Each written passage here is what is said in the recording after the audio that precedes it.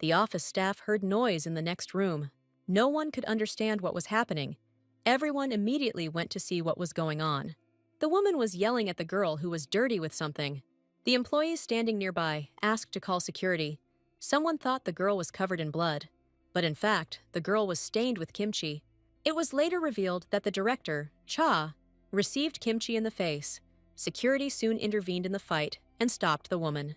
The woman was detained for disturbing the peace, but she tried to resist. She was angry at Cha Ye-ryung. The staff smelled an unpleasant odor coming from Cha, and it turned out that the kimchi was old-fashioned. Ye-ryung dispersed the curious employees, reminding them that it was still business hours. The employees ran off to their places. Only a young girl, the deputy, remained. She was wondering if the director, Cha, was okay. Ye-ryung was fine, but she was very dirty and smelled terrible, and she needed to change her clothes and wash up to continue working. The morning meeting had to be held without Cha. The deputy simply had to send her the minutes of the afternoon meeting. The deputy admired Cha because she found herself in such a situation, but still remained a professional. Ye-ryung was the youngest daughter of a family that owned one of Korea's leading conglomerates, and Ye-ryung was the youngest executive to rise to the top through her own abilities. In the restroom, Ye-ryung washed herself and changed her clothes. She had, of course, prepared perfume and clothes, but her irritation did not go away. Today, kimchi flew into her face. Ye-ryung knew about this in advance. She opened her eyes in the body of Cha Ye-ryun, the villain in a cliché-filled drama. Throwing kimchi, a popular tactic in these types of dramas, is similar to spitting in the face. Flower of Trials is a typical Korean drama. This series enjoyed immense popularity for more than 100 episodes. I will love you no matter what. This phrase became a catchphrase thanks to this drama. The story begins like a typical Cinderella story. The main character, Cha Ye-byung, is enchanted by the innocent Han Seo-ri, and over time, they fall in love with each other. The love between these two endures even the family's persistent rejection, and that's when Cha Ye-ryun appears. But these two turn out to be brother and sister, and after a long period of despair, they accept their fate. They begin to live as if in hell, like brother and sister. But then it turned out that Cha Ye-byung, an adopted child, at the moment when the main character was happy about it, that the main character is not her biological brother. Cha Ye-byung gets into an accident and loses his memory, but later regains his memory despite Cha Ye-ryung's evil schemes. Then Cha Ye-ryun suddenly falls ill with cancer, and they prepare for a tearful farewell. But the main character miraculously escapes. Park Yoon-woo became his donor. He died from complications after the operation. Before his death, he only asked the main characters to call his name by their future child. In the long-awaited finale, the two leads stand and look up at the sky, promising Park Yoon-woo that they will be happy for him. This drama became a worldwide hit. Although it received a lot of criticism, the ratings were growing every day. And when the news about the remake appeared, many actors rushed to audition. Our heroine was one of them. Little did she know then that she would be stuck in the world of this drama for 2 years.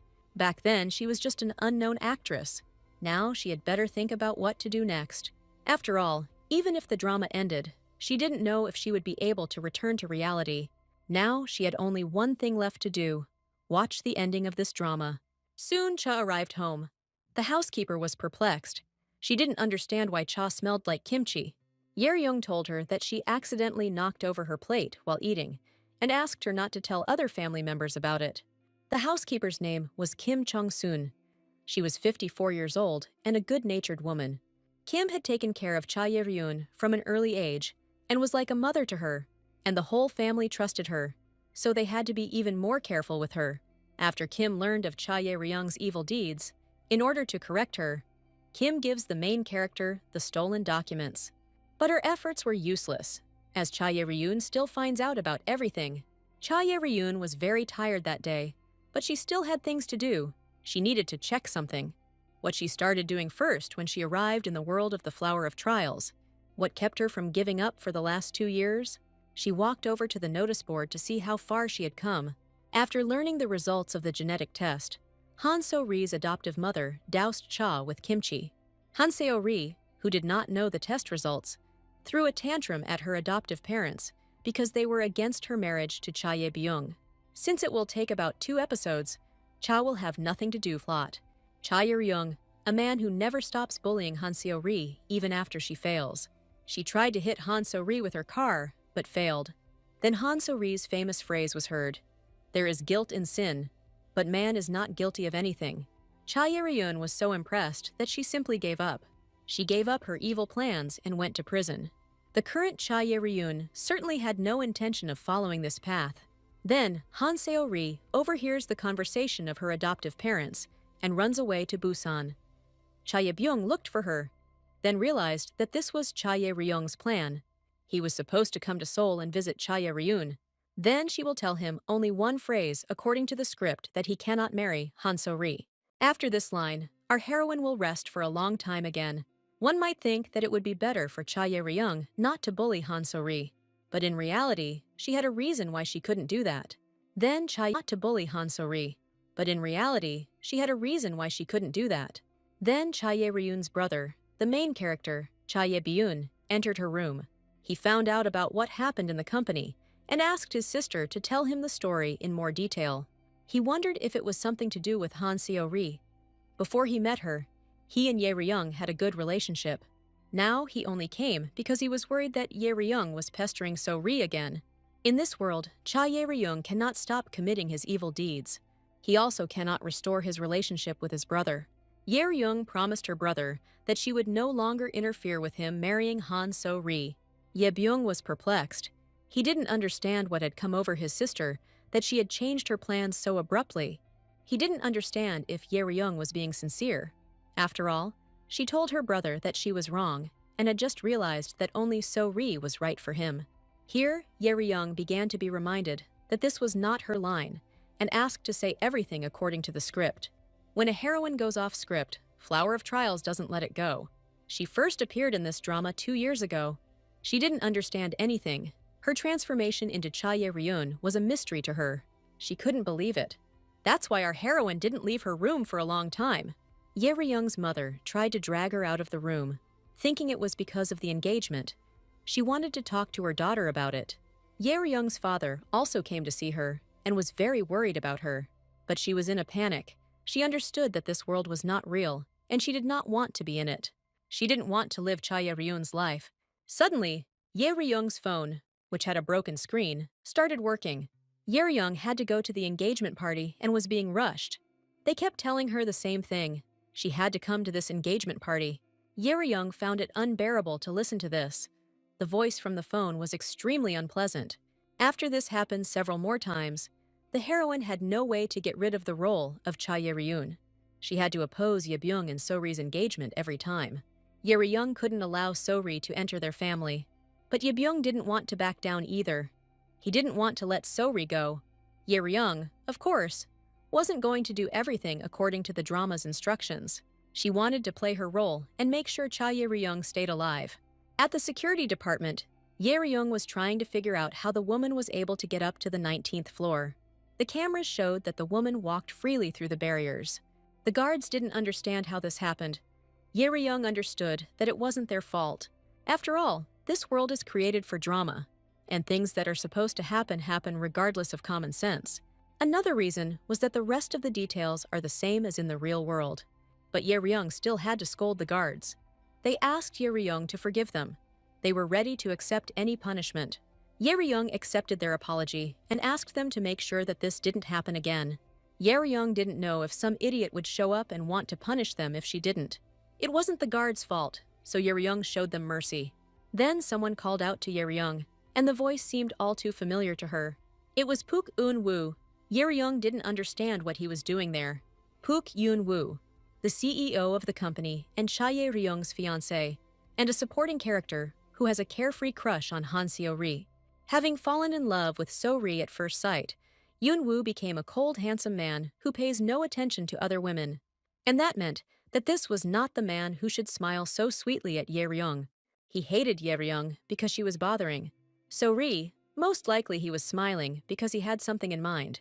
Ye-ryung started the conversation and addressed him, saying his full name. He also asked Ye-ryung to call him simply Eun-woo, since he was, after all, her fiancé. Eun-woo confessed to Ye-ryung that he was upset by her cold attitude towards him. Eun-woo heard that Ye-ryung was having a hard time, so he came to check on her well-being. Eunwoo offered Yeryung a cup of coffee. Yeryung wanted to get rid of him. She said that she was busy with a meeting, but Eunwoo insisted on his own. Eunwoo also wondered if Yeryung didn't miss him at all. Yeryung noticed that Eunwoo had changed a lot, as if he were a different person, and she didn't understand what was going on. Since Yeryung's fiancé had asked her so strongly, it would be strange if she refused. Yeryung agreed to have coffee with him, but she didn't intend to stay long. All the way she urged her fiancé on, as there was not a minute to lose. Yeryung and Eunwoo were engaged, but never went on a date due to Yeryung's busy schedule. Eunwoo was ready to bring her something to eat in the evening and come to her house, but Yeryung avoided it. She seemed very busy to Eunwoo, and she didn't particularly like the fact that the executive director was skipping work, although she thawed out a little. Lately, Eunwoo has been trying to appear as Yeryung's real fiancé, but he shouldn't have been worried about her. But about So-ri, Yeryung didn't understand what was going on. Then, Yeryung decided to ask him directly if he should go to Han So-ri, but Eunwoo didn't understand why he had to do this. Yeryung reminded him that So-ri's adoptive mother had come to the company and caused a scandal. But even this didn't help send Eunwoo to So-ri. Yeryung didn't understand Eunwoo's reaction when So-ri was mentioned. Eunwoo was certainly worried about this, but right now, Yeryung's condition was more important to him. He believed that he should worry about his bride first, and then think about So-ri. Yeryung didn't understand why Eunwoo didn't care about the one he was in love with, but otherwise, he hadn't changed. Eunwoo didn't understand why Yeryung was looking at him like that. He had already thought that she liked his face so much. Yeryung was outraged inside, but she simply told Eunwoo that he was too narcissistic. It was time for Yeryung to return to work, so she thanked her fiancé and left.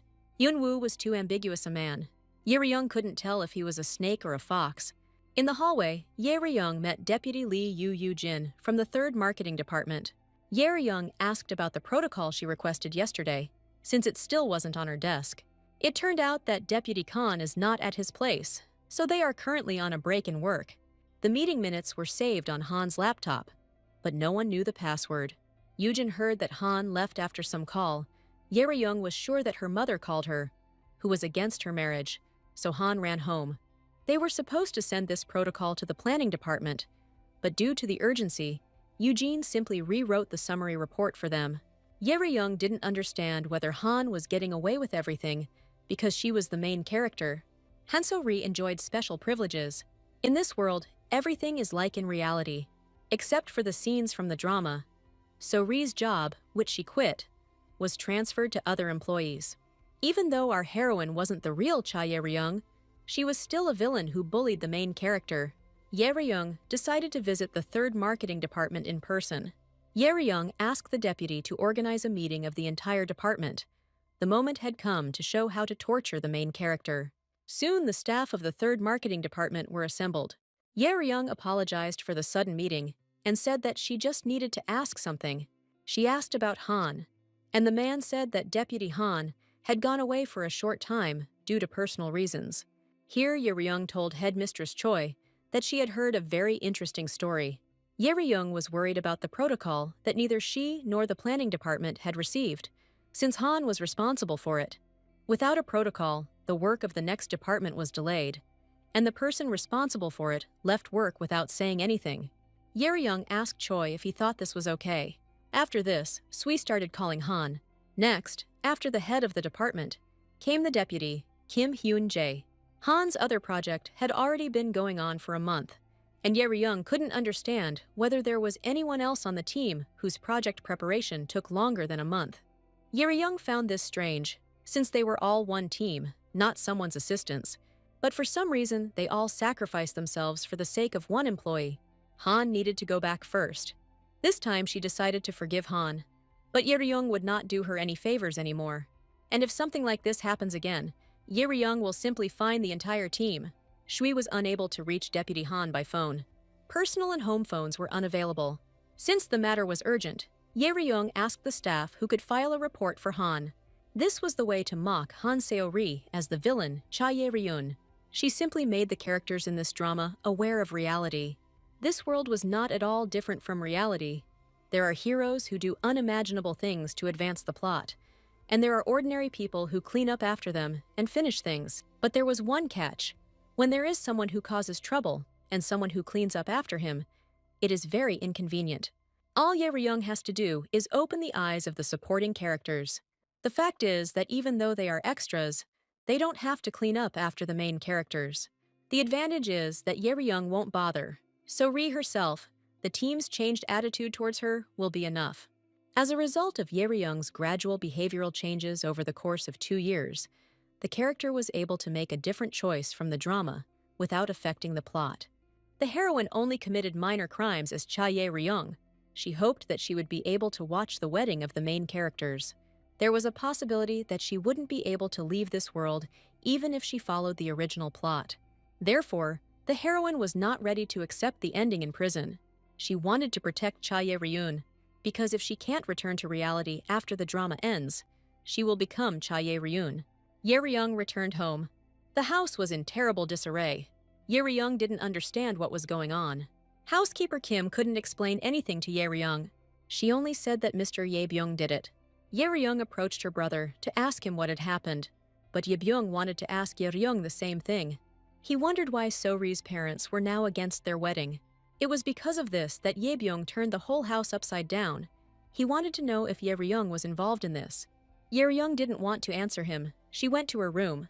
Ye Byung wanted Ye Ryung to stop acting like a child. He wanted them to get along again. But Ye Ryung liked the past Ye Byung more, because now he was yelling at her for things that he himself was not sure about, and took out his anger on the furniture in the house.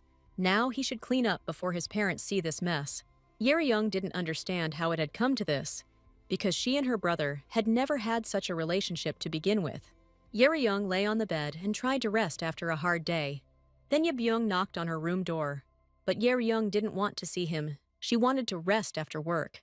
Ye Byung asked his sister for forgiveness, but Ye Ryung wanted him to stop.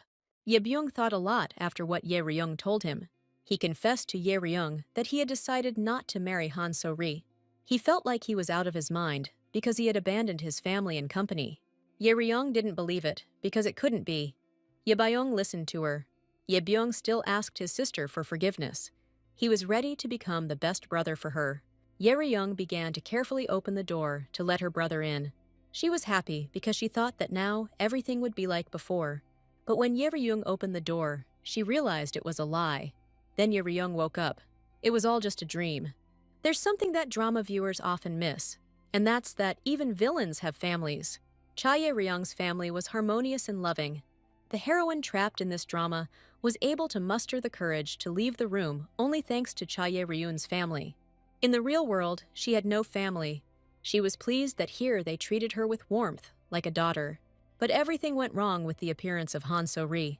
Because of the main character, the maid Ye Ryung's family falls apart. Son, Ye Byung, leaves his parents for the woman he loves. The parents' relationship falls apart because of an illegitimate child, and the daughter ends up in prison for attempted murder.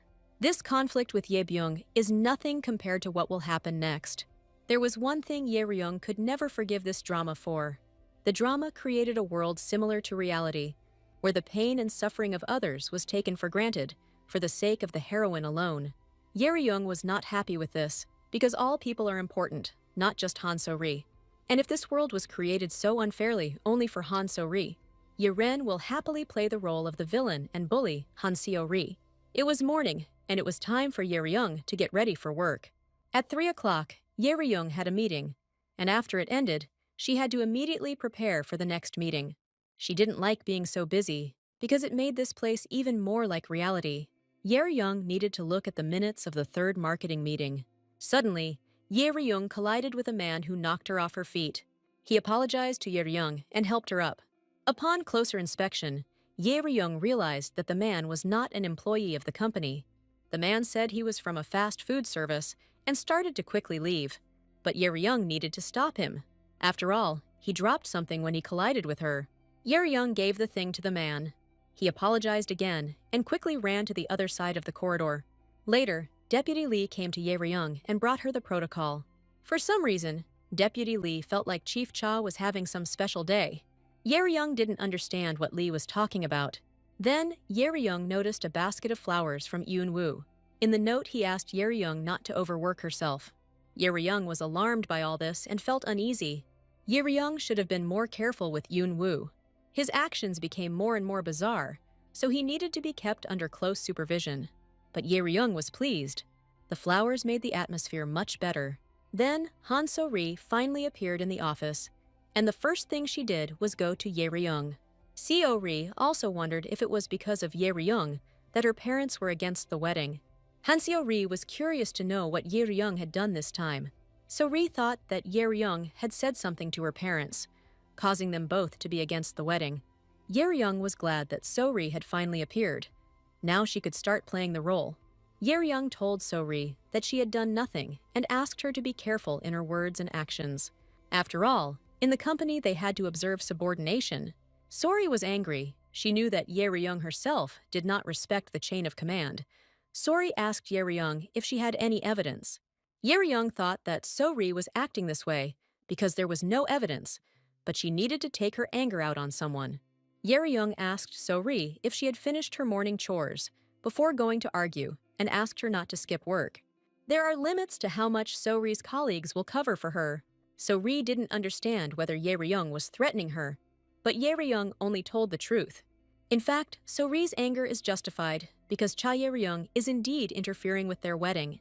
Seo-ri thought that only Yeryung was capable of this.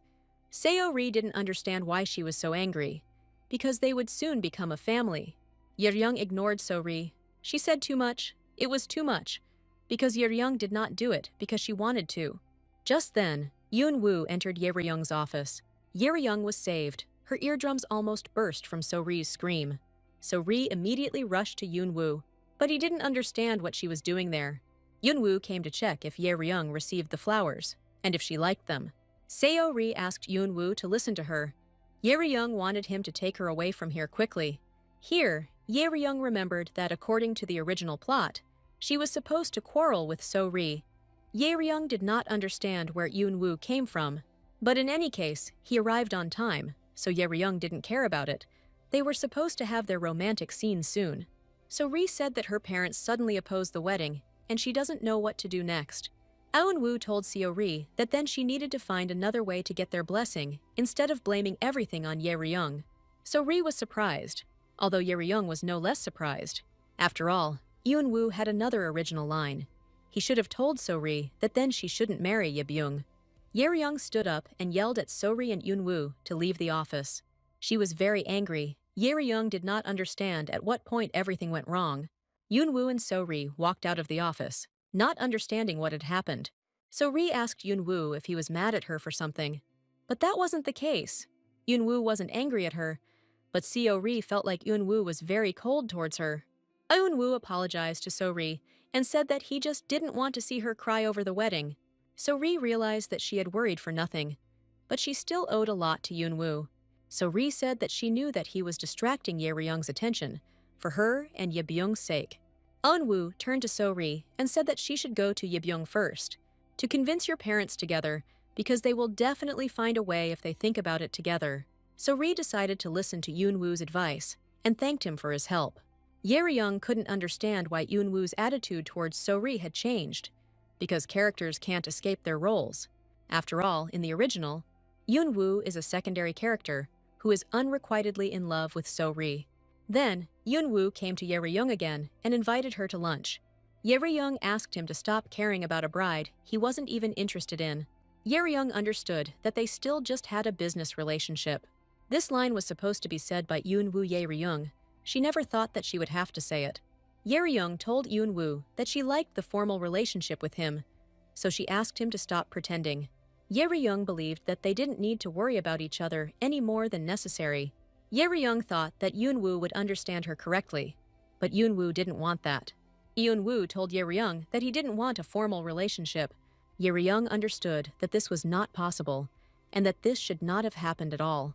Yeryung had one condition for Yoon-woo, since he really wanted them to act like an engaged couple. Yeryung invited Yoon-woo to have dinner with her somewhere. She needed to return the secondary character's attention to the main character. The day came when Yoon-woo and Yeryung went to a restaurant. Only now So-ri and Yebyung were added to them, who did not understand why Ye Ryung had gathered them. In general, Ye Ryung only called So-ri, but Ye Byung also joined her. Ye Ryung didn't understand why Ye Byung was hanging around with So-ri, but Ye Byung couldn't send So-ri to Ye Ryung alone. Ye Ryung decided to ignore this and get down to business. Ye Ryung asked So-ri if she really wanted to marry her brother. So-ri said she couldn't imagine her life without Ye Byung. Ye Ryung asked So-ri to behave properly in the future in that case. So-ri didn't understand Ye Ryung, but she explained that there was another person there, a safety net person who can replace Ye Byung. Ye Ryung reminded So-ri that she always runs into Park Yoon-woo's arms to whine. Ye Ryung told So-ri that she was no longer willing to tolerate this kind of treatment. Ye Ryung asked So-ri to never bother her fiancé again. So-ri started to get nervous. She tried to prove to Ye Ryung that she was not bothering Eun-woo. Ye Byung didn't think that So-ri was cheating on him, but Ye Ryung apologized to Eun-woo for dragging him into it. Eun-woo knew that Ye Ryung usually didn't care about such things. He was surprised when Ye Ryung invited So-ri to dinner, but since he didn't want a formal relationship, Ye Ryung started acting like a bride. Eun-woo was upset because he didn't say that to Ye Ryung to quarrel. Ye Ryung realized that Eun-woo still didn't want So-ri to get into trouble. Perhaps Ye Ryung was worrying about this for nothing. Ye Ryung told Eun-woo that he didn't have to try to be a gentleman. She knew that he didn't want to get engaged to her from the very beginning. This was enough to dampen his ardor. And now Ye Ryung didn't have to worry about Eun-woo. So-ri asked Ye Ryung why she was bullying her like that. After all, So-ri just wanted to be with Ye Byung. She didn't understand what her fault was. So-ri was sure that Ye Ryung hated her. After all, she is against the wedding and points out to her colleagues that she is neglecting her work. In reality, Ye Ryung only took away So-ri's privileges. She never bothered her, like in the original story. Ye Ryung decided to tell So-ri why her parents suddenly opposed the wedding. Ye Ryung handed So-ri an envelope and asked her to look at it. It was a genetic test. Her parents received the same document. So-ri's parents were shocked because their precious adopted daughter wanted to marry the son of a wealthy family. But in the end, it turns out that the bride and groom are brother and sister. Eun-woo was surprised. He didn't understand why Ye Ryung was saying this. Here, Ye Ryung was surprised. She didn't understand what was wrong with Eun-woo. Ye Ryung believed that it was better for So-ri to learn this from her, a stranger, than from the parents who raised her. Eun-woo didn't understand how Ye Ryung knew about this. Ye Ryung said that she was the one who sent the genetic test results to So-ri's home. Ye Ryung thought she had helped So-ri because it would have been a shame if she had never found out about it. Ye Ryung didn't understand why Eun-woo laughed when she told her about it. Ye-rin thought that maybe he was just glad that the girl he loved couldn't get married. So-ri thought that Ye Ryung had faked the test, since it was something that could be done easily. But Ye Ryung didn't fake anything. So-ri is indeed Cha Si-hoon's daughter, but Cha Ye-byung is an adopted child. Ye Ryung asked So-ri if she hadn't noticed that her pink toothbrush was missing. Ye Ryung used it for a genetic test, so Yari couldn't believe all this. She thought Ye Ryung was lying. So-ri thought that she and Ye Byung couldn't be brother and sister. Soon everyone left, and Ye Ryung was left alone. This was the first time she had directly interfered with the original plot, and while it may have been a small action, Ye Ryung had never changed the plot itself before.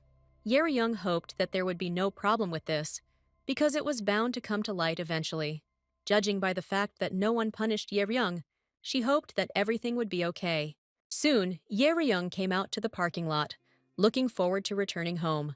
Then Ye Ryung noticed someone. She was surprised, because this person should not have been there. It was Eun-woo, who was just waiting for Ye Ryung. Eun-woo told Ye Ryung that he was waiting for her to let her down, because he was her fiancé. Ye Ryung didn't understand what he was planning, because he should be worried about Han So-ri, not her. Ye Ryung was curious if Eun-woo had crossed paths with So-ri. He said he saw her crying. Eun-woo offered her his shoulder, and So-ri used him as a napkin. Eun-woo wanted to drive and asked Ye Ryung for the car keys. Ye Ryung tried to refuse, but Eun-woo insisted. In the end, Ye Ryung gave in and gave him the keys. After all, he was her fiancé. Eun-woo started the engine. Ye Ryung sat there and didn't understand why he was so calm. After all, she had just dropped such news on him, and he had such a face as if nothing had happened. Ye Ryung asked Eun-woo if he really didn't care at all. After all, it's because of her that So-ri cries so much, and Eun-woo is in love with So-ri. Eun-woo didn't understand anything. Ye Ryung asked him not to act like that, because she knew everything. Yeryung told Eunwoo that he could say honestly that he hated and despised her. Eunwoo approached Yeryung and said that he never once thought she was ugly. Yeryung became nervous. She didn't understand if this was really going to happen now. Yeryung didn't understand whether her fiancé was comforting her. But Eunwoo told Yeryung that she forgot to buckle up and did it for her. After everyone had buckled up, Eunwoo drove out of the parking lot. Yeryung tried to tell him that she wasn't such a good person, but Yeryung didn't seem bad to him at all. Yeryung didn't understand why Eunwoo was so different from the original, because he hated Yeryung as much as he loved Seo-ri. Yeryung asked Eunwoo why he was acting like this, but Eunwoo didn't understand what was wrong. Yeryung explained to him that the girl he loved so much was now free, and he could take advantage of this chance. She wondered why he wasn't doing anything.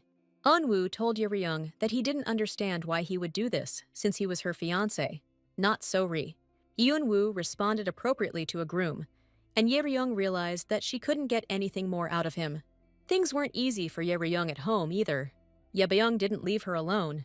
He hoped that she would say that it wasn't true, that Seo-ri is not his sister. Yeryung witnessed this scene right from the doorway. It seemed to her that Yebyung could do nothing but drink more. Yeryung asked her brother to come to his senses, because these were the results of the genetic test from Han Seo-ri's hair and toothbrushes, and from her father. Yebyung couldn't bear to see Seo-ri suffer. As unfortunate as it was, Yebyung still couldn't do anything. Yebyung asked his sister if there really was no possibility of error. Yeryung walked and realized that she could not soften. Yeryung couldn't tell him, but even if she tried, time could not be turned back. That time when Yebyung was worried about his sister and carried her on his back while she was unconscious. It was last winter when Yebyung saved Yeryung, but the time when Yebyung was completely different can no longer be returned. After this, Yeryung woke up in the hospital on an IV, and Yebyung was by her side the whole time. Yeryung didn't remember anything, so she asked the nurse to tell her what happened. Yebyung carried Yeryung to the hospital when she was unconscious, walking barefoot in that weather. If Yeryung had stayed out in the cold a little longer, things would have ended badly. Then Yebyung woke up and started asking Yeryung how she was and what the doctor said. Yeryung asked her brother why he did it. Yeryung said that there was no need to call an ambulance, since this was not the first time she had fainted. The last time she lost consciousness was because she was locked in this crazy world. Yeryung asked Yebyung not to fuss so much next time. Yebyung sat down next to Yeryung and asked what kind of nonsense she was talking about. Yebyung felt hurt that Yeryung couldn't even say thank you, but he forgave her because she was sick. Yebyung didn't understand if his sister was still as much of a loner as she was when she was a child. She was always like this. If something didn't work out, Yeryung would lock herself in her room and cry, and every time she would ask Yebyung to cheer her up. Yebyung told Yeryung that she could continue doing this. Ask him to cheer her up, just like she did when she was a child. After all, Yebyung was her brother, and he believed that this was what family was for. He also asked me to speak up next time if something was wrong, and not to lose consciousness alone. Yebyung suggested that Yeryung go and get something to eat. Yebyung looked at his sister and was surprised. He didn't understand why Yeryung was crying. Yebyung started asking Yeryung what happened and to call a doctor. Yeryung felt a sense of calm unknown to her, but it was just the world within the drama. Yeryung didn't understand why she felt this way. She felt this feeling for the first time in her life. Yeryung felt the warmth of a family for the first time, so much so that I didn't want this moment to end. But then suddenly, Yebyung decided to marry a woman he knew nothing about and broke off his engagement with Oh Seong-hae. Moreover, this girl was his subordinate. Yebyung's parents were not happy with his actions. The main plot of the drama began. Yeryung told her parents that Yebyung would not listen to them and wished him happiness. But the parents didn't understand what Yeryung was saying, and Yebyung couldn't be stopped. But Yebyung's father still didn't want to accept his choice. Later, Yebyung asked Yeryung if she was going there too. He didn't know how his parents would react, but he hoped that at least Yeryung would be on his side. Yebyung knew that Yeryung was against it and did not agree to put up with it. Yebyung wanted Yeryung to accept Han So-ri. 2 hours passed, and Yeryung still couldn't change her mind. Yeryung told her brother that he would not marry a woman like So-ri. Yeryung promised to destroy her. She was ready to do anything just to keep Ye Byung from marrying So-ri. Ye Byung was disappointed in his sister. He hoped until the very end that she would be able to understand him. Ye Ryung couldn't do anything because all her lines were predetermined from the very beginning. Ye Ryung couldn't tell Ye Byung the truth, no matter how much he asked her. After all, even if she said that they weren't brother and sister, Ye Ryung would still be forced to fulfill her role. She was just a coward who wanted this drama to finally end. So Ye Ryung had to tell her brother that there was no possibility of error. Since their parents didn't know about it yet, Ye Ryung was going to tell them, but Ye Byung stopped her, because they could go into shock. But Ye Ryung understood that it would not be possible to hide it for long. Ye Byung didn't understand why Ye Ryung was doing this. Here, the conversation was interrupted by the housekeeper, who said that someone had arrived. She tried to stop the man, but he didn't listen and wanted to see Ye Ryung. That guest was her fiancé, Park Yoon-woo. Ye Ryung didn't understand what brought Yoon-woo to her house at such a time. Aun-woo had something to tell Ye Ryung on that particular day, so that's why he came. Here Ye Byung intervened. He thought that this was too much, even though they were engaged. But Yoon-woo was glad that Ye Byung was there too. After all, this urgent matter concerned him too. Eun-woo told Ye Ryung and Ye Byung that So-ri had gone missing. So-ri left only a letter in which she asked her parents not to look for her, and disappeared. Ye Ryung already knew where So-ri was, because according to the plot, she went to Busan. Ye Ben didn't understand why Eun-woo was the first to know, since he was her fiancé and they were almost married. But now it didn't matter, because if Ye Byung didn't go looking for her, he would lose So-ri forever. After all, the one who can find So-ri is Ye Byung, her fiancé. Eun-woo asked Ye Byung to leave quickly before it was too late. Ye Byung left. Ye Ryung asked Eun-woo why he didn't go look for So-ri. Eun-woo only told Ye Ryung that they needed to talk. Eun-woo asked Ye Ryung's permission to visit her briefly to tell her something important. He promised that it wouldn't take long, but Ye Ryung didn't understand what could be more important than So-ri's disappearance. Ye Ryung decided to let Eun-woo into her room. On the way, they came across the housekeeper Kim, whom Ye Ryung asked not to tell her parents about this so as not to cause a stir. Eun-woo and Ye Ryung walked past Kim. She suddenly froze. Kim didn't understand whether Ye Ryung's fiancé had always had such an aura. Ye Ryung took Eun-woo into the room and asked him what he wanted to talk about. She wanted to finish it as soon as possible. Eun-woo started the conversation. Eun-woo told Ye Ryung that she was very interesting. Eun-woo stood in front of Ye Ryung and asked her if she was curious about what he was talking about. Ye Ryung didn't understand what was going on and why Eun-woo was acting like this. Eun-woo was only interested in one thing right now. Who was Ye Ryung? Ye Ryung pretended not to understand him, but Eun-woo said that she didn't have to try to get out of it, since he was now sure of it. Eun-woo was sure that Eun-woo was not from here. Ye Ryung did not understand why he was saying such a thing, because in the original, there was no such thing. She decided to calm down and play the role of Ye Ryung. Ye Ryung looked at Eun-woo with displeasure and told him that he was very rude. Ye Ryung thought it would be better for him to leave before she called someone. Ye Ryung told Eun-woo that she didn't understand what kind of nonsense he was talking about. Ye Ryung opened the door and pointed Eun-woo out. Eun-woo realized that Ye Ryung didn't want to talk, so he apologized for disturbing him at such a late hour. But before leaving, Eun-woo needed to warn Ye Ryung. He asked Ye Ryung to stop swinging the flower of trials. After this, Eun-woo started to leave Ye Ryung's room, but she stopped him. She asked Eun-woo to repeat what he had just said. Ye Ryung didn't understand how Eun-woo knew about the flower of trials. He explained that it was because, just as she was not Cha Ye-ryun, he was not Park Yoon-woo either.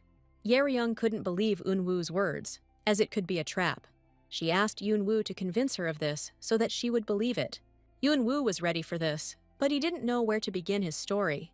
4 years ago, Park Yoon rejected So-ri. The thing was that he also woke up in the drama Flower of Trials, a scene from the drama showing Eun-woo's past. Because of this fuss, he was stuck here for 4 years. He tried to escape several times, but to no avail.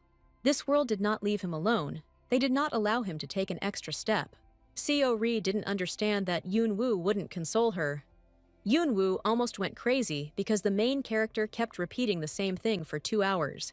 So-ri asked Eun-woo to console her because she was having a very hard time. So-ri followed him wherever he went and asked him to comfort her. So-ri didn't give him any peace. She didn't understand what had happened to him. She didn't understand why he didn't want to console her. Zio Ri threatened Yunwoo that he would deeply regret it later. Then Yunwoo gave in and started to console So-ri. Yunwoo realized that there was nothing he could do about it. All he was allowed to do was please Han Seo-ri and make sure the main characters were together. Then Yunwoo realized this and decided for himself that he would follow the plot of the drama. He felt like if he could get to the end of the drama even a little earlier, it wouldn't be as bad as it was now. So he played the role of Yunwoo, followed the development of the plot, when suddenly something strange happened. So-ri told Yunwoo that she met Ye-byung's sister over the weekend and that she hated her from the first time they met. Seo-ri admitted that she wanted to be friends with Ye-ryung, but she ruined everything. Yunwoo didn't hear her anymore. He was wondering what he ate that made him feel so bad. So-ri didn't understand why Yunwoo wasn't answering her. He said he had a slight headache.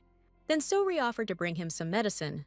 Because So-ri touched Yunwoo abruptly, he became frightened and abruptly pushed her hand away from him. He did it by accident and waited for the flower of trials to come out, which is exactly what happened in such cases. Seo-ri was a little confused. Yunwoo apologized to her. Seo-ri told Yunwoo that he just needed to talk about his condition and she wouldn't bother him. Then So-ri said that she would better go then, so that Yunwoo could go home and rest. Then Yunwoo realized that the flower of trials inhibitions had been reduced, and he was now allowed to do a little more. Yunwoo looked for the reason for this and was convinced that it was all because of Ye-ryung. Ye-ryung pointed out So-ri's neglect of her work to her colleagues, and all of So-ri's privileges were taken away. And she was not like Ye-ryung, who was involved in stupid schemes, and it all started from then on. Yunwoo hoped that Ye-ryung was also not from the world of the drama. But in Flower of Trials, it could have been a trap, or it could have been because of Yunwoo himself, so he kept an eye on Ye-ryung for a long time. Yunwoo had a lot of fun revealing Ye-ryung's true identity. He especially liked the moments when Ye-ryung was embarrassed, but Yunwoo still wasn't sure about it. Hunwoo found out that Ye-ryung knew his lines, because she had said them once. She knew the original plot of this drama. Now Unwoo just stood in front of Ye-ryung. He came to her because he felt responsible. Because she came into this world of fakes, he wanted to warn her as a person who was here before. Ye-ryung was still a little surprised. She thanked Yunwoo for the advice, but Yunwoo had been watching Ye-ryung for so long that she thought he knew what question she would ask him. Ye-ryung revealed that she was trying to change the plot for only one reason. She wanted to avoid Cha Ye-ryung ending up in prison. Ye-ryung asked him if he really wanted to accept Yunwoo's death. Unwoo said he didn't know. He thought he might not die but return to reality. But Ye-ryung didn't understand how he could be sure of this, since he wasn't some kind of god. No matter what happened in this world, the characters did not allow anything to deviate from the plot of the drama. Ye-ryung knows this as someone who fainted every day due to the hallucinations created by the drama. Ye-ryung's parents didn't understand what was happening to their daughter. They were even ready to call off her engagement. Then Ye-ryung told her parents that she wanted to call off the engagement. But they suddenly changed and told Ye-ryung that this couldn't be done. They reminded her that she had to do what Ye-ryung did. Every time she tried to get rid of this role, everything changed. She had long since become accustomed to this world. Ye-ryung thought that it might be a trap that was trying to drive her crazy. Suddenly, a notification came on Ye-ryung's phone. So-ri left for Busan. They found out from the surveillance cameras, since So-ri left because of her, Ye-ryung was supposed to go too. They were waiting for her at the house. According to the original plot, Yunwoo was supposed to go after So-ri. Ye-ryung showed Yunwoo the phone and asked if this was because she had ruined the drama. Yunwoo said that Ye-byung deviated from the plot because he is currently angry and doesn't know what to do. Actually, a very big change has taken place. Ye-ryung thought that it was enough for her to escape the restrictions of the drama. She didn't know what to do now. Yunwoo asked Ye-ryung if he really thought he could change this drama. Yunwoo admitted that he told Ye-ryung not to change the plot of the drama, just to test her. Eunwoo admired Ye-ryung because she changed her actions to be prepared for the fact that she might not be able to return to reality. Eunwoo became curious about what the Flower of Trials would be like if she changed it. Ye-ryung was curious about Yunwoo's true feelings. Because Ye-ryung did what Yunwoo couldn't, his interest in her only grew. He was getting bigger and bigger. That's what Yunwoo felt for Ye-ryung. Ye-ryung tried to restrain herself, because she didn't know whether he was telling the truth or not. Yeryung asked Yoonwoo to prove it to her in that case. She asked him to go with her to Busan and prove that he was not the real Park Yoon-woo. Eun-woo was only too happy to prove it to Yeryung. Even though Yeryung told Eun-woo that she didn't believe him and demanded proof, she might have already trusted him. Yeryung, more than anyone else, hoped that he really was a person from the real world. After some time, Yeryung and Eun-woo had already arrived in Busan. Everything was fine, but Eun-woo didn't like that Cha Ye-byung was with them. Ye-byung wasn't particularly happy with Eun-woo either, since he only invited Yeryung along with him. Ye-byung and Eun-woo started to quarrel. Yeryung asked them to shut up and go look for So-ri. Besides, Ye-byung had been drinking and couldn't drive. Yeryung thought she still needed to thank him. Eun-woo continued to irritate Ye-byung. He asked Yeryung to hold his hand, but Ye-byung didn't like it. Yeryung understood that Eun-woo was deliberately teasing Ye-byung by touching on his factory settings. She didn't understand whether Park Yoon-woo should hate Ye-byung as much as Yeryung hated So-ri. Cha Ye-ryun has 3 positions that she cannot refuse: being against her brother's wedding with So-ri, interfering with their love, and hating So-ri and constantly bullying her. As long as she followed these guidelines, she could play with the drama's plot. Yeryung wondered if Eun-woo had the same rules that he followed, and if he really is the same kind of person as she is, then what are his positions? Soon they found So-ri standing on the seashore. Yeryung was shocked by the show So-ri put on here. She wanted to finish this as quickly as possible, because she had a meeting with the buyer scheduled for the morning. Here she had 2 roles: to convince Cha Ye-byung that they were brother and sister, so they could not get married. The second is to make So-ri come into their family and start her hellish life as Cha Ye-byung's sister. Yeryung walked up to So-ri, greeted her, and asked if she should call her sister. Yeryung admitted that this was new to her, because she suddenly had a sister. So-ri asked her how she knew that she was here. Yeryung said that it was all thanks to the man who was so desperately looking for her. Although for So-ri, he was no longer a man. Ye-byung approached So-ri and asked her why she suddenly disappeared without saying anything. So-ri didn't understand why Ye-byung came to her, since she had left on purpose without saying anything, because it was very hard for So-ri to see his face at the moment. So-ri didn't know what to do, so she asked Eun-woo for help. But Eun-woo turned away from So-ri to prove to Yeryung that he was human. Yeryung was agitated. Eun-woo asked her to calm down. After that, Eun-woo asked Yeryung to look towards So-ri. She was not herself. She walked towards Eun-woo and only repeated his name. So-ri was angry and asked Eun-woo what he was doing. She ordered him to quickly come to her and hug her to comfort her. So-ri walked towards him and asked him to do what was needed right now. She didn't understand why he didn't come to her, and this made her even angrier. She ordered Eun-woo to do what he had to do right now. Then, Eun-woo turned to Yeryung and asked her if that would convince her. Soon, So-ri approached Eun-woo and once again ordered him to do what she told him. Then, Eun-woo hugged So-ri and apologized, and she calmed down. So-ri started crying and saying that she didn't want to go back. The thought that she and Ye-byung were brother and sister was killing her. Here Yeryun understood Eun-woo's position, from which he could not deviate. Eun-woo can't ignore what Han Seo-ri wants. Public parking in Busan. Yeryung and Eun-woo were sitting in the car and talking. Yeryung believed that he was not Park Yoon-woo. Yeryung asked Eun-woo if she understood his situation correctly, but he had never even heard of such a thing. Then, Yeryung explained that these were conditions they couldn't refuse. Yeryung asked him if he should hate Ye-byung, but Eun-woo replied that he hated Ye-byung for no reason. Yeryung was curious when Eun-woo found out that she was not an original character. Eun-woo replied that it was not long ago. After all, Yeryung played her role very well. Yeryung thanked Eun-woo for finding out and being able to prove it.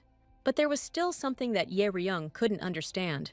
She didn't understand how Park Yoon-woo could come to terms with his death. Yeryung wanted to ask Eun-woo about this, but someone interrupted her. It was Ye-byung. He really liked that Eun-woo and his sister were locked in the car. Since the main character of the tragic love had calmed down, Yeryung suggested returning home. Ye-byung said that So-ri had one condition. She was only willing to get into the car if Yeryung apologized to her sincerely. Yeryung shouldn't forget that Han Seo-ri is also Chairman Cha's biological daughter. After this part of the drama ends, she will move to Jicheon and act like their sister. Therefore, Yeryung had to make Han So-ri decide to do it herself now. Yeryung apologized. She asked for forgiveness. Yeryung hoped that this was enough. So-ri couldn't understand whether Yeryung still didn't admit her guilt and thought that she had done nothing wrong. Yeryung managed to do a lot of things that interfered with So-ri. So-ri was sure that Yeryung was jealous of Yebyung's relationship with her. After all, So-ri is the one who has nothing from birth, and in the end, she receives more love than Yeryung, who has everything. So-ri thought that Yeryung would shave, that if she married Yebyung, she would take away the last thing she had left. It was an interesting explanation, but So-ri was still wrong about one thing. Wealth wasn't what made them different, and nothing would have changed if they had swapped places. Because So-ri would still be the same stupid selfish person who only thinks about herself. Yeryung was sure that So-ri would remain like this even if she went to Joseon. Then, maybe So-ri will understand that a person with a bad character cannot be corrected even after becoming rich. But So-ri was confident that she would go to Joseon, gain recognition, and surpass Yeryung. Yeryung's role was over at this point. She had said everything she had to. Yeryung asked Eunwoo for the car keys. It was time for them to return to Seoul. So-ri was delivered to her adoptive parents. So-ri's mother asked her where she was, because she was so worried about her. But the woman was not happy to see Yeryung. She began to drive her out of her house. Yeryung asked Eunwoo to buckle up. It was time for them to go. But Yebyung still hadn't gotten into the car. But that was precisely why Yeryung wanted to leave there as soon as possible. Yeryung and Eunwoo left, leaving Yebyung with So-ri. Yeryung felt a bit better, but the former bride and groom, who were now brother and sister, were able to have some fun. Yeryung experienced a lot that day. Now Han So-ri will move to Joseon. Now Yeryung would be busy, but she already had one plan. Here Eunwoo offered his help to Yeryung. They were now colleagues, but Yeryung was worried that the changes she was causing might harm Eunwoo. Eunwoo repeated himself once again, wondering what the flower of trials that she would change would look like. Eunwoo believed that Yeryung would be able to change the ending of this drama. The next day arrived, and the action took place in the 3rd marketing department. They brought Khan the documents and asked her if she had had a good rest. This was all the work that So-ri had left behind, and the man handed it all back to her. This is the work that Kim did for So-ri, but since he already has a lot of work to do, he returned it to her. After this, a girl approached So-ri and said that the planning department sent back the materials that So-ri had provided them, and she needed to redo it by 3 o'clock in the afternoon. So-ri didn't understand why they were only telling her about this now. Then another person called So-ri, and she needed to come to him. So-ri approached the department head, who said that the health project she was working on had failed. He was not making progress, and before reporting to the top, the manager personally stopped him. He needed to prepare a report before lunch. So-ri said that she had just been assigned the job by Deputy Park and Kim. So-ri told the manager that she had so much work to do that it would be difficult for her to work alone. Then, the manager asked So-ri if she had been working properly up until that moment.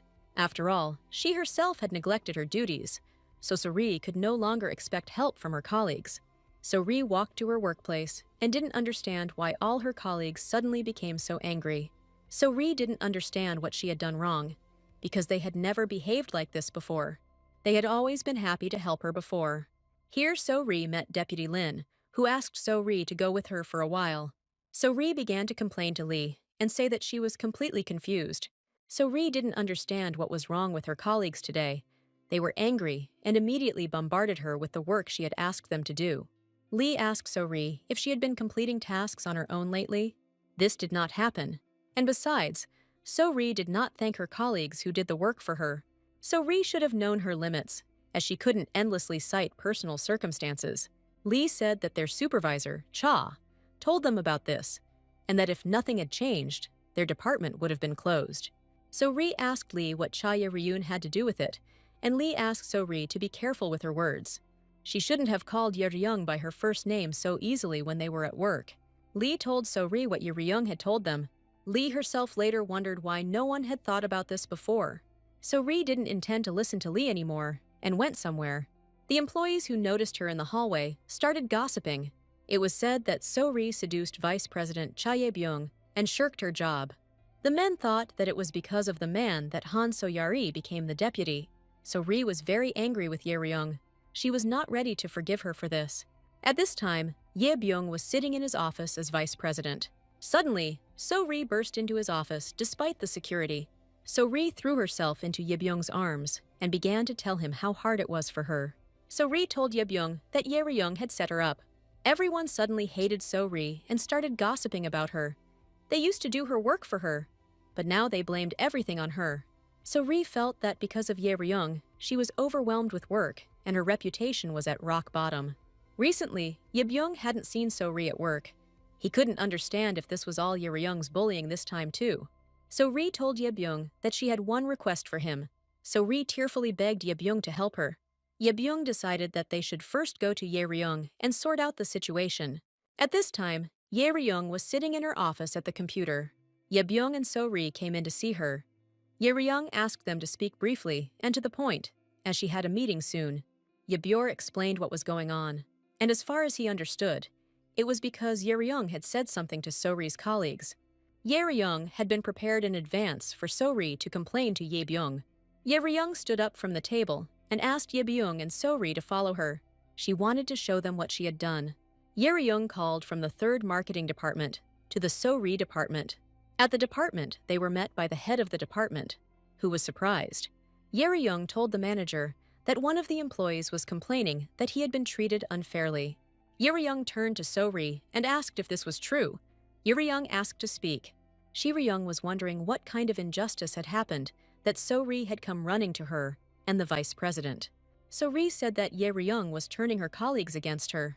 After Ye Ryung talked to them, they started to treat So-ri coldly, and she thought that Ye Ryung had bribed them. So-ri thought that Ye Ryung was there through connections and didn't understand why everyone was suddenly listening to her words. Everyone who was standing next to So-ri at that time and heard this were shocked. The manager bowed to Ye Ryung and asked for forgiveness. The manager felt that he was the one who failed to train So-ri properly, and Lee also apologized for not being able to supervise her. So-ri stood and watched this in horror. She realized that she had gone too far. The manager yelled at So-ri and ordered her to apologize to Ye Ryung immediately. So-ri apologized to Ye Ryung and said that she was just very worried. Ye Ryung decided to tell what she said back then. Ye Ryung asked the staff what bad things she had said about Han back then, and the man replied that she had never accused Deputy Han of anything. Ye Ryung asked not to be shy about speaking in front of Cha Ye Byung. The man said that So-ri had been absent from work frequently lately, and her colleagues wanted to help her, so a team did the work for her. But So-ri took it for granted. Everyone worked late and finished Deputy Han's work. Lee decided to ask something since they were talking about it. Most of the employees couldn't even go to the bank for work-related matters, and So-ri, for some reason, didn't use her vacation days and simply left work freely. Moreover, many felt that Deputy Han did not take her job seriously, and employees did not like the fact that she was the only one receiving these privileges. Ye Ryung only contributed to the department's problems and did not slander So-ri. Now many were wondering why So-ri dragged Ye Byung along with her. They didn't understand whether So-ri really thought that the director was to blame for everything, and many were also curious about how long So-ri was going to shirk responsibility. So-ri tried to seek protection from Ye Byung, but he didn't say anything and simply turned away from her. He was most likely upset, because in a sense, he himself was to blame for this situation. So-ri had never neglected her duties before, but once the drama started, her work became secondary. Moreover, because of the main character who always helped So-ri, she began to gradually lose her independence. So So-ri left everything behind, because next to her was the one who would decide everything for her. At this point, Ye Byung suddenly started apologizing. He didn't know that So-ri was so careless about her work.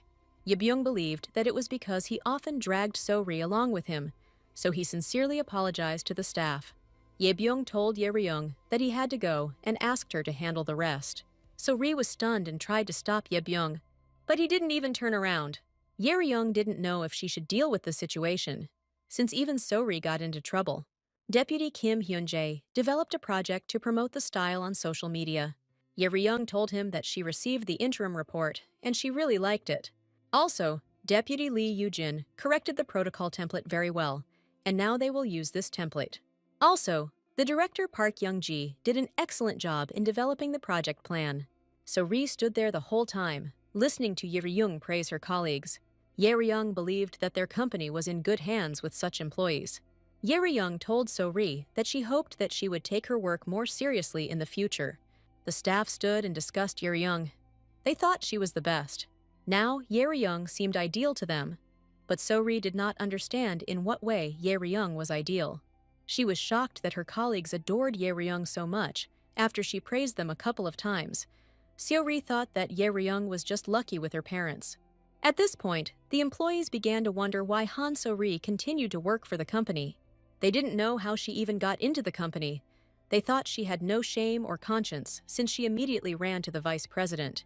So-ri couldn't listen to this, so she ran from her workplace to the restroom and burst into tears. So-ri began to hate Ye Ryung even more. While So-ri was planning to buy all her colleagues coffee to show how grateful she was for their help, So-ri thought things would go differently. So-ri thought that everything was lost now, because her colleagues believed Ye Ryung without thinking about the situation from her side. So-ri got into this company because she studied hard, and Ye Ryung grew up in a rich family. So-ri thought that Ye Ryung couldn't know anything. Here, So-ri thought about what might have happened if she had been born in the same conditions as Ye Ryung. What would have happened if everything Ye Ryung had was originally hers? So-ri wanted to take away everything Ye Ryung had. So-ri believed that everything Ye Ryung used was originally hers.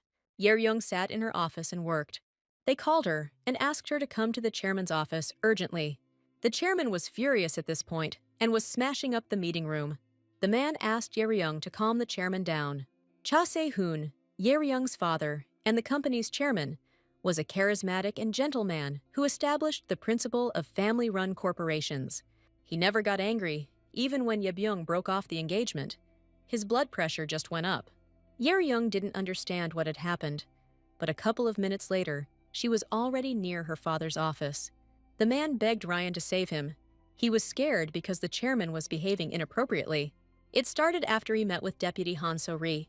Ryung realized that this was the scene where So-ri showed her test results and asked to be accepted as a member of the family.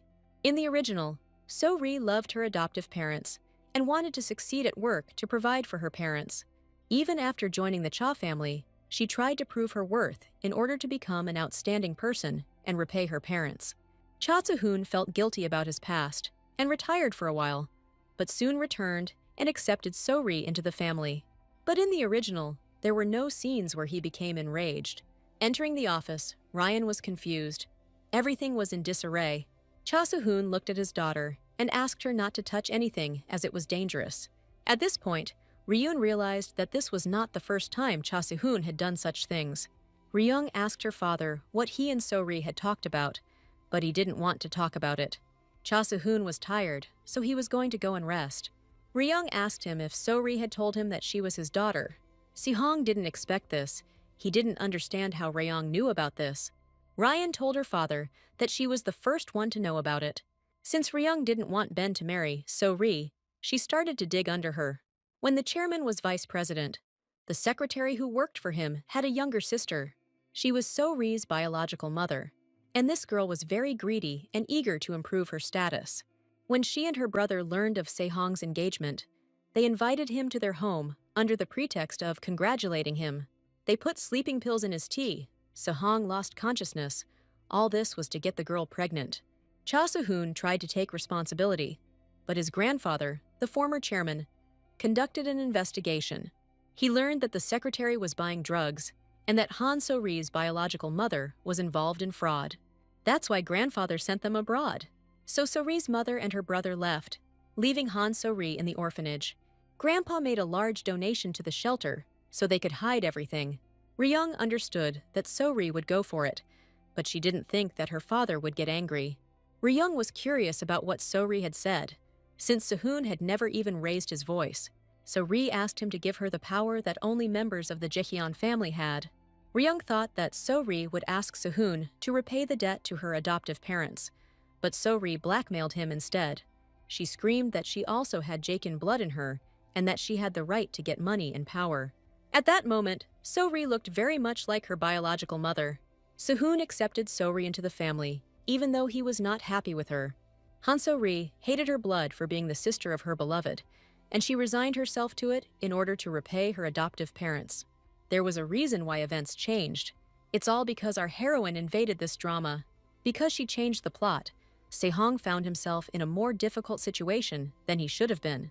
Sehong apologized to Ryung. He was ashamed of his past, but he couldn't talk about it. He also felt sorry for getting Ryan involved in all of this. Ryan felt uneasy. She felt like she didn't deserve these words. She wasn't his real daughter, and everything she did was to survive. If So-ri's existence were to be revealed to the media, the public would criticize him as an irresponsible father. In that case, no one will know the truth. Ryan rushed to her father and began asking him for something. She begged her father to accept Han Seo-ri into the Jaechin family. So-ri was full of greed now, so there was no telling what she might do. In the worst-case scenario, So-ri could take advantage of the fact that she is Si-hoon's daughter and distort the information in any way she wanted and spread it. Sehong realized that Ryung was right and decided to listen to her advice. Sehong was ready to take care of everything, but Ryung wanted to take matters into her own hands. All Si-hoon had to do was accept So-ri into the family and adhere to minimal moral standards. And then Ryan would take care of everything. She was ready to become a shield for suffering people in a world that had changed because of her. Ryan wanted to prepare thoroughly so that no one could judge them. Ryun came to Yoonwoo. He was surprised by her visit. Ryan wanted to talk to him about something. Ryung wanted to talk to Yoonwoo alone. And behind them stood the office employees, who, on the contrary, were interested in what was happening. They felt uneasy about the executive director smiling. After that, all the employees ran away. Ryung thought about how Yoonwoo behaves in everyday life. Ryun and Yoonwoo entered the office. Yoonwoo asked Ryun what she wanted to talk about. Ryung said she felt like So-ri had changed. Ryung told Yoonwoo what happened, and she felt like Seo-ri had been acting like she was being overcome by evil lately. Ryan wasn't even sure she could change the ending. Yoonwoo asked Ryung if she knew why the Flower of Trials wasn't so smart. When looked at from a different angle, the Flower of Trials can be changed. Ryun didn't understand what Yoonwoo was talking about and whether he really knew anything. Ryan had situations she couldn't refuse, moments when the Flower of Trials intervened. This happened when Ryung wasn't interfering with So-ri and Byung's wedding, and also when she wasn't bullying So-ri. The Flower of Trials was like an artist in the process of painting. In the moments when Yoonwoo tried to escape from the Flower of Trials, to complete the sketch he needed, Flower of Trials painted over it, using colors that represent Ryung and Yoonwoo themselves. But there were cases when the paints tried to go in a direction other than the ones they were supposed to. In such situations, the Flower of Trials would paint over these areas until the desired color was achieved. Here, the Flower of Trials could do nothing with the main characters who strayed from their path, because it is the sketch itself, the reason why this world and the creation that the artist has already completed exist. And perhaps the colors have changed the plot a little, which is why the main characters cannot move the way he needs them to. In this case, the Flower of Trials can try to repaint the picture. He will correct the sketch himself. If Yoonwoo is right, then Ryung really can escape the terrible end that is destined for her. But Ryun didn't understand why Yoonwoo, knowing this, didn't try to change his ending. She felt that if changes were made, Yoonwoo would be able to avoid death. But still, they couldn't change the original plot the way they wanted. They didn't know how he could change if they started changing him. Yoonwoo believed that they had two options: hope and despair. Ryan can get the ending she wants, or everything could end in the most unexpected way. But maybe if Ryun and Yoonwoo's endings change, they can get out of there. Ryun didn't understand if Yoonwoo wasn't afraid of being stuck in this world forever. Hun wasn't afraid of that. After all, Ryan was next to him. Ryan still wanted to change the sketch, egging on the main characters, at least for the sake of a happy ending for Cha Ryung and Park Yoonwoo. To begin with, Ryung decided to study Han Seo-ri even more to find out what exactly had changed. But Yoonwoo had already taken care of that. He had put her under surveillance. Yoonwoo made several friends after coming to this world. Since the company was planning a party, Ryan suggested taking advantage of the occasion, a charity event where Han So-ri will be introduced. It will be easy to see the changes in So-ri. Thanks to the party, the guys will have a chance to influence the Flower of Trials. So-ri didn't yet know some of the rules of conduct, and Ryung needed to teach her a lot. So they came up with another plan. Introduce So-ri to the teacher. Seo-ri wouldn't believe it if Ryung introduced them, so Ryung asked Yoonwoo to do it. but he doubted that Seo-ri would accept help from this person. Ryan, however, believed that she would be perfect for this. After all, she is the queen of social circles, known to everyone. It was the eldest daughter of the Sungjin group, Oh Sung-hye. Song-hye sat and showered Ryung with compliments. Ryun couldn't believe that such a sensitive character had never even appeared in a drama.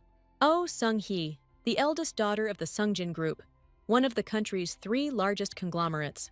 She didn't appear in the drama, but she existed in this world through Ryung's lines. She was originally Ben's fiancé, but as soon as he met Sori, he unilaterally broke off the engagement.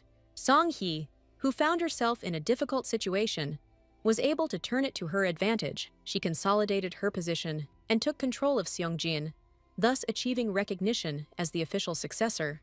She also took revenge for the broken engagement by breaking numerous contracts between companies, thus causing great harm to Jaekyun. Ren didn't waste any time. She personally settled the issue with the terminated contract in Ben's stead. This is how she attracted Song-hye's attention, and now she continued to fight hard for her favor. But unlike the original, Ani turned out to be more childish. She was worried about Ryan's condition. Ryung explained that she was okay and said that Yoonwoo was also taking care of her. Ani felt like Ryung was protecting her fiancé, which she found cute. Ani noticed that Yoonwoo had also become more friendly lately. They used to say that Yoonwoo could kill with just one look, but now they say that you can survive if you don't get too close to him. Ryung remembered her conversation with Yoonwoo yesterday. There he asked not to trust Ani too much. Ani was great at what she did, but she was overly attached to Ryung. Eunwoo thought that Uni might not like Ryung deep down, so he asked her not to get too close to Uni. Eunwoo also asked Ryung if he was closer to her than Uni. Then he asked who she would save first if she and Ani fell into the water. Ryung didn't understand anything, but Yoonwoo was serious. He wanted to hear the answer to his question. Therefore, Ryung didn't feel like Yoonwoo had become more friendly. Uni asked Ryung to keep an eye on Yoonwoo because he had become very relaxed since many girls were targeting him. Uni will never forgive Yoonwoo if he makes Ryung cry even once. Here, Ryan finally decided to get down to business. She told Ani that she had been feeling a little depressed lately, and all this is because of her father and his illegitimate child. Ryung revealed that the child was So-ri. Ryung thought that Uni was feeling terrible right now, since it was because of So-ri that her engagement was broken off. But Ani didn't think that Ryung told her this to hurt her. Ani immediately understood that Ryung wanted something. Uni asked if Ryung wanted her to get rid of So-ri. Ryan explained that this was not what she needed at all. Ryung moved on to the task of mentoring So-ri to teach her manners. Ani understood everything at once, but she was interested in what she would get in return. Soon Ryan was already on her way home. She called Yoonwoo to tell him the details, but he didn't understand why Ryung had been with Uni for so long. Ryung said that everything went according to their plan, and Ani agreed to be So-ri's mentor. In exchange, Ani didn't want to be responsible for what might happen to So-ri in the future, and she also wanted a trip with Ryung to the Swiss villa for 2 days and 1 night. Eunwoo didn't understand why Ryung was only going with Uni, since she never went anywhere with him. But at this point, Ryan simply hung up. Eunwoo felt it was unfair, because everything was one-sided between them.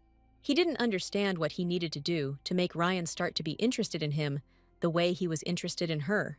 Then Yoonwoo remembered that Ryung still liked his appearance. He decided to try to take advantage of this. Soon Ryan returned home, where news was waiting for her.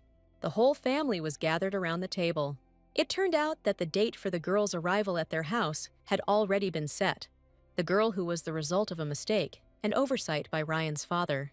Ryan was ready for this, but her brother and mother were not so much. Ben looked depressed, and their mother couldn't contain her emotions. She didn't understand why it was necessary to bring this child into their house. She didn't see any urgent need for it. She offered to simply give So-ri a small amount of money. Father apologized, but Ryan's mother didn't understand why he was apologizing, since he was the victim of the crime. And the only one who should feel sorry is So-ri's mother. Ryan decided to calm her mother down. She understood her feelings, but they still needed to accept Han So-ri into their family. Otherwise, So-ri might harbor a grudge against them and do anything. According to Yoonwoo, So-ri could be bitter. In this scenario, So-ri could have contacted the media herself.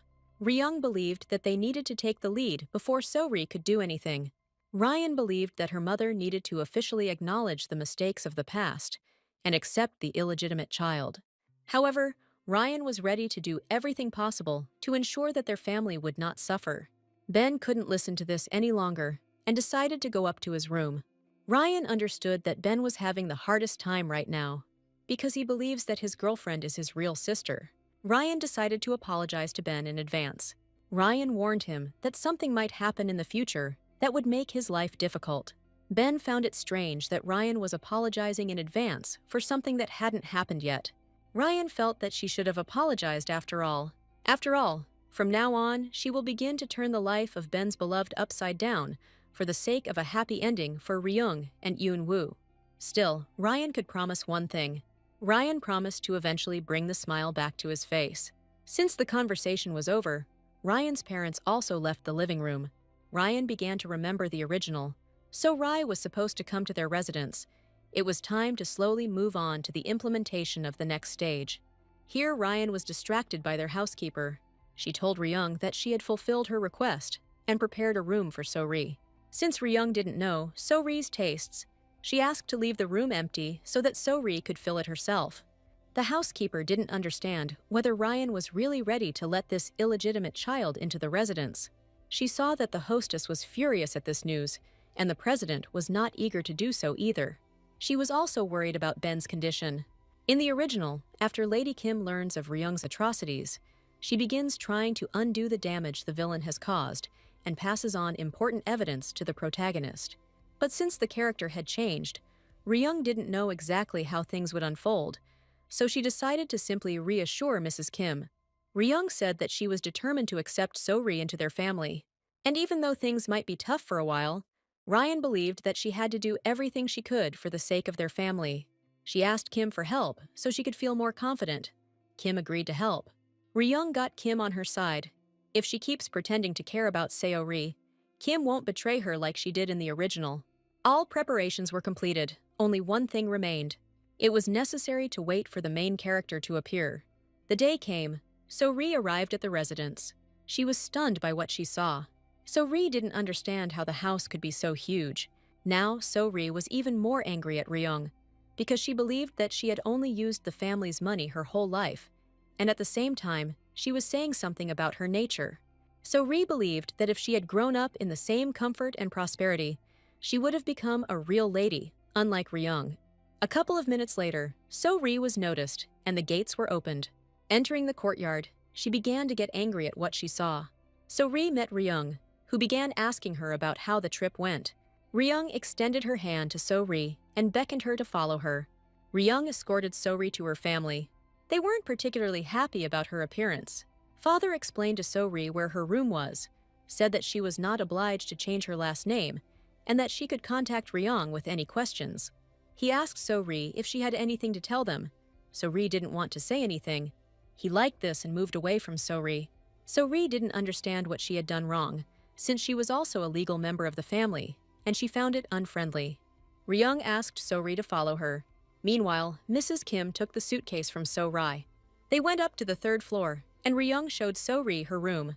So-ri walked inside. The room was completely empty. Kim began to tell So-ri that Ryung was very kind to take care of her. But So-ri didn't like it. She was sure that Ryung was making fun of her again. So-ri couldn't understand whether Ryung wasn't ashamed of acting so childishly. Ryung responded by handing So-ri the card and saying that she could spend as much as she wanted. Ryung told So-ri that she didn't have time to pick out things for her, so she had to arrange it herself. Kim told So-ri that Ryung had shown special courtesy to her. Now So-ri is also a member of Jecheon, and this card was proof of that. So-ri could no longer live a life of filth, but could now lead a life befitting her background. Desu department store. So-ri decided to take her adoptive mother shopping. So-ri's mother was outraged that So-ri was received so coldly, without even a single piece of furniture. They decided to look around first, starting with the beds. So-ri fell onto the first bed and wanted to take it, but her mother suggested they look at other options. So-ri was approached and told that she needed to take off her shoes before trying on the product. The consultant asked So-ri to take off her shoes. So-ri was outraged by this, because she had only laid down for a little while, and they were already shaming her. Then So-ri's mother stood up for her and she and the consultant had a fight. The girl started to apologize, but So-ri asked to call the manager. Soon the manager approached them and asked what was going on. So-ri said the employee began reprimanding her without even knowing the client's intentions. She handed him a card to pay for the bed, and he apologized for the employee. The manager was very surprised when he saw whose card he was holding. He immediately bowed to So-ri and apologized for not recognizing the VIP client.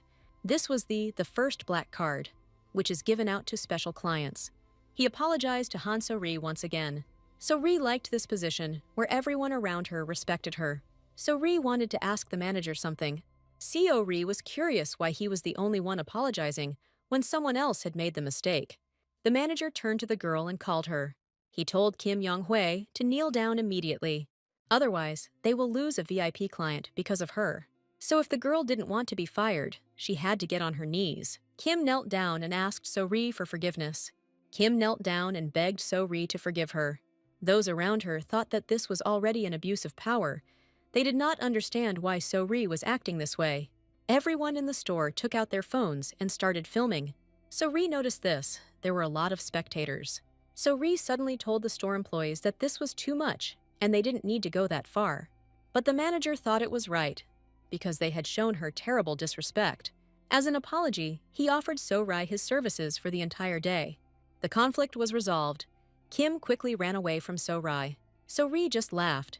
She believed that there was no need to neglect people. From now on, she also decided to live without looking back at anyone. So-ri wanted to live a luxurious life that even Ryung could not dream of. People were shocked by what happened and felt sorry for the store employees. Meanwhile, the video that they managed to film was already being sent to Ryan. Soon the file reached Ryan, and she began to open it. There was the whole history of the conflict from beginning to end. Jecheon Group Press Conference Hall. There were 10 minutes left before the press conference. Ye Ryung needed to leave already so as not to be late. The secretary sent out the press release that Ryung mentioned, and Jecheon's image attracted everyone's attention. After the conference, Ye Ryung asked him to send out an invitation to the party to journalists and add that an illegitimate child would be there. The secretary asked Ye Ryung if she was sure she would be okay with holding the conference in the president's stead. He felt that it was too heavy a burden to carry alone. Ryan was ready for this. She believed that she should replace her brother and father while they were going through a difficult time. Besides, if Ryung ran away because she was having a hard time, she would bring shame on Jecheon's name. The secretary admired Ryan. He believed that she, more than anyone else, deserved to lead Jecheon. Ryan told the secretary that she would leave after making one call. Ryan called someone and said that it was time to start, and she also asked how things were going with her assignment. Everything was ready.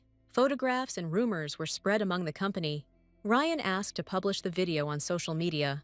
The interlocutor tried to dissuade Ryan, because after the conference, the entire internet would be bombarded with news about an illegitimate child. But this is exactly what Ryan needed, because if she brought the incident to light now, it would be easier to cover her tracks.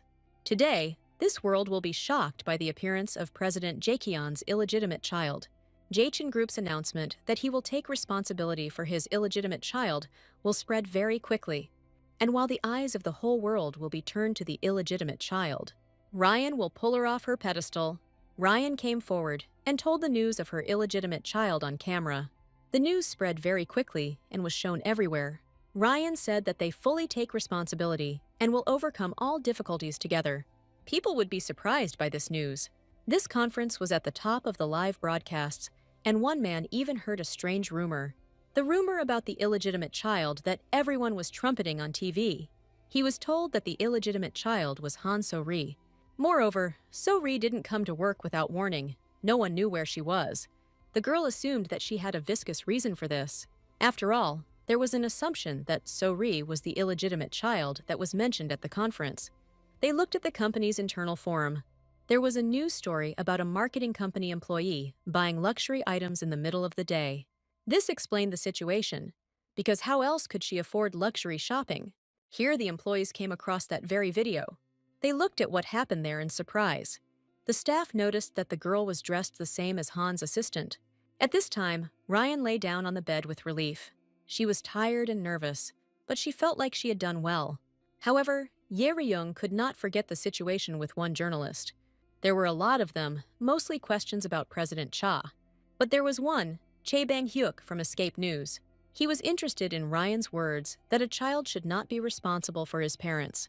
He wondered what exactly she meant.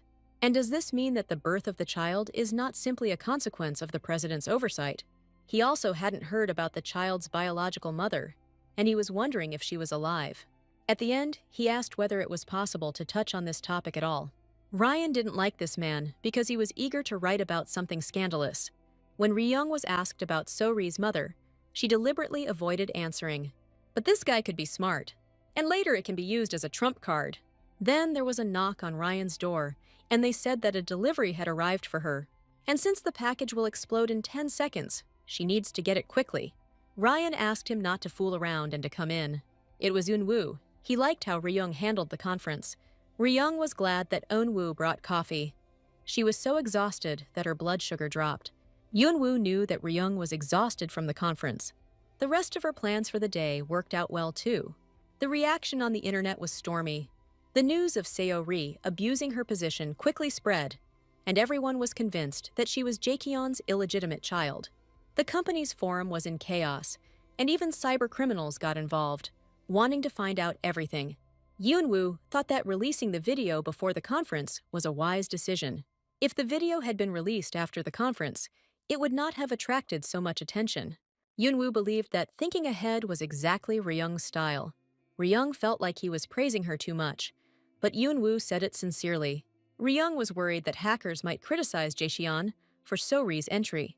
Ryung believed that she needed to somehow prove that So-ri's actions were her own and not related to Jae-kyun. Then Eun-woo had an idea and shared it with Ryung. Ryan was glad. This idea seemed great to her. Eun-woo saw Ryung and was about to leave. Ryung was surprised. She found it strange that Eun-woo was already leaving. Eun-woo asked Ryung if this was upsetting her. When Ryan said it like she was sad, Eun-woo didn't want to leave at all. Eun-woo said that he just didn't want to detain a tired person. Eun-woo wanted to ask Ryung for a favor before leaving. He asked Ryan to take care of herself. It seemed to him that Ryan had a slight fever. Before leaving, he asked Ryan to have a good rest and not get sick. Ryung surprised Yoon, but it seemed to her that he was still making fun of her. To begin with, she decided to rest a little. So Ri was adopted into a family, which made her future path thorny. In the original, Ryung was a stupid and cruel villain, but So-ri's kindness stood out because she kept her love despite Ryung's evil deeds. However, now Ryung has toned down the cruelty of her actions, and thus the moments that emphasized So-ri's kindness have disappeared. The main character's vector of appearance began to change. In the end, she wanted her own well-being and influence. So Ri was the key to fighting the original script. Ryung wanted to continue to influence her to change the draft. And if you stick to Eun-woo's method, Ryung will be able to minimize the damage caused to Jae-kyun by So-ri's actions and sway the public to his side. Ryan called the secretary. She had a request. She was interested in an employee from the Daesu department store. Ryung wanted to send her compensation. She wanted to send her the amount that So-ri and her mother spent at the department store. The amount was approximately 6.5 million rubles. Ryung was curious to see how far Eun-woo could go with his plan. It was Eun-woo who suggested that Ryung give the compensation to that store employee. He felt that this would allow Jae-kyun to separate from her. Ryan didn't understand what he was thinking, or how he managed to live according to the original. She didn't understand how such a flawless person didn't try to change anything.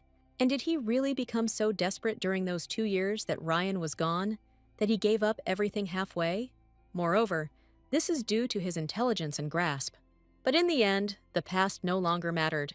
The future was more important to Ryan now. If the events were to change in this order, there would eventually come a point where So-ri's sketch would completely change. Ryung wanted to change the sketch quickly and hoped that this would create a new ending for her and Eun-woo. The day came to an end. The employee's compensation had been delivered, so Ryan decided to go home. Ryan received a message from an unknown number saying that he had information for her. Ryan didn't understand who could have sent her such a strange message. Someone came up behind Ryan and started saying something to her. Ryan, of course, got scared and jumped to the side. It turned out that she twisted her leg and began to fall. The man caught her. He apologized to Ryan for scaring her. This guy was an underground informant who was assigned to Rung Yoon-woo. He was the one who filmed the video for Ryan and uploaded it right before the conference. Sometimes his actions raised questions in Ryan's mind. Ryan didn't understand who was coming so suddenly, having sent such a suspicious message before. The guy explained that this is how he always communicates with CEO Park. Ryan asked that in the future, she always make an appointment in advance or come to her office. The guy said he provided proof of compensation to the cyber saboteurs. Ryan was surprised that he did it so quickly, and he explained that he had collected information about the current opinion and systematized it into a report form. Now there were two opinions about who these mother and daughter really were: the director or So Rai. Eun-woo believed that it would be more effective to leave things as they were, as the response would be stronger once everything became clear. Ryun didn't understand how Eun-woo was able to find such a talented person, since there was no such person in the original. Judging by the reaction online, Ryan felt like the stage had already been set. The sudden appearance of Jaekyun's illegitimate child, and the publication of evidence of abuse of power, and disputes that flare up like wildfire. And to top it all off, Ryung, Seo Ri's blood sister, sends the victim the amount of money that Seo Ri spent during the incident. This could have attracted the interest of any journalist, and now was the perfect time. Ryan wanted to ask the guy for one more favor. She asked that an invitation to the party where So Ri would be introduced be sent to all journalists. Then suddenly, the guy asked Ryan if everything was okay with her. He imagined how recent events might have shaken her. He was worried about her health. Ryan seemed too friendly, which was rare for this world. Ryan thanked the guy and said that everything was fine. Ryan told the guy that he was more delicate than she thought. The guy became embarrassed and pulled his cap down over his eyes. Ryan noticed that the guy had turned very red. He reminded her of the flower delivery man she had bumped into in the hallway. Here Ryan realized that it was him and clarified this with the guy. Ryan didn't understand why he didn't say it right away. If Ryan had known about it, she would have greeted him normally even earlier. Then the guy suddenly said that it was time for him to go. Ryan was in shock. She didn't understand why he ran away like that. Ryan tried to stop him. She wanted to at least know his name, but he didn't say anything else to Ryan. Soon the guy left and Ryan was left alone. She noticed that the guy was very shy. Soon Ryan finally made it home. She was immediately greeted by the housekeeper at the door. She told Ryan that everyone was waiting for her in the living room. Ryan entered the living room. Her father immediately headed towards her. He was glad that she had finally arrived. Not only did Ryan arrive late, she looked completely exhausted. He knew it was because of the conference. He thought she had done just fine. He apologized to Ryan because it was he who should have performed, not her. Ryan said that everything was fine and that it was the most sensible solution to the problem. Ryan was curious about the reason everyone had gathered. Even the new family member was present. Rung's father explained that since they had accepted So Ri into the family, they could no longer leave her in the position of assistant. Her father was going to assign her a project. Since So Ri became a member of the Jaechin family, she had to demonstrate her abilities no matter what. Ryan found this decision unexpected. She thought that Ben had suggested the idea. Ryung doubted that So Ri could handle it, as she could barely handle the job as an assistant. Ryung believed that So Ri should be appointed as the group's manager first, since she herself started out as such. Ryung's father agreed with her, and besides, So Ri's image within the company currently leaves much to be desired. Ryung wanted to send So Ri to the third marketing group she was already working in. So Ri tried to object, but her father didn't even listen to her. Since there was nothing more to talk about, he decided to leave the living room. So Ri was very angry with Ryung. Ryung was about to leave too, but So Ri stopped her. So Ri sincerely didn't understand why Ryung behaved like that, because she hadn't done anything bad to her. So Ri was sure that Ryung had sent her to that group on purpose. She didn't understand why Ryung would ruin her life. Ren explained that only this group could accommodate a manager through promotion. Ryung asked So Ri if she was sure that she was ruining her life. After all, it was So Ri who was hated because of her behavior and who shifted her work onto her colleagues. And now she becomes the group's manager in just one day. So Ri got angry. Ryung felt like she was going to hit her. Ryung told So Ri that no one in the company wanted to work with her, so there was no other choice.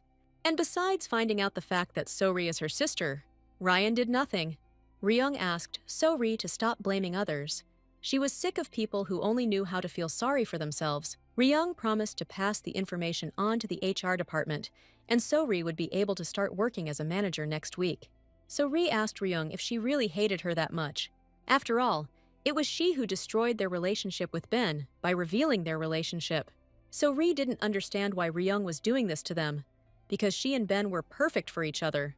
At this point, Ryan couldn't stand it any longer and asked So-ri to calm down. Since they weren't related anyway, Ryan realized that she had said too much. So Ri immediately changed and began to tell Ryung that she couldn't say that. So Ri asked Ryung why she was still trying to get out when she knew she couldn't escape. So Ri told Ryung that she had to play the role until the very end. There was no escape for Ryan. She had to go to the end. Soon So Ri came to her senses. She had a headache and didn't understand what had happened. Ryan realized that if she broke the logic of the narrative even for a second, the flower of trials would immediately jump out, as if it had been waiting for it. She needed to stay calm. There was only one thing she could do now. Ryung asked So-ri if she really needed a reason to hate her. Ryung needed to play a role. Ryung told So-ri that her happy expression made her sick. Ryung wondered why So-ri couldn't put up a fight at least once. Ryung wanted So-ri to do her best to entertain her. Ryung told So-ri that she hated her. This crazy world tried to control Ryung's life for the sake of So-ri's happy ending. So So-ri had to go through Ryung's trials. But Ryung wanted to change this drama. Ryung left, So-ri was left alone. So-ri was sure that it was Ryung who was making her unhappy. So-ri believed that she was not like that, and it could not be her fault. So-ri was convinced that Ryung was to blame for all her troubles. She found out her mother's identity and took her place. So-ri wanted Ryung to disappear and everything to return to her. The company has already discussed the news about the new manager. The man introduced the new manager, Han So-ri, to the staff. So-ri greeted her colleagues, but they weren't particularly happy to see her. The performance ended, and the man showed So-ri her workstation. So-ri knew the reception wouldn't be warm, but she wondered just how badly they thought of her. And why is it that only she is seen as a scoundrel? So-ri was sure that it was because of Ryung. Then a girl came up to So-ri and called her. It was Park Yeonji's boss. She congratulated So-ri on her promotion and wanted to know something. The girl insisted that this question was a trifle. She started talking about the illegitimate child that was discussed at the conference. Park Yeonji asked So-ri if she was the illegitimate child. So-ri knew she had no reason to hide it. So-ri confirmed the rumor that she is an illegitimate child. Then the girl shouted at So-ri that she was even more shameless than she thought. So-ri thought that Park was too rude, but Park thought that she was still far from So-ri. Park brought So-ri the documents that were originally her work. Park had to spend a lot of time overtime to do them. Park imagined how happy So-ri was to meet her father, which gave her the opportunity to ask for a new position, since she would never have gotten to that point on her own. So-ri didn't understand why people were so selfish, and Park didn't understand her question. So-ri asked Park if it was right to talk like that to a colleague who had so many problems piled up on her. So-ri said that she also wanted to work and live a normal life, but everything didn't go according to plan. But Park didn't think so. Park decided to show So-ri something interesting. Park showed So-ri that very video. There they earnestly asked So-ri for forgiveness. The girl, kneeling, said that she had forgotten about her situation. Now So-ri was a celebrity, remembered online as a mother and daughter who abused power. For someone who wanted a normal life, So-ri was enjoying her new status too much. It was the first time Park had seen a person whose actions differed so much from his words. Here they began to calm Park down. So-ri thanked the man, but nevertheless she would like to talk. The man asked Park to stop if she didn't want to be fired, as she had already seen how So-ri could abuse her power. At these words, So-ri stood in a stupor. She didn't understand whether he really thought that she could ruin the life of Park's boss. So-ri didn't understand why everyone looked at her like she was some kind of scoundrel. She didn't care about the nasty things they said to her, but she considered herself a victim here. So-ri decided to ask Ben for help to get her out of this group. But So-ri was afraid that he might become disappointed in her like then. So-ri remembered someone who could definitely help her. She stood in front of the door of the president's office. She burst into the office and immediately said that she could not work in the third group and that she needed to be transferred. So-ri was told that she was just in time and was called to her place. The president was furious. He did not understand how So-ri could abuse her power. Because of her actions, the PR department had a hard time preventing the publication of articles. So Ri began to explain that the employee had knelt down at the manager's request, but the president didn't want to listen to her. He felt that So-ri was as greedy as her mother, and he believed that he should not have let So-ri into his house. So-ri suddenly said that it was all because of Ryung, because she gave her a strange black card, and the situation escalated when the manager saw the card. But Ryan only gave her the card because all members of their family used the card. The president didn't understand how having a card could bring people to their knees. The president banned So-ri from approaching the company for a while. So-ri walked out of the office in complete bewilderment. Ryan followed her out, and So-yari asked her if this wasn't her doing either. So-ri believed that Ryung was counting on her to act like that, which is why she gave her the card.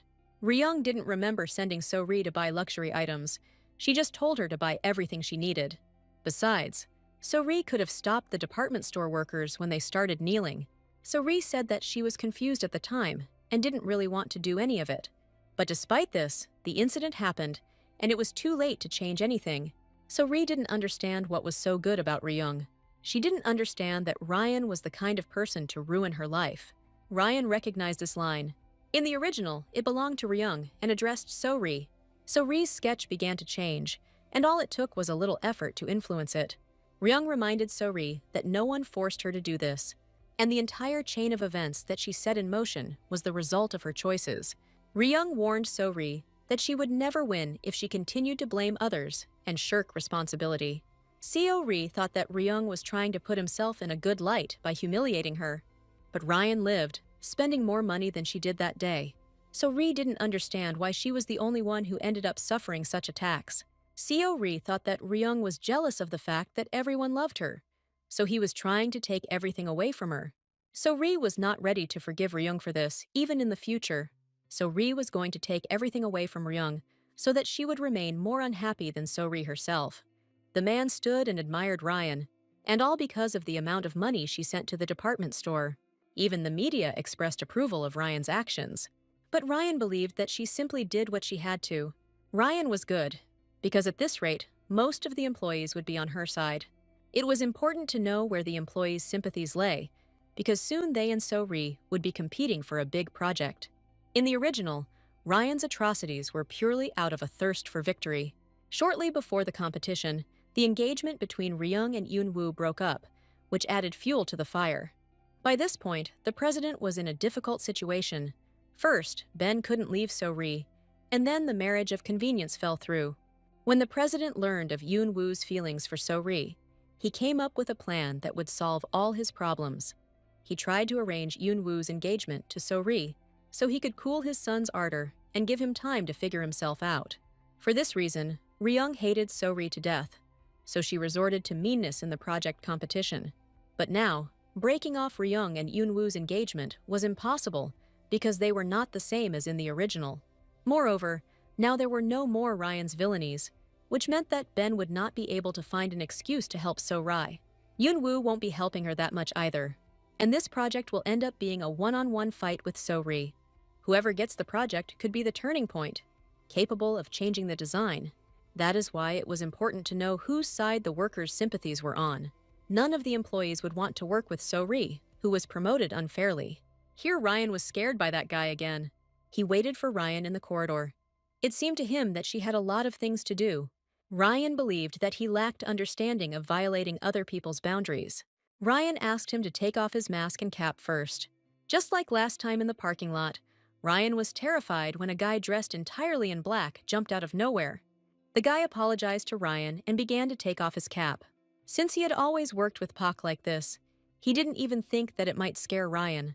He apologized to her and promised to be more careful from now on. Ryan was surprised. The guy looked very young. She didn't understand how Yoon-woo found this child in the criminal world. Ryan apologized and asked the guy his name. He also said that she could call him whatever she wanted. But Ryan wasn't happy with this, because they were practically colleagues.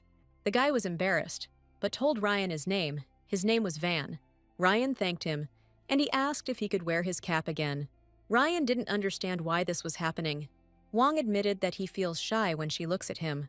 Ryan allowed him to wear the cap, since it made him feel more comfortable. Ryan thought that she would definitely have fun teasing him since he was so shy. Wang finally decided to move on to the report.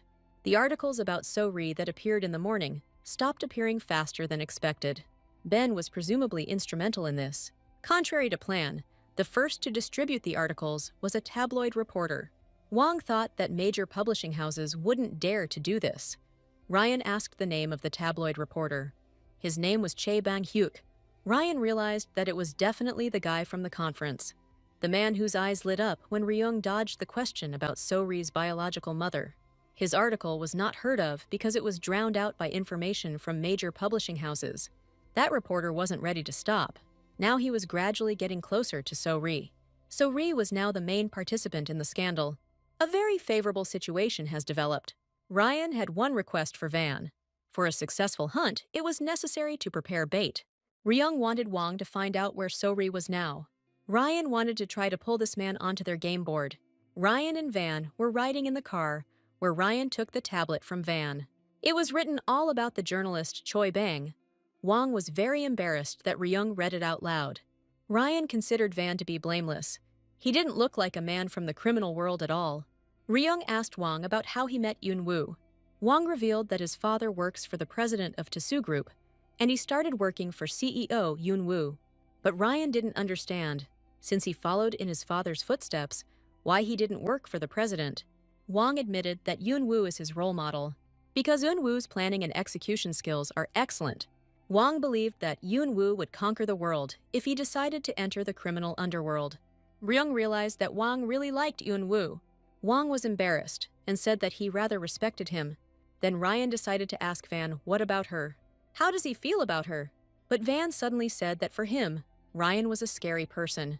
Ryan seemed to him to be a strong personality and cool-headed, especially at work. Here Van said that the target had appeared. So Ri walked towards CEO Park's office. Ryung was glad that Wang had hacked the security cameras. Now she needed the cameras in Yoon-woo's office. Wang installed cameras in the office in advance with Yoon-woo's permission. The girl told Yoon-woo that she found out about everything and came. She was told that Yoon-woo still hadn't found a partner to go to the Jichin group party with. She proposed her candidacy to Yoon-woo, but Yoon-woo refused. Ryan didn't understand who this woman was. Wang explained that this was Choi Kyung-na, the family's youngest daughter, Jin-han. Ryung remembered what Song-hae had told her about her. The girl thought that Yoon-woo had a formal engagement. She still wanted Yoon-woo to be her mate, but he was still against it. Yoon-woo explained to the girl that he was refusing her proposal. Ryung felt that Yoon-woo was too straightforward and irritated. He didn't even look at the girl. Var noticed that Ryan's face had changed and asked if she was okay. Moreover, there were other women who showed interest in Mr. Park. Van asked Ryan again if everything was okay with her. Ryung said that everything was fine, and it would be strange if Yoon-woo didn't have any fans. Besides, they were engaged but not dating. Even though they were engaged, Ryung treated Yoon-woo like a colleague. Van was very surprised by this. Ryan didn't understand what had happened. Van had one question for Ryan. He wondered what she thought about Yoon-woo. Ryung explained that Yoon-woo is a very special colleague to her. Wang thought that Ryung meant that Yoon-woo was just a colleague to her, albeit a special one. Then, So-ri burst into Yoon-woo's office and asked him what she should do. Kina didn't understand what kind of woman this was. So-ri, however, ignored her and rushed towards Yoon-woo. Eun-woo hugged So-ri and asked her what happened. So-ri began to say that she didn't know what to do. Kiona was furious. She didn't understand how So-ri could allow this. Kiona asked Yoon-woo to take her as her partner to the party. Eun-woo was terribly annoyed by this woman. He thought that she was connected with So-ri, who was supposed to be sent by Song-hae. Unlike her siblings who took over the company's management, Kiona made connections by attending parties and banquets. Song-hae lied to Kyung-yeon about Yoon-woo looking for a partner for the party in order to take advantage of her. Eun-woo knew that Song-hae hated her. Now he understood how she decided to separate him from Ryung. Eun-woo should have been more careful with her. One day, Song-hae told Eun-woo that Ryung was too good for him. Song-hae thought that Yoon-woo was a completely empty person. Song-hae has a very well-developed intuition, so it's strange that she wasn't in the drama. Soon, So-ri was supposed to approach Yoon-woo. Just as Yoon-woo remembered this, So-ri immediately appeared at the door. Yoon-woo was sure that the show would start soon. Song-hae sent a very suitable person to him, so Ri hugged Yoon-woo and told her how she had been insulted. She complained to him about Ryan again. Kina couldn't believe her eyes. After all, she tried so hard for so long to attract Yoonwoo's attention. She didn't understand why Yoonwoo was so gentle with So-ri. Kiona asked So-ri if she couldn't see that Yoonwoo had the visitor who came first. She started to throw So-ri out of the office. So-ri asked Kiona how long she had been standing there. Kiona didn't understand why So-ri treated her like she was nothing. Kiona started to get nervous. Yoonwoo asked her to calm down and sit down. Besides, he had already refused her. Yoonwoo thought that they had nothing more to talk about. Kiona didn't understand if Yoonwoo thought she would give up so easily. Yoonwoo asked So-ri to tell him more about what happened. So-ri told about what happened at the store, and that Ryung had set it all up. Moreover, Ryung also sent compensation, which made So-ri feel even more guilty. So-ri started saying again that because of Ryung, everyone now hates her. Kiona was jealous that Jikaeon had an illegitimate daughter, but now that she saw Seo-ri, she was disappointed. Kina believed that no matter how hard a moth tried, it would never become a butterfly. She didn't know Ryan's thoughts, but she wasn't going to give her any peace. Kiona approached So-ri and offered her help. Kiona promised So-ri to tell her everything that Ryung wouldn't tell her. Eun-woo supported the idea, as there would soon be a party at which she would be introduced. Since this is So-ri's first party, she has a lot to learn, and Kiona could help her with that. Kina agreed. She turned to So-ri and introduced herself. Kiona promised Seo-ri to change her, so that even Ryung wouldn't be able to recognize her. So-ri wanted to look better than Ryung, so that she would understand that she was not her equal. Kina said that the training needed to start now, as there was little time before the party. Although Kiona offered to help, she didn't understand why she should help her, since So-ri was just lucky enough to be born out of wedlock. Kiona was sure that now So-ri would definitely feel humiliated. Meanwhile, Eun-woo was left alone. He was terribly annoyed by So-ri, who believed how good she was. Eun-woo needed her urgently, so he took out his phone and started calling. The interlocutor quickly picked up the phone. The moment Eun-woo heard that voice, his nerves were on edge. They began to calm down gradually. He called Ryan. He talked about what he had just introduced to So-ri Kyung. He wanted Ryan to praise him for his efforts. Ryan said that she saw everything and asked if his skills with women were really that incredible. Eun-woo didn't understand what she was talking about. Ryung said that she was with Wang now. Ryan said that Wang bragged about installing a camera in his office. Eun-woo was angry because he was attracted to Ryung, but she was flirting with another man. Soon, Wang was already standing in Eun-woo's office. He apologized and asked Eun-woo what had spoiled his mood. Eun-woo thought this was absurd. Ryung told Eun-woo that she saw everything from beginning to end. Ryan then handed the phone over to Van. She was past lunchtime and asked Wang to report everything to Eun-woo. Eun-woo felt extremely uncomfortable about this. He thought it was too much. After all, it took him a lot of time to earn Ryan's trust, and Van got through to her so easily. Eun-woo asked Wang how long it had been since he had become so close to Ryung. Eun-woo thought that Wang was on his side, but now he felt like he was under Ryung's wing. Wang began to say that he would never have even thought of such a betrayal. Wang told Eun-woo that he would always be on his side. Eun-woo asked Wang not to forget this. He wanted his people to stay with him. Eun-woo regretted snapping at Wang like that, because he would never do something like that. Then Wang asked Eun-woo if he and Ryung weren't in a relationship. Eun-woo didn't understand why he suddenly asked such a question. Wang explained that Ryung said they were just comrades, not lovers. Eun-woo thought that this was very harsh, and that Ryung didn't care about him at all. But he was so immersed in thoughts about her that he couldn't get out of them. Eun-woo told Wang that he and Ryung were lovers, but she was shy and couldn't admit it. Eun-woo asked Wang if he wasn't handsome. Wang was confused and asked Eun-woo if he had been drinking. Wang told Eun-woo that he was very handsome. Eun-woo said that no matter how handsome he was, Ryung couldn't see him as just a comrade. Eun-woo promised to listen to the report later, but now he had to go. Eun-woo felt that he hadn't charmed Ryung enough yet. Eun-woo went to seduce his bride, and at the same time, he wanted to demonstrate his abilities. He promised Van to contact him later. Eun-woo walked past the staff. He seemed very serious to them, as if he was about to behead someone. The president had noticeably calmed down at that time, and even had lunch with his wife. Ryan asked the secretary to continue to keep an eye on him. She also asked that invitations to the party be sent to the address on the list. After talking with the secretary, Ryung sat and thought about how handsome Eun-woo was. She didn't understand how one could be so beautiful even without a smile on one's face. And on top of that, Ryan liked the way he called her in his quiet voice. Soon Ben came to see Ryan. Ryan didn't expect to see him. Ryan noticed that he looked unwell and started asking him what had happened. There would still be time before Ben was diagnosed with cancer. Ryan didn't understand why he looked like that. Ben wanted to ask Ryan for one favor.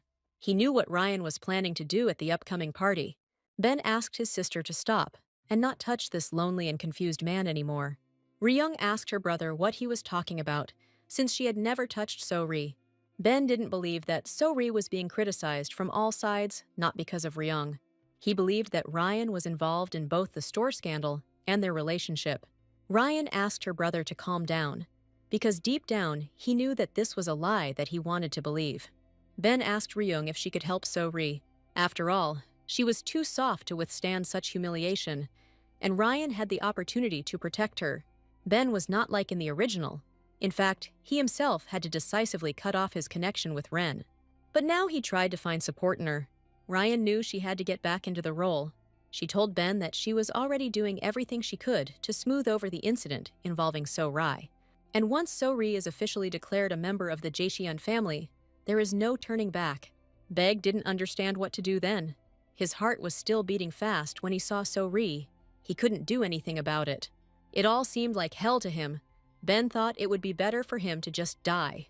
Despite this, Ryan couldn't do anything now, because in this world, she is the villain who must stand in the way of their love. Ryan understood that it didn't suit her brother to cry and suffer like this. Ryan asked him how much longer she would listen to him complain about some canceled wedding. Ryan didn't consider herself the only one to blame for this situation. After all, because of So-ri, Byun broke off their previous engagement and harmed their company. Ryan wanted to give her brother advice from the heart. She asked Ben to come to terms with it. After all, So-ri had already screwed up. Ryung asked her brother to find someone else. Ben was angry. He knew this would happen. He asked Ryung to leave So-ri alone, but Ryung couldn't sit idly by in such a situation. Ben thought that Ryung just enjoyed watching So-ri suffer. As he left, Ben said that he would definitely protect So-ri from Ryung's tricks. Ryan was left alone. She was already tired of all this. She did not understand how she should act in order to return to the real world. She really wanted to go home. Then Ryan heard someone calling her. It was Yoon-woo. He was upset that Ryung was crying. Ryung didn't understand what Yoon-woo was doing here. Yoon-woo replied that he just wanted to see her. In fact, he was going there to seduce his bride. But now he realized that this was not the best moment. Ryung suddenly asked Yoon-woo what he thought she was doing in reality. Yoon-woo immediately assumed that Ryung was an actress. And he was right. Ryung didn't understand how he guessed. Yoon-woo explained that, before getting into character as Ryung, she takes a deep breath, which is a common technique among actors. Ryan thought that here she lived only Ryan's life, but it turned out that there was still a piece of her real self left in her. Yoon-woo just found out her real self. Ryung was not a particularly famous actress. She was preparing to audition for the role of Ye Ryung. Yoon-woo thought that she was perfect for the role, but she didn't feel like she was the perfect Ye Ryung. Yoon-woo believed that Ryung was quite capable of changing the flower of trials. Ryan thought that Yoon-woo was not afraid of anything at all, but he thought that he had nothing to be afraid of, because Ryan was with him.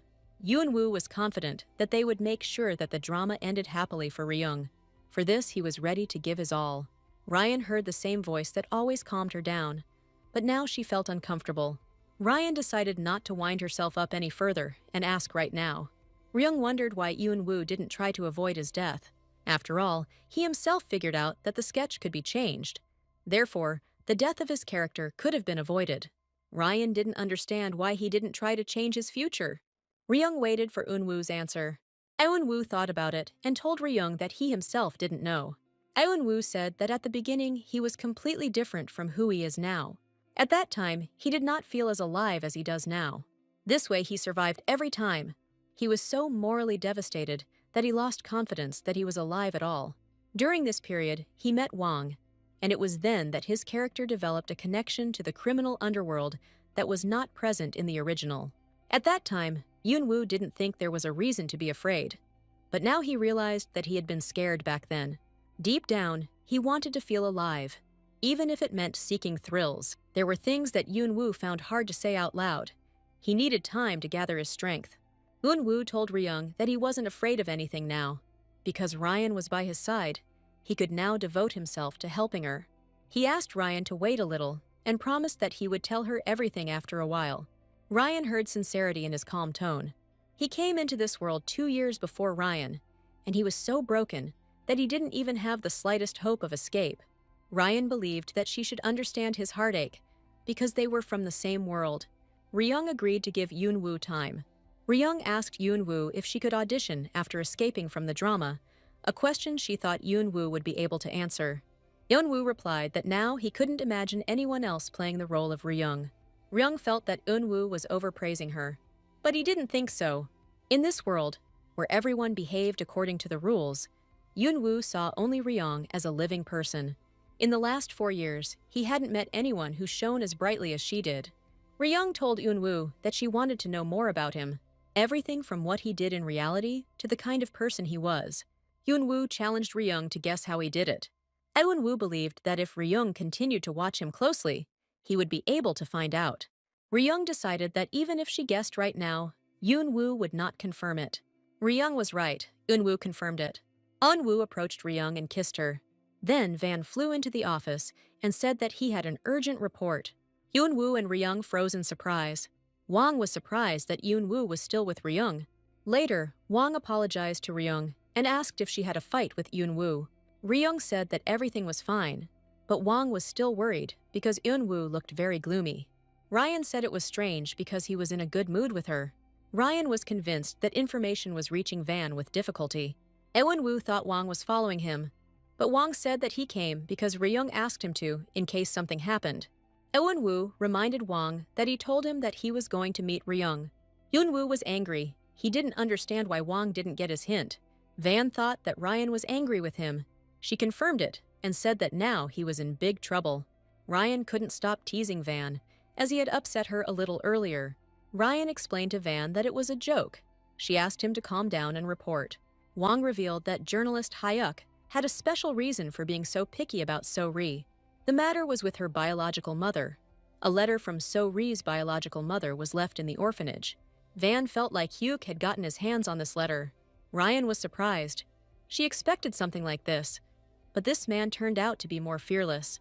Moreover, according to the report, So-ri and Choi Kyung were currently heading to a department store. Hyuk would definitely not miss such a chance for a sensation. Ryan asked Wang if he could contact Hyuk. Wang said that he had saved the contacts. Ryan asked me to write to him that it didn't matter where and what he heard or what he looked at. She asked him to distract himself from these trifles. In return, Ryung offered him an invitation to Jaecheon's charity party.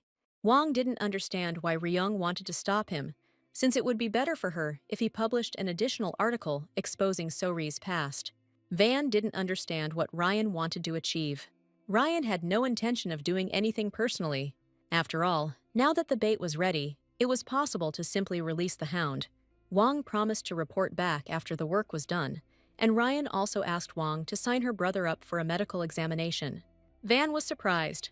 He asked if the vice president was feeling unwell, and Ryan explained that he looked sick. Wang apologized to Ryan and asked her a question. He knew he shouldn't question his relationship with Yun-woo. It was about the vice president. Yun-woo had already asked Wang to do something. He asked to find a potential donor whose organs could be transplanted to Bune. Ryan was happy. That's what she thought. Yun-woo was still trying to find a way to avoid death. Ryan told Wang that he need not worry about the vice president's health. At this point, Van realized something. He believed that this was the reason why Yun-woo said to destroy all the related materials. Ryun didn't understand what Wang was talking about. Wang explained that Yun-woo said that they were no longer needed and asked him to stop searching and cover his tracks. Ryun didn't understand what Yun-woo was doing and why he simply threw away the lifeline he was looking for. Ryan asked Van to tell her when it happened. When Yun-woo started looking for a donor, and when he ordered the materials to be disposed of, Wang realized that he had said too much. Van tried to avoid the interrogation, but Ryan stood her ground. Van decided to show Ryan the message history. Ryan found out the date. At that time, she was not yet in this world. He began looking for a donor about a year after he entered Yun-woo's body. and in the second year, the collected materials were destroyed. Ryan didn't understand anything. Ryan didn't understand what he was thinking, what he could tell her, and what he was hiding from her. Ryan told Van that this was a very serious matter. This fact undermined the established mutual trust and could become a reason for breaking off the engagement. Ryan told Van that she wouldn't lose anything from this, since there were many other candidates. Ryan told Van that it might come to light that he was the reason for the breakup. She wondered how Yoon-woo would react to this then. Van was confused and scared. He knelt down and begged Ryan not to break off the engagement. He promised Ryan to sort everything out. Ryan asked Van to raise his head. She promised that, for his well-being, she would not break off the engagement. But in return, Van had to do something for Ryan.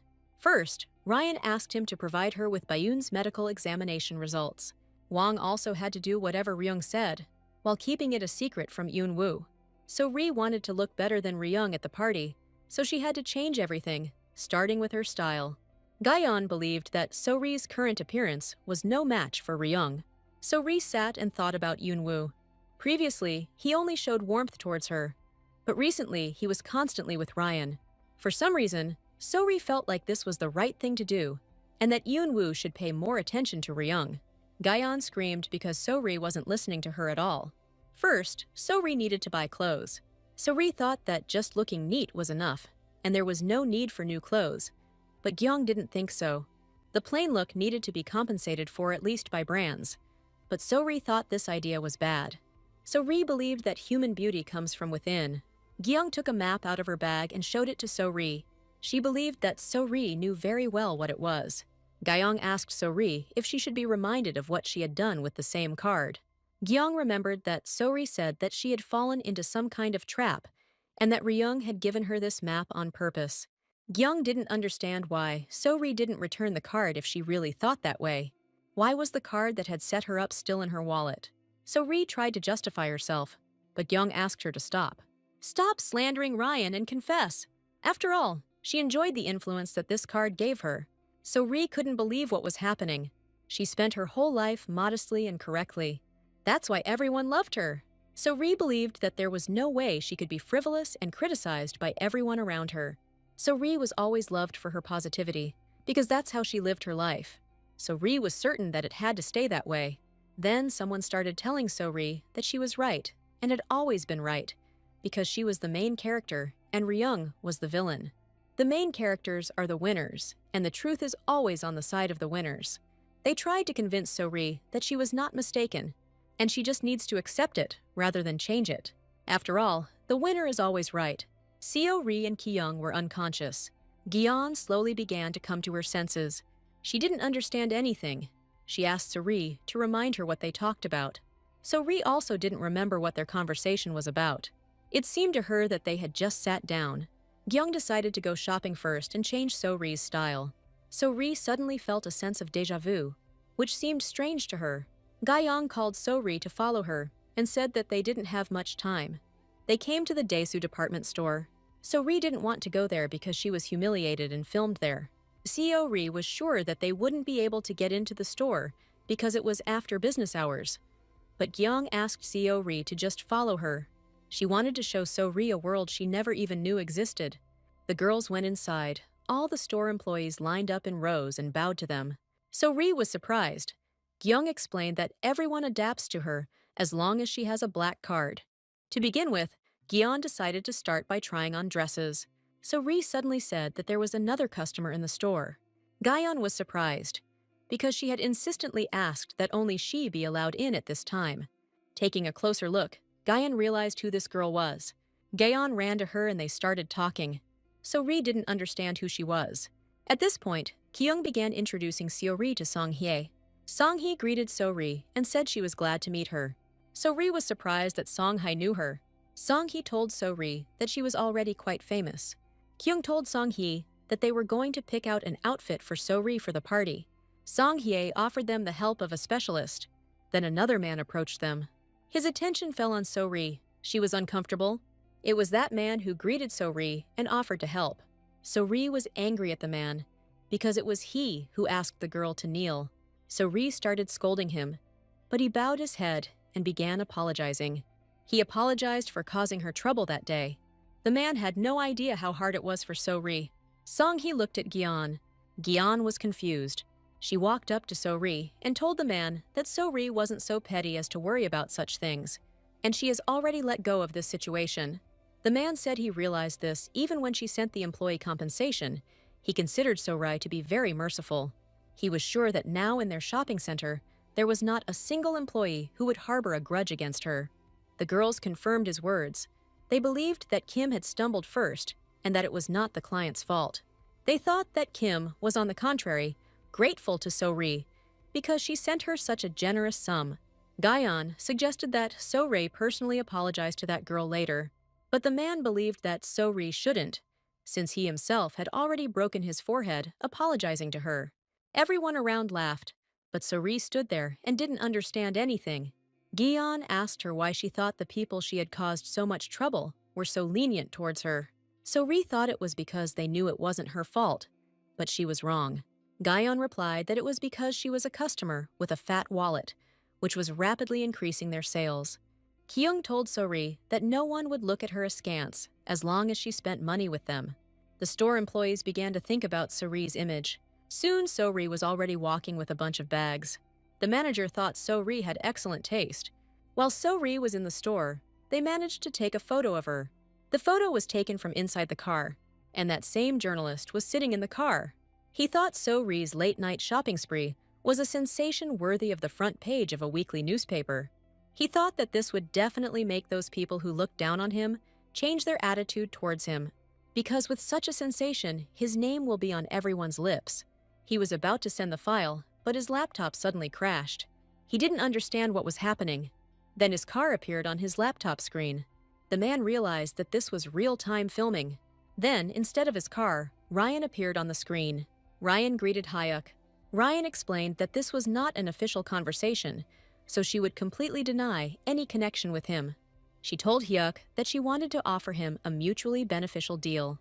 Ryan asked him to hold on to the footage and promised to give him an invitation to the party.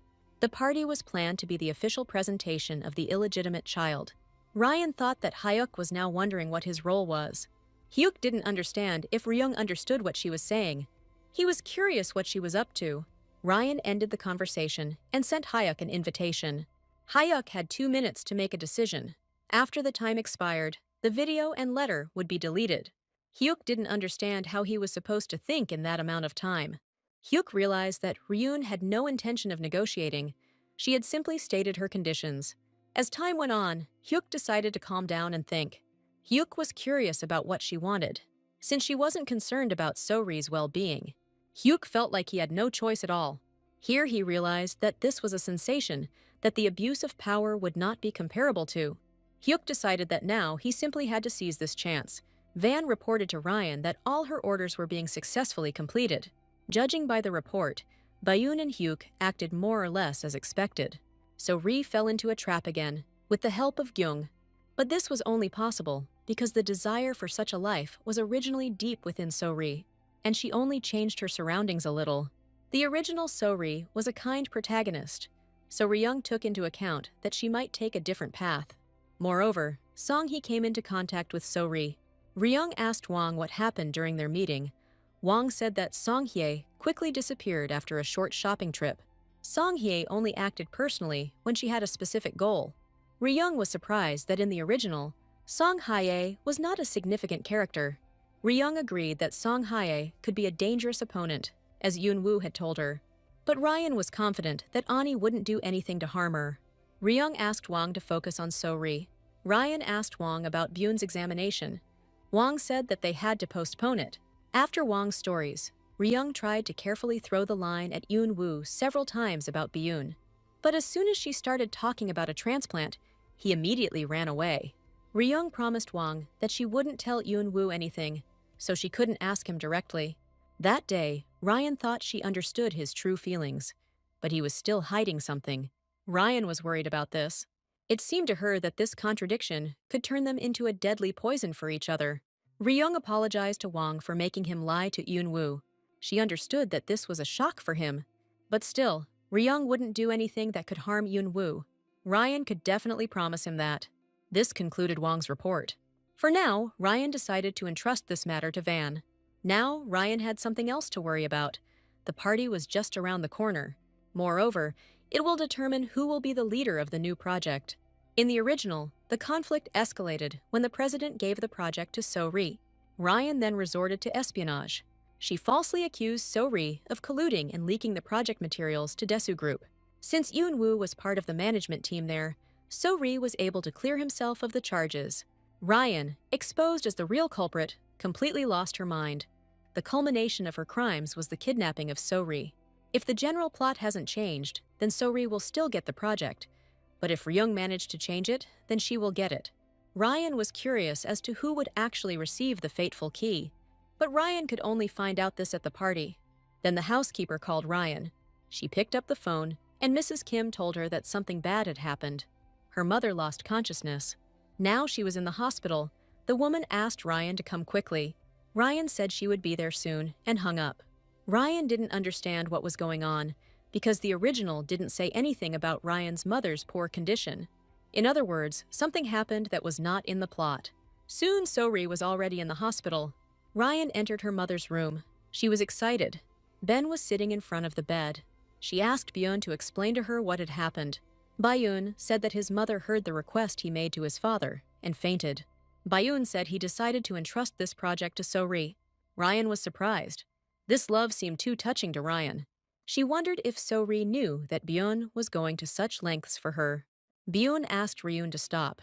She realized that So-ri didn't even suspect his selflessness. Ryan believed that Byun was ready to harm his family just to help his beloved. Byun asked Ryan to stop, but Ryan was not ready to stop because Byun did not think about what would happen to their parents. Byun didn't know what to do.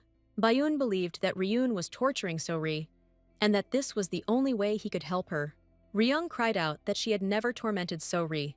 Byun couldn't understand whether Ryung didn't feel sorry for So-ri at all, since she suddenly found herself alone in a world unfamiliar to her.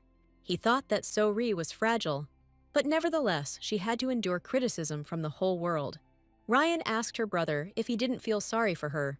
After all, she is up to her ears in work every day, but she is forced to cover for them with So-ri. Ryan believed that instead of entrusting her with projects, Byun should have stopped her wastefulness. But instead, Byun constantly gets under Ryun's feet. Ryan didn't understand why everyone did this only to her. Ryan was fed up with this. She thought she had long since gotten used to everyone treating her like a villain. But no matter how hard she tried to change the plot, everyone around her only blamed her. Ryan asked Byun to think carefully about why everything turned out this way. There was nowhere left to retreat anyway. After all, the Flower of Trials tries to continue the story in any way. Ryan will remain a villain until the very end. She will try harder and more persistently to interfere with them. There was no way Ryan was going to let something like this break her. Byun realized that Ryan's words were not without truth. After all, it was Ryan who had resolved the problems that arose because of him, and it was she who had to listen to criticism. Byun didn't understand whether his thinking was clouded by emotions. He thought that maybe So-ri hadn't become like this because of Ryung. Byun thought the problem was So-ri herself. Here the same situation began to happen to Byun as to So-ri. They began to tell him that the main characters are always right, that this is the truth of the world, and there is no need to try to change it. Byun had to accept this, because the main characters are the winners, and the only one who is wrong is the villain Ryan. Ryan was supposed to be crushed, just like Byun himself. The day has arrived for Jikyeon Group's private charity party. The main concept of the party was simplicity, and celebrities and representatives of various organizations were invited to it. All the media were interested in this party due to the recent hype about the illegitimate child. All guests whose identities had already been confirmed were asked to be escorted to the hall as soon as possible. Ryan received a message that Hyuk had arrived. Ryan read the message and decided it was time to get started. Initially, this party was organized to advertise a new brand. But now, unlike the original, So-ri will be featured at this event for the first time. Ryan had to be very careful because everything was not going as planned. Anything could happen. Also, there was a walking bomb at the party, invited by Ryan. When it's time to introduce the brand, So-ri, as the project's general manager, will stand up and give the presentation. Ryun's idea was for Hyuk to ask an unexpected question at this moment. that wasn't in the script. If So-ri, caught off guard, shows her unpreparedness, the president will decide that So-ri is unfit to lead the project and will return the position to Ryong. However, even if the plan succeeds, the overall plot may not change. But still, the only thing Ryan could do was try everything. Ryan was surrounded by the attention of the guests. Everyone was going out of their way to exchange at least a few words with her. They knew that she was actually the real strength of the Jakin group. They didn't understand how a person could be so perfect. Everyone tried to talk to Ryan, but she just walked forward silently. Ryan, although she was smiling, was still very tired. She was completely exhausted and wanted to go home. She felt like she had a split personality. Then some girl called out to Ryan, but Yoon-woo rushed to Ryong's aid, deciding to kidnap Ryong from the guests for a short while. People understood Yoon-woo and left Ryong alone. Ryong confessed to Yoon-woo that he saved her. She became even more tired, hiding her fatigue. Yoon-woo, as always, turned out to be Ryong's savior. He was happy. Ryong felt that Yoon-woo looked too fancy for the party concept. Yoon-woo felt offended and tried to look as modest as possible. He approached Ryan and asked if he was handsome enough for her today. Ryong was at a loss. She stood and looked at Yoon-woo. She remembered Van's words about the donor, and that Yoon-woo asked to destroy all the collected materials. Ryong was sure that Yoon-woo was hiding something from her. Ryan didn't understand why he was hiding something, because in this world, they could only rely on each other. Ryong wanted to be honest with Yoon-woo and not hide anything from him. She did not understand why he destroyed the materials. And why is it that every time she brings it up, he avoids answering? She didn't understand why he shouldn't be in the future he was talking about. Ryong wanted to believe Yoon-woo. Suddenly, Yoon-woo turned his head and looked surprised. So-ri entered the hall. All attention fell on her. Luda didn't remember what was going on with her outfit, because they had a theme. People hoped she didn't do it on purpose. Even Ryan was shocked by her outfit. Next to So-ri Ryong, she noticed Song-hee. Ryan didn't understand why they came together, but it was more important for Ryan to sort out this situation. Things were bad. So-ri was already a member of the family. Her mistakes affected the family's image. Ryun couldn't believe that So-ri would dress up like that for a prostate-themed banquet. Ryong's father and brother were also shocked by So-ri's appearance. They couldn't even get a feel for the atmosphere of the party because the sycophants had already surrounded So-ri. Meanwhile, Yoon-woo desperately held back his laughter. First, Ryan decided to go and sort things out. She didn't know what else So-ri could do. Suddenly, someone grabbed Ryan's hand. Turning around, Ryung saw Song-hee. Ani took Ryan somewhere. Taking Ryun aside, Ani began hugging her and complimenting her. Ryan desperately tried to get out of Ani's embrace. Then, suddenly, Ani noticed that Ryung didn't fit the concept of the party. Ryan didn't understand what she was talking about. Uni explained to Ryung that she looked too luxurious. Ryung felt even vu. Ryung told Uni that she urgently needed to deal with So-ri. Ani suddenly said that she knew something like this could happen. Uni revealed that she recently ran into So-ri. Ani said she watched from the sidelines because she thought everything would be fine. But since things didn't go according to plan, Ani felt it was better for her to sort things out herself, since she had sent Guyon to them. Ani snapped her finger, signaling the waiter. At this time, So-ri stood and chatted with the guests. As he passed So-ri, the waiter tripped and lost his balance. The waiter began to fall, and the contents of the glasses spilled onto So-ri. So-ri got angry and yelled at the man, who started apologizing. So-ri felt sorry for the dress. She didn't understand whether the waiter would compensate her for the damage. Byun came to So-ri's aid and gave her his jacket. To begin with, Byun decided to take So-ri aside. Uni explained to Ryung that she didn't want So-ri to see that they were close, and so that they could talk normally, Ani did just that. Uni had one more thing to do with So-ri. Ryan didn't understand if Ani was really in charge of this whole situation. Ryan decided that Ani had calculated everyone's reactions. So-ri ignored the party concept and showed up in an outfit that screamed wealth. So-ri's reputation was already at its worst. In such circumstances, the only person who would come to So-ri's aid was Byun. And because of his actions for So-ri, people again paid attention to this couple. If anyone notices chemistry between them, it will immediately become fertile ground for a scandal. Ryan admired Ani's determination, but for some reason, she felt uneasy. Ryan didn't understand what game Ani was playing. Then, Yoon-woo approached the girls and told Ryung that her father-in-law had already searched for her. Ani thought that it was too early to say that, since she and Ryung were only engaged. Yoon-woo already told Uni that the president is already calling him his son-in-law. The situation was getting tense, and Ryan decided to go to her father. Yoon-woo didn't understand what Song Hye was trying to achieve. He didn't want Song Hye to even get close to Ryung. Uni told Yoon-woo that he would pay for those words. Yoon-woo only said that time would tell which of them Ryung would choose. At this time, the president sat and thought about the situation. He thought Byun was a fool because he couldn't take care of himself and spent the whole day following So-ri around. He was also shocked by So-ri's appearance and was unable to keep his cool.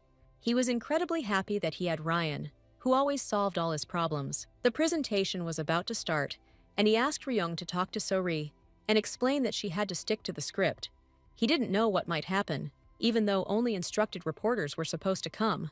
Ryung promised her father to talk to So-ri. Father apologized to Ryan. He believed that he should have given this project to her from the beginning. Ryan said that everything was fine because he explained it to her clearly. Bayun then begged his father. He said that So-ri also needed to be given some role. Even though her father couldn't accept So-ri, she was already part of the family, so she had to be treated as such, because it's right. Ryan was sure that her father was controlled by the flower of trials so that the course of history would continue as it had originally been. Ryan felt that changing the plot would not be easy. Then Yoon-woo approached them. Ryung didn't understand why she wasn't with Uni. Eun-woo explained that she had gone to help So-ri change her clothes. Eun-woo leaned towards the president and called him father-in-law. The president was perplexed. Having recovered from his surprise, he called Yoon-woo his son-in-law and told Ryung that her husband had arrived. Later, the president sent Yoon-woo and Ryung out to enjoy themselves at a party. After leaving the office, Ryan tried to come to her senses. Ryung thought that Yoon-woo was a godsend as an actor, because he turned on the cutie so easily. Even though Ryung tried her best, the project was still given to So-ri. Eun-woo reminded Ryung that despite the project, their engagement had not been broken, and there were other plot changes. Yeon-woo thought that this party would definitely end well. Ryan hoped that since they changed the plot, Byun's cancer wouldn't develop. Won-woo thought it was impossible. He was confident that the strictly necessary events would happen, no matter what they did. Meanwhile, So-ri returned to the hall. Now Ryung had to hand over the script to So-ri. There was little time left before the presentation, so Ryan needed to hurry. Eun-woo was eagerly awaiting the highlight of the program, which was prepared by Ryung. Ryung didn't understand what Yoon-woo's words meant, or whether they were about cancer. The feeling of anxiety did not subside. Ryan wanted to ask Yoon-woo right now about what exactly he meant by strictly necessary events, but now she also had to play her role. Ryung approached So-ri. So-ri stood up and pounced on Ryung. She didn't understand what she wanted. Ryan thought that if anyone saw it, they would think she was making fun of her. Ryung asked So-ri not to be nervous and said that she just came to give her the script. So-ri didn't understand what scenario they were talking about. Ryung reminded So-ri that she would be the director of the new project, and all the necessary documents were left on her desk. Ryan didn't understand whether So-ri looked at them. A week ago, Ryung asked for the documents to be handed over to So-ri, and Secretary Kim couldn't help but do it, and So-ri couldn't help but see it. So-ri's suspension had been lifted a long time ago, and Ryung couldn't understand why So-ri hadn't shown up for work. Ryung knew that So-ri would not prepare properly, but she couldn't imagine that So-ri would still not know that she had become a leader. Ryan decided to repeat it, since So-ri had never even seen the documents. So-ri was given a brand of health food products. Ryung handed over the documents to her. She asked So-ri to study them well for the sake of Byun, who had fought hard to get this project from her. The girls began to congratulate So-ri. So-ri thought that it might be Ryung's trap. So-ri pounced on her, thinking that Ryung wanted to fool her and make a laughing stock of her. But Ryung said that So-ri could handle it perfectly well herself, and she didn't need it. Ryung thought that So-ri should be thanking her instead. Ryan said everything, so she decided to go. She asked So-ri to be extremely careful this time so as not to embarrass herself. So-ri was angry at Ryung. Ryung was already leaving, but So-ri tried to stop her. Ryan stuck to the plan. She was glad that So-ri was running after her, so she concentrated on her even more. Thus, the trap stopped by Ryan. She could demonstrate her abilities. So-ri couldn't stop Ryung. She was distracted by the girls. They found it amazing. This meant that the president supported So-ri. and all she had to do was continue in the same spirit. So-ri was flattered. The girls invited So-ri to be friends. Gayeon sat and watched this silently. She didn't like that the girls switched sides so quickly. Just yesterday, they were hanging around in front of her because they couldn't get an invitation to the party, and now they've moved on to So-ri. At this rate, So-ri could continue to achieve success with the help of Jaekyeon's connections. Gyeong thought that this way, So-ri could quickly get her hands on Yoon-woo. And gradually, she was able to climb to a height that was unattainable even for Gyeon. This irritated Gyeon. Gyeon stood up from the table resolutely, and she grabbed So-ri's hand. Seo-ri didn't understand what was going on, but Gyeong asked her if she wanted to live as a member of the family of the head of the conglomerate. Gyeong asked So-ri to leave these insignificant mice and choose useful people. Now So-ri had to play a role at her level. So-ri believed that Gyeong was right. So-ri remembered that Ryung herself was like that, always neglecting her and looking down on her. So-ri also wanted to enjoy everything that Ryung enjoyed. So-ri believed that she should no longer drag out a miserable existence. All people should live according to their level. That's why Gyeon wanted to show this to So-ri in a very clear way, to show what her dirty status as an illegitimate child is worth. Gyeong explained to So-ri that she would now introduce serious people to her and asked her to behave decently. Here Gyeon noticed one couple. It was Congressman Hwang and his wife, a worthless couple who only knew how to look down on everyone. Gyeon decided that this was just what she needed. Gyeon approached them and said hello. Hwang looked at Gyeong arrogantly. This was exactly the kind of disdain Gyeon had expected. Gyeon introduced herself to the man. Gyeong introduced So-ri to the man. The man extended his hand to So-ri and said he was glad to meet her. Hwang stood and looked at So-ri. Here everyone realized that So-ri was an illegitimate daughter. Gyeon said there was one more piece of good news. She said that So-ri has become the new general manager of the new brand. People started congratulating So-ri. Everyone immediately started talking about it. They discussed her new position. They thought that was what was to be expected from a worthless, illegitimate child. So-ri didn't understand what was happening and why they were looking at her like she was a monkey from a zoo. So-ri wanted them to shut their mouths because they didn't know anything about her. It wasn't her fault that she was born out of wedlock. She thought that Hong should be scolded. Many thought that Ryan would take over this position. Even more controversial was the fact that So-ri was born before Byung, but she was born out of wedlock. The reporter was interested in why the president abandoned So-ri's mother. Here So-ri realized that she was indeed born before Byun. She didn't understand why she had to endure such treatment now, since she was the one who had been deprived of her place. After all, if the president had married her mother, he and Ryan would have swapped roles. Now So-ri blamed the president for everything, and that Ryan neglects her and looks down on her. The president is also to blame. So-ri reconsidered the situation. She turned around and quickly walked somewhere. Gyeon didn't understand what was happening. She tried to stop her, but she couldn't. So-ri was heading to the president. Soon she was standing in front of him. She understood that it was all because of him. So-ri suddenly asked him about her birth mother. Han and Byun were surprised. She asked the president why she was made an illegitimate child, since she was born before Byun. She didn't understand why she had to live so miserably. Ryung didn't understand why, So-ri decided to find out about her mother. The president suddenly felt ill. Ryan asked the secretary to take her father away immediately. The original So-ri had no interest in her mother, and Ryung had a bad feeling about it. Byun asked So-ri what she was doing.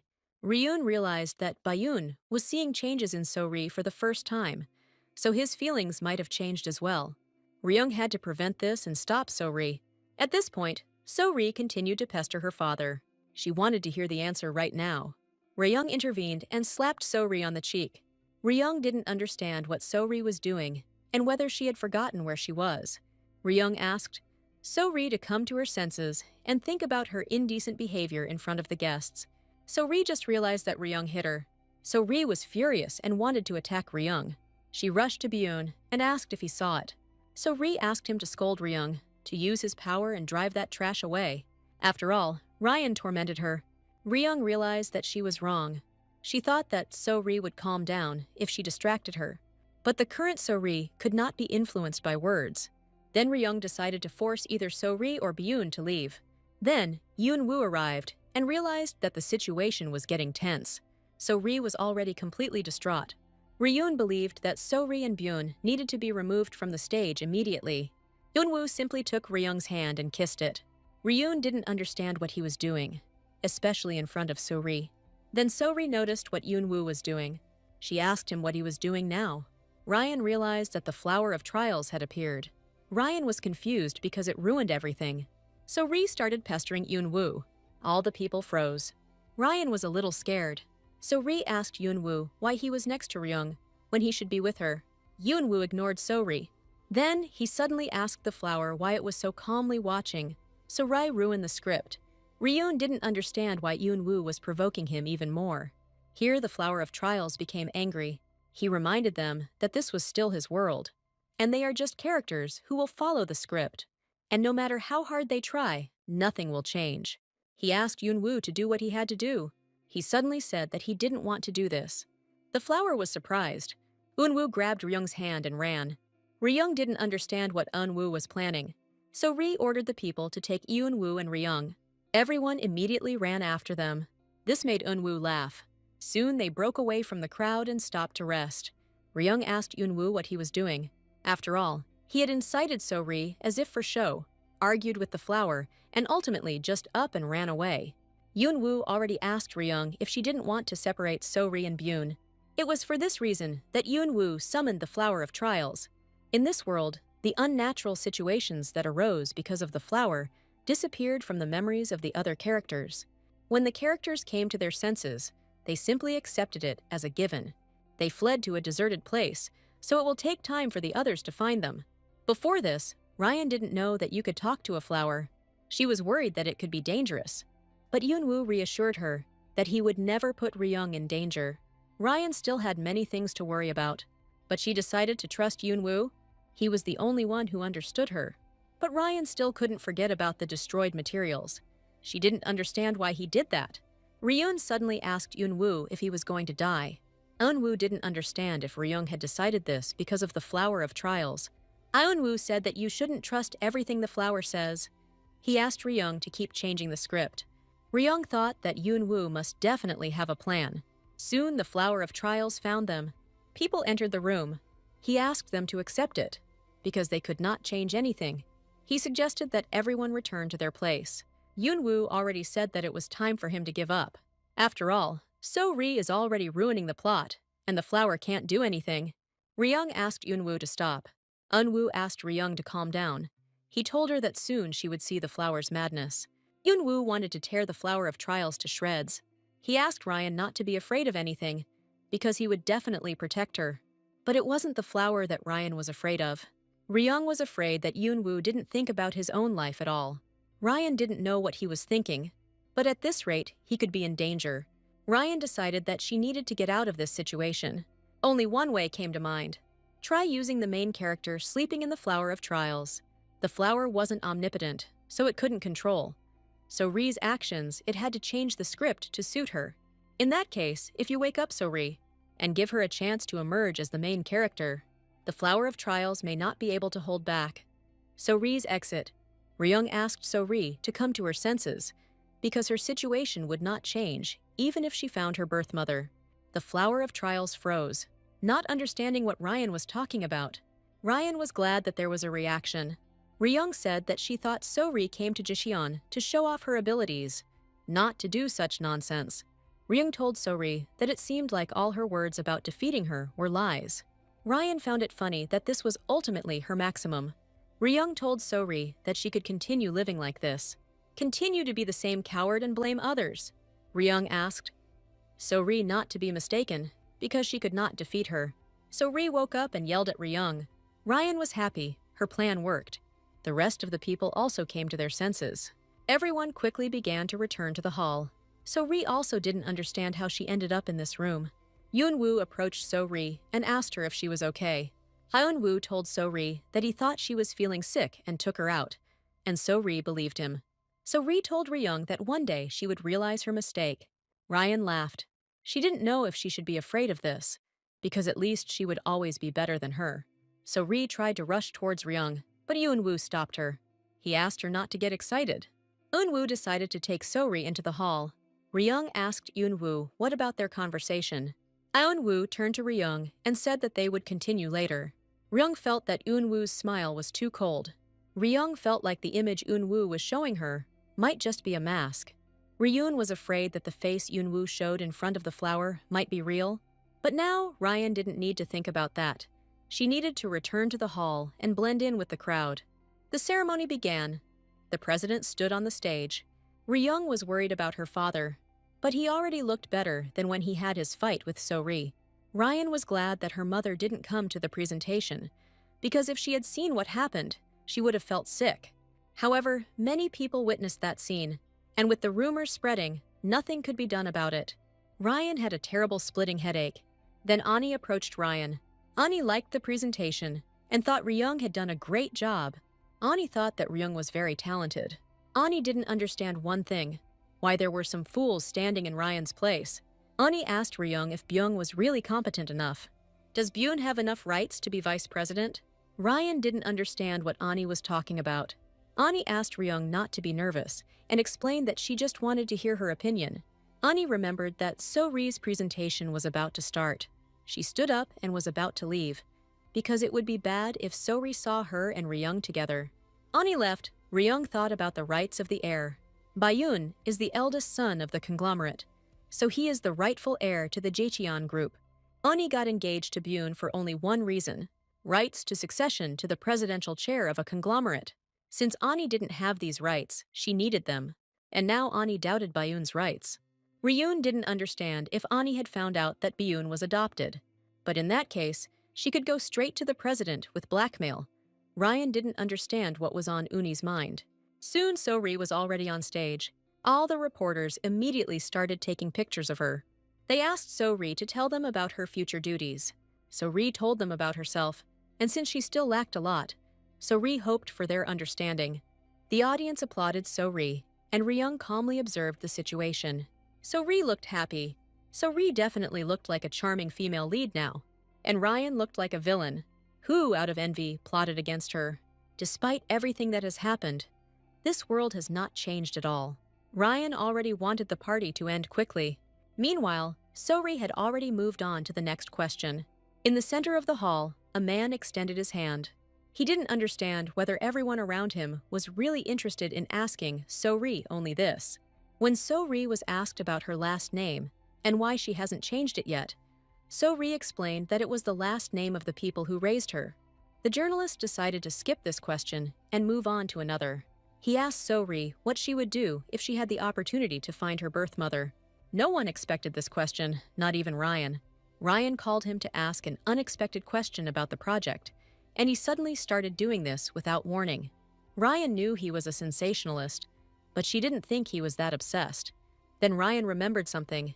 Ryun didn't understand why So-ri suddenly started talking about her own mother. Ryun thought it was all because of Hyuk. Hyuk asked So-ri if she could find her birth mother. Would she look for her or not?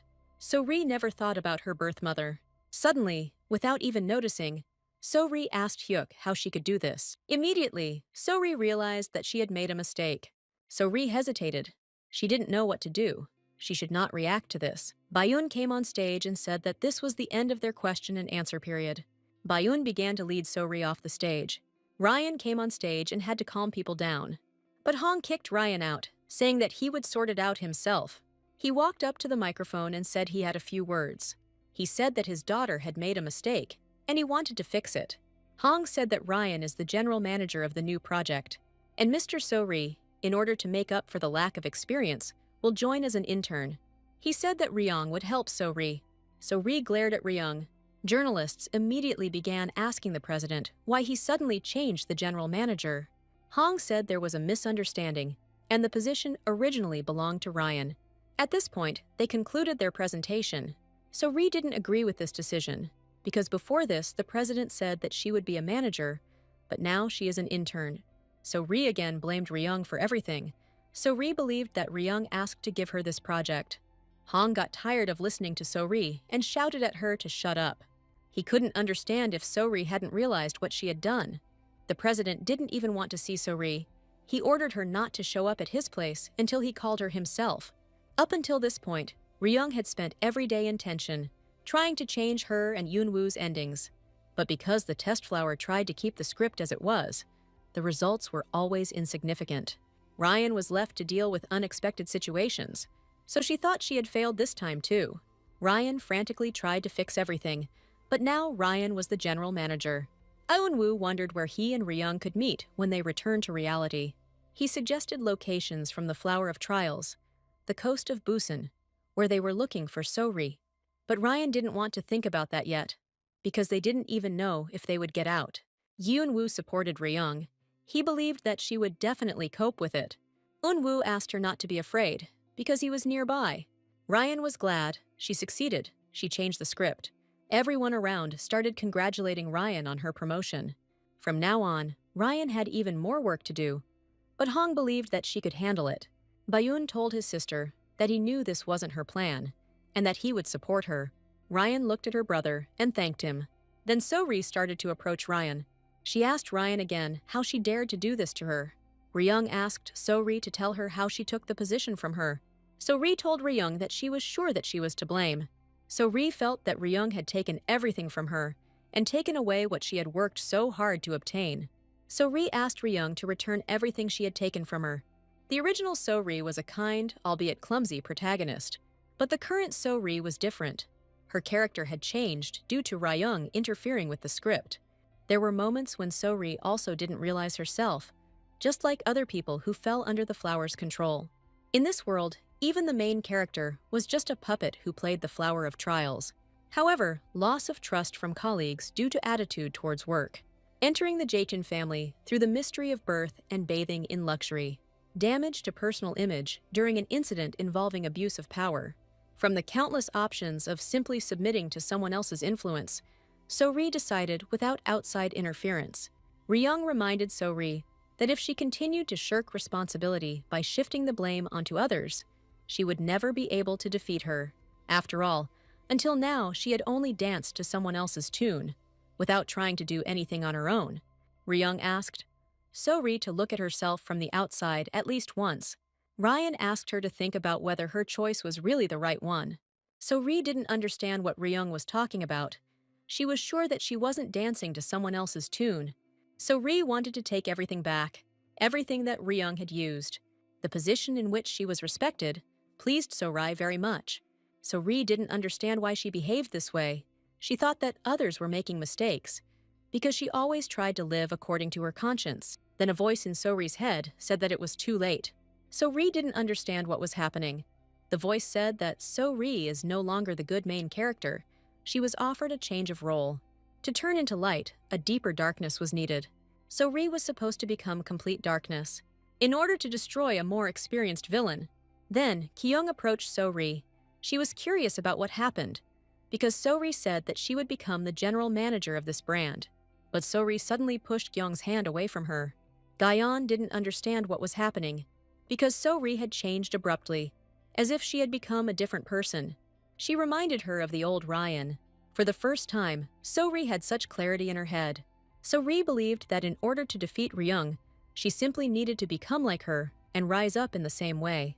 So-ri wanted to take everything back for herself, and everything that she took from Ryung, she was going to destroy. So-ri walked out into the hall, feeling only hatred towards people. After all, when she lost her position to Ryan, none of them helped her. So-ri took out Song-hee's business card. Song-hee gave her this card when she helped So-ri with her dress. She told So-ri that she could contact her if she had any further difficulties. Song-hee was the vice president of Sungjin Group. So-ri noticed that even Gyeong bowed her head to her. She believed that she could take revenge on Ryung if she turned to Song-hee. She took out her mobile phone and started dialing a phone number. But then someone called out to her. So-ri looked away angrily. It was that same reporter. So-ri yelled at the man and asked him to go away, because his question had put her in a difficult situation. The man suggested that So-ri calm down. He handed her the letter and said that he came only for this reason. So-ri opened the envelope and froze in surprise. There was a letter from her biological mother. So-ri was born before Byun, which meant that the president met her mother first. So-ri wanted to find her mother and bring her to the president. She believed that this way she could achieve justice. She thought that this way she would receive recognition as the eldest daughter, and not as an illegitimate child. This was only to the correspondent's advantage. He wanted So-ri to take action as soon as possible. She was his living check, promising a sensation. The man told So-ri that he could help her find her mother. He asked her to trust him once. So-ri decided to take a risk. Meanwhile, Van had already managed to take a couple of photos for the report. Soon, Yoon-woo learned about the meeting between the man and So-ri. Since So-ri has gotten involved with Hyuk, it's become even more difficult to predict where the Flower of Trials will go. Won-woo didn't remember Hyuk being on the guest list. Haewon-woo thought that Wang had decided to defect to Ryung after all. But Wang said that he had simply overlooked it. He asked Yoon-woo for forgiveness and promised that this would not happen again. Won-woo didn't think that Wang did it with malicious intent. He felt that Wang had unknowingly put Ryung first. Aeon-woo believed that Ryung herself did not understand how she colored the world with her bright light. Yoon-woo was sure that with this scenario, it would be difficult for him to give Ryung a happy ending. Aeon-woo entered the hall and headed towards Ryung. He really wished he had a little more time. In the evening, Ryung and Yoon-woo rested. They had done a lot of work. Ryan was exhausted because so many things had happened in one day. Many problems arose. Song-hae suspected that Byun was adopted. So Ri started looking for his mother, and Ryung herself was now the general manager. Since so much has changed, there will only be more reasons to worry. Eun-woo started talking about So-ri and Hyuk's meeting. Eun-woo reminded Ryung that she hadn't told him about inviting Hyuk to the party. Ryung thought that Wang was so confused because of her that he forgot to report it to Eun-woo. Ryung felt a little sorry for Wang and asked Eun-woo if he had scolded him too much. Eun-woo didn't understand why Ryung was worried about this. He was starting to feel jealous of her. Ryan was even pleased to hear this. Eun-woo began to show Ryung Wang's report. Hyuk used So-ri's mother's letter to contact her, and the two were now trying to find her biological mother. Gradually, Ryung and Eun-woo moved further and further away from the original, which caused more unexpected events to occur. Eun-woo was curious to know if she had found out why Song-hae had told Ryung about this. Ryung didn't know, but she didn't think Uni could harm her. But Eun-woo thought that Uni could easily do something that would break the plot of the drama. Ryung knew it was true, but Uni doesn't appear in the drama, so it was impossible to predict where she would end up. Ryan realized that not knowing about Ani's plans was very risky, because it was unknown what goal she was pursuing. Eun-woo thought that Uni was dangerous, and asked Ryung not to be friends with her. Then, Ryung noticed that she and Eun-woo had been holding hands the whole time. And also Eun-woo's face was too close to hers. Ryan knew she had a chance now. She wanted to ask about donation and Byun's cancer. Ryan asked him this question. Eun-woo fell silent and looked at Ryung. After thinking about it, Eun-woo asked Ryung not to worry about it. He said that he would find a donor. Ryan understood that now Eun-woo, as always, would jump off the topic. Ryan asked him what those words meant about the events that were about to happen. Ryan asked him to tell her everything he knew, because they had already done so much for her, but they hadn't even taken on Bun's cancer. Eun-woo asked Ryung if she was so worried about his life, because they were comrades, or because in this world of fakes, he is the only person. Eun-woo didn't like this reason. It wasn't enough for him. It wasn't enough for him to just be next to her. He wanted everything to be the same for Ryan as it was for him. Eun-woo wanted to be imprinted in Ryung's memory forever. Eun-woo wanted to kiss Ryung. He asked her permission to do so. Eun-woo's large, warm hand rested on Ryung's waist. Ryung noticed that Eun-woo's scent was even stronger. There was a distance between them where they could almost touch. The atmosphere in the room began to change. Ryan noticed it. Then there was a cracking sound of glass. It was the window that began to burst. Ryung realized that this was a flower of trials. He was beside himself with rage that Eun-woo was getting close to the villain. Ryung started warning Eun-woo about this and pushing him away.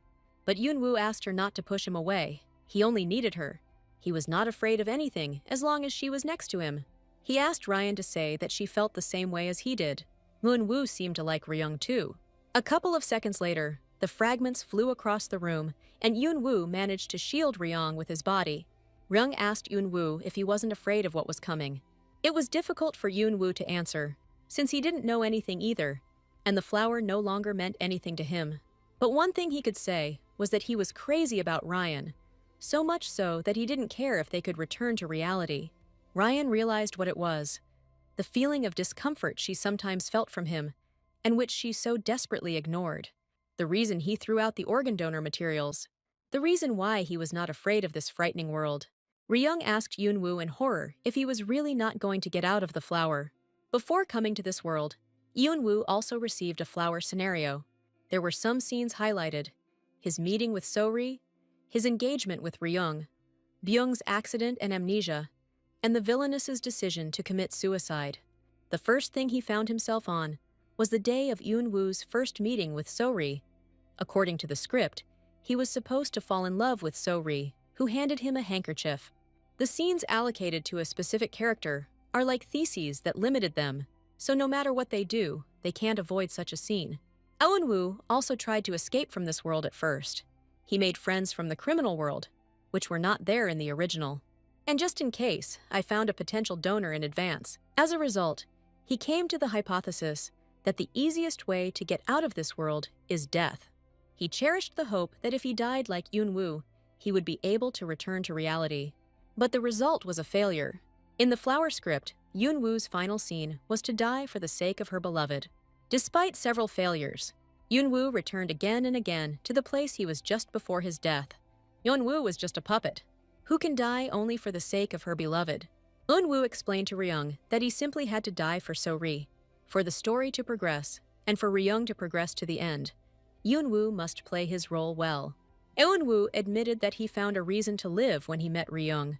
Eunwoo asked Ryung to use him, because with his death, he could give her a future.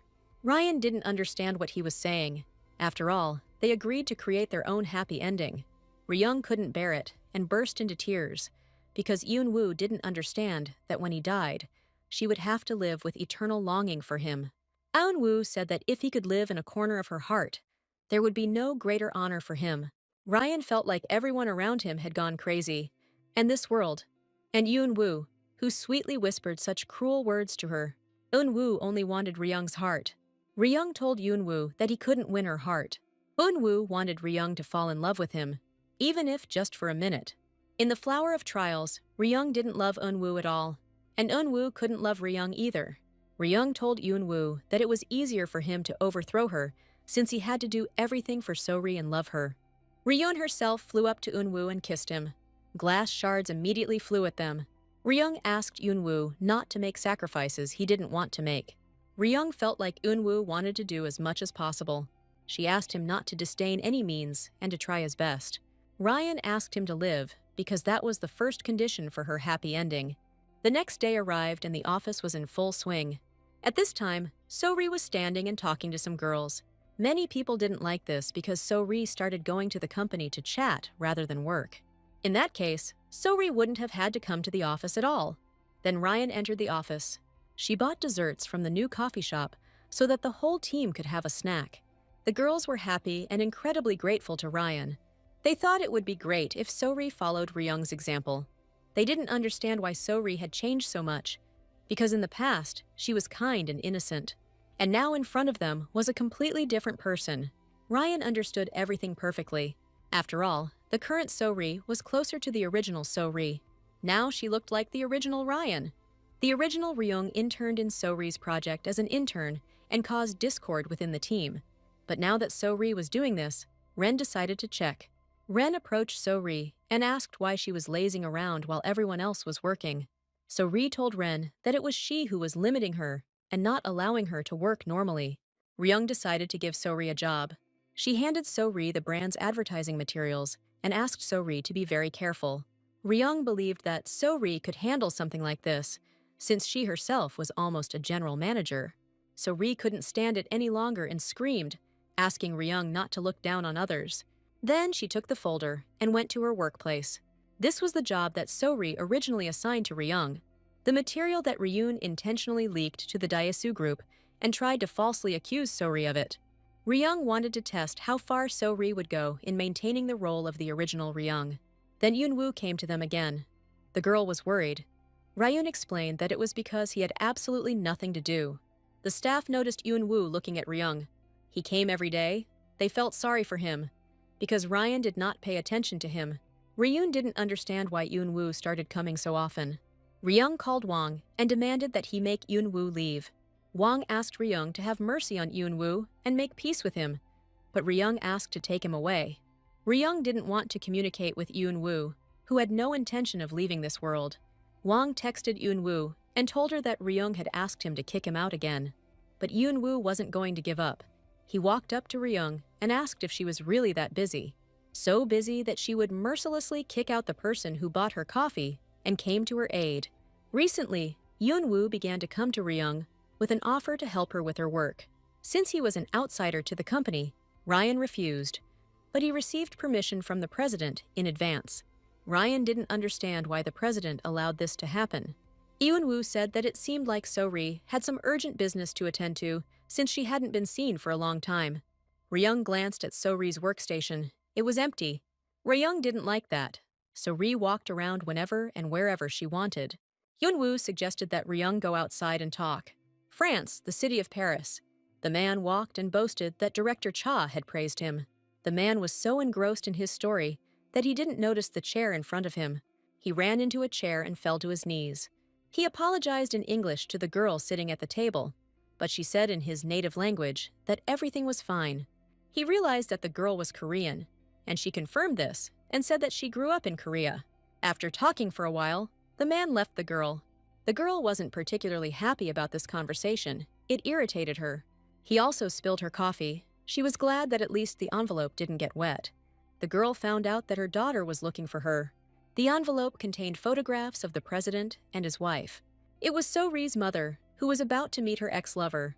Meanwhile, Ryung and Eun-woo left the office. The girls were walking towards them. Ryan addressed them by name and thanked them for the work they had done. The girls were glad that the director remembered their names. Eun-woo noticed that it wasn't just him who loved Ryung, but everyone around him as well. Ryan said that these are the only people she will have when he dies and leaves her alone. Eun-woo looked at Ryung in bewilderment, and she fell silent. Soon Ryan entered her office, which was being renovated. Secretary Kim told Ryung that the work was almost finished. Ryan handed him her card and allowed him and the workers to take a short break in the cafe. The office was being renovated because everything had broken down that time. Ryung sat down on the sofa and asked Eun-woo to talk about what he wanted. Eun-woo said that So-ri went to the top floor, and she went to meet her mother. Ryan knew Hyuk was behind this. She realized that he had finally found So-ri's birth mother, but she didn't understand how they got to the top floor, since it was only for VIPs. Eun-woo handed Ryung the phone with the recording that Wang had obtained. There, Hyuk was arguing with someone and saying that he had everything under control. This woman collaborated with him and then disappeared somewhere. Ryan realized that someone had reached her birth mother before Hyuk. Eun-woo also showed Ryung some photos. They were of Hee-soo. She was spotted at the airport. And judging by the second photo, she was making a call using a business card. Eun-woo enlarged the photo. The opponent's name on the business card was familiar to him and Ryun. It was Song-hee's business card. Ryan sat and looked at the photo in horror. She didn't understand why everything turned out this way. She couldn't believe that Uni could get that far. Ryung was too careless, because in the original, Uni was just an extra. Ryan needed to think things through. Eun-woo noticed that Ryung had turned pale and began to worry about her. He wanted to touch her, but Ryan pushed his hand away and asked him not to touch her. Ryan asked him not to interfere in her affairs anymore, since he was going to die. Eun-woo froze in place. He couldn't hug Ryan anymore, because he chose not real life, but the life of his hero. Eun-woo started apologizing to Ryung. He knelt down in front of her and told her he was wrong. He begged Ryan not to turn away from her. Ryung told Eun-woo that it wasn't funny at all. Ryan asked him to stop turning away from himself so that she would not turn away from him. She wanted Eun-woo to leave this world with her. Ryan asked him to try to do as she asked. Then, a message came in that something strange had happened regarding So-ri. A suspicious leak of project materials was discovered. Hyuk stood there at this time and thought about the current situation. He was angry with Song-hae because she did not adhere to the principles of business ethics at all. Then suddenly, an unknown number called him. Hyuk received a call from Song-hae herself. He didn't like it, but Song-hae said that she decided to contact him herself. Song-hee wanted to offer him a deal. Song-hae felt guilty towards him for stealing his material, so she wanted to give him a bigger scoop. At this time, So-ri approached a door. Song-hae warned her that she had prepared a gift for her. Seo Ri never personally asked Song Haye for help, yet she found her birth mother faster than Hyuk. So Ri thought she made the right choice. Behind that door was So Ri's birth mother, the woman who could help So Ri prove her legitimacy. She was the real wife of President Cha. So Ri entered the room. Her mother was standing by the window. Noticing her daughter, the woman's face immediately changed. She was glad to see her. So Ri asked the woman if she was her biological mother, Hee-soo. Hee-soo confirmed this and asked So Ri to relax and just call her mom. So Ri stood and looked at Hee-soo silently. Then So Ri took out an envelope. She asked Hee-soo if what was written in the letter was true. Hee-soo was at a loss. She cried and said it was true. This letter really did contain shocking content.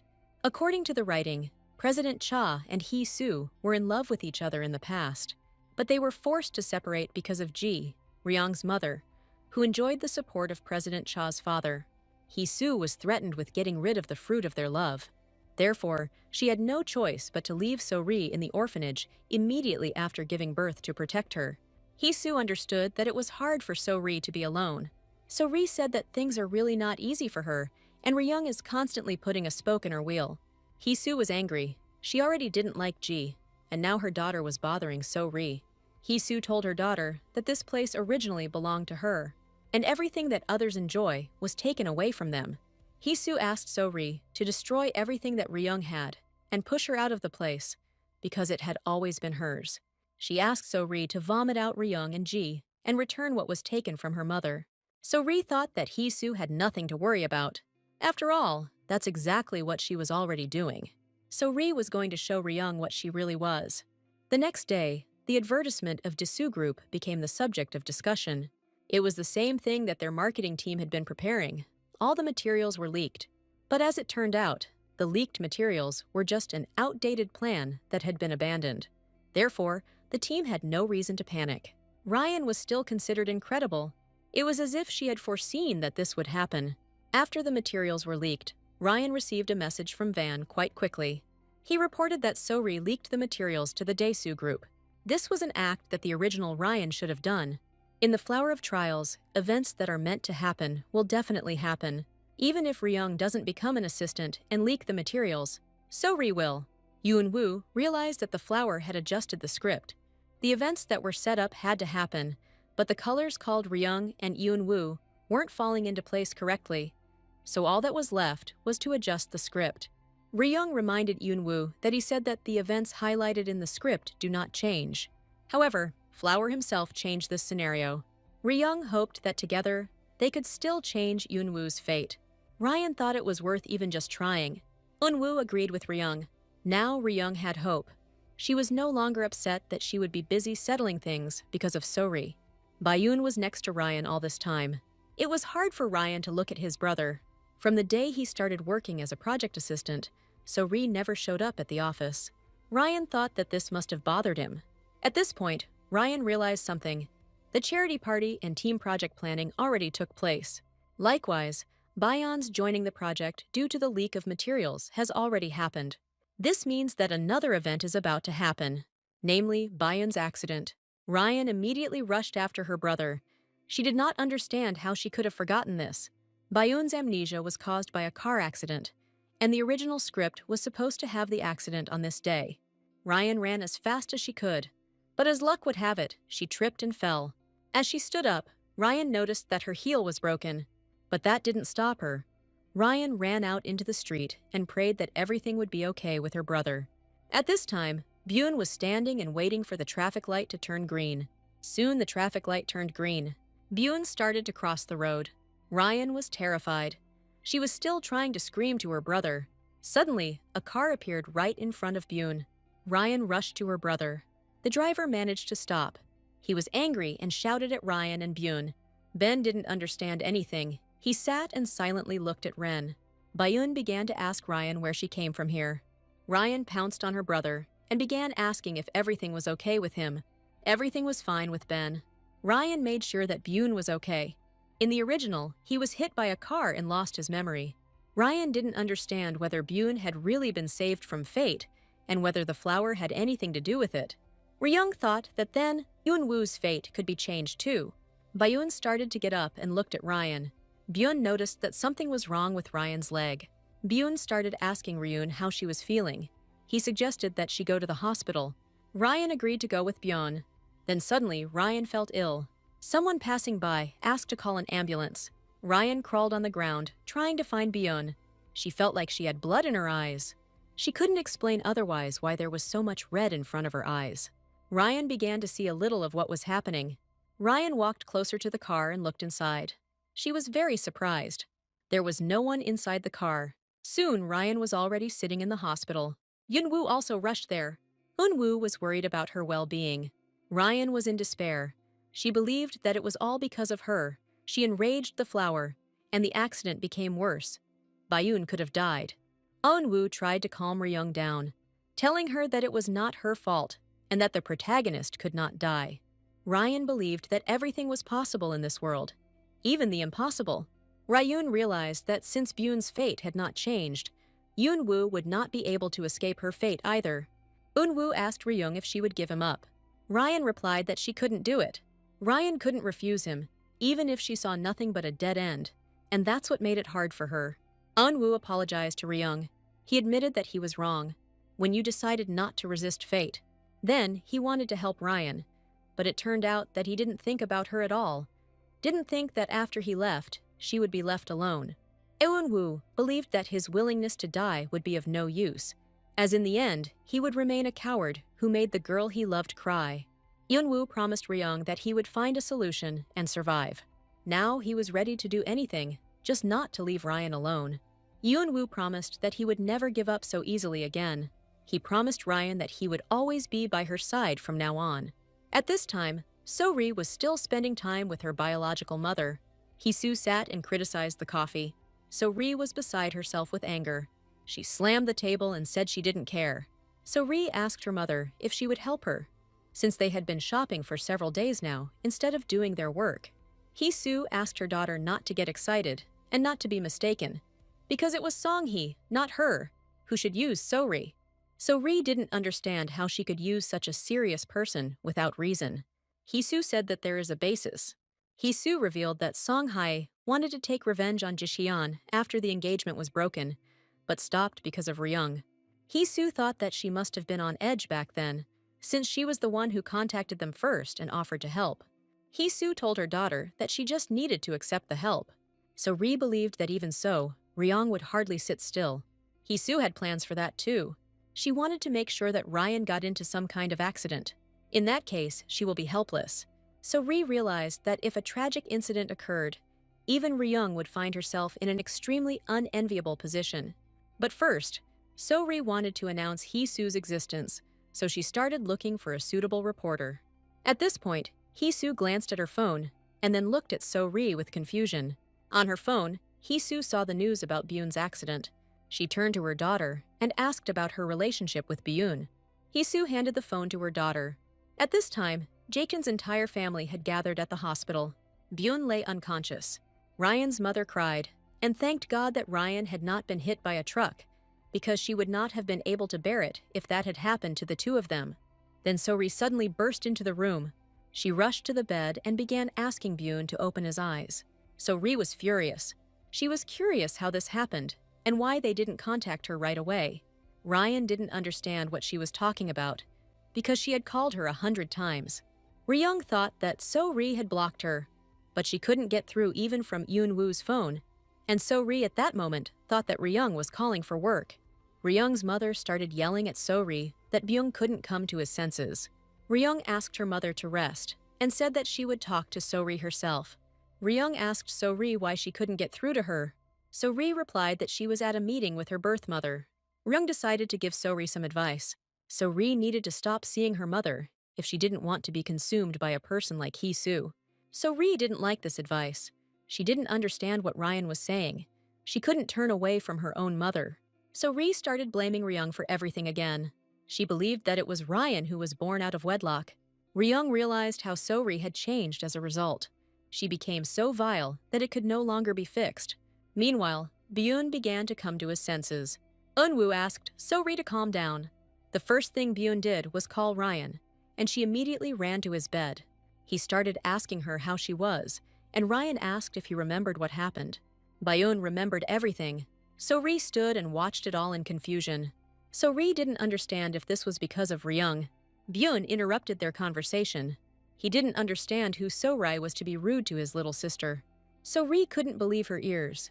So Ri didn't understand what he just said. She didn't understand whether he didn't recognize her.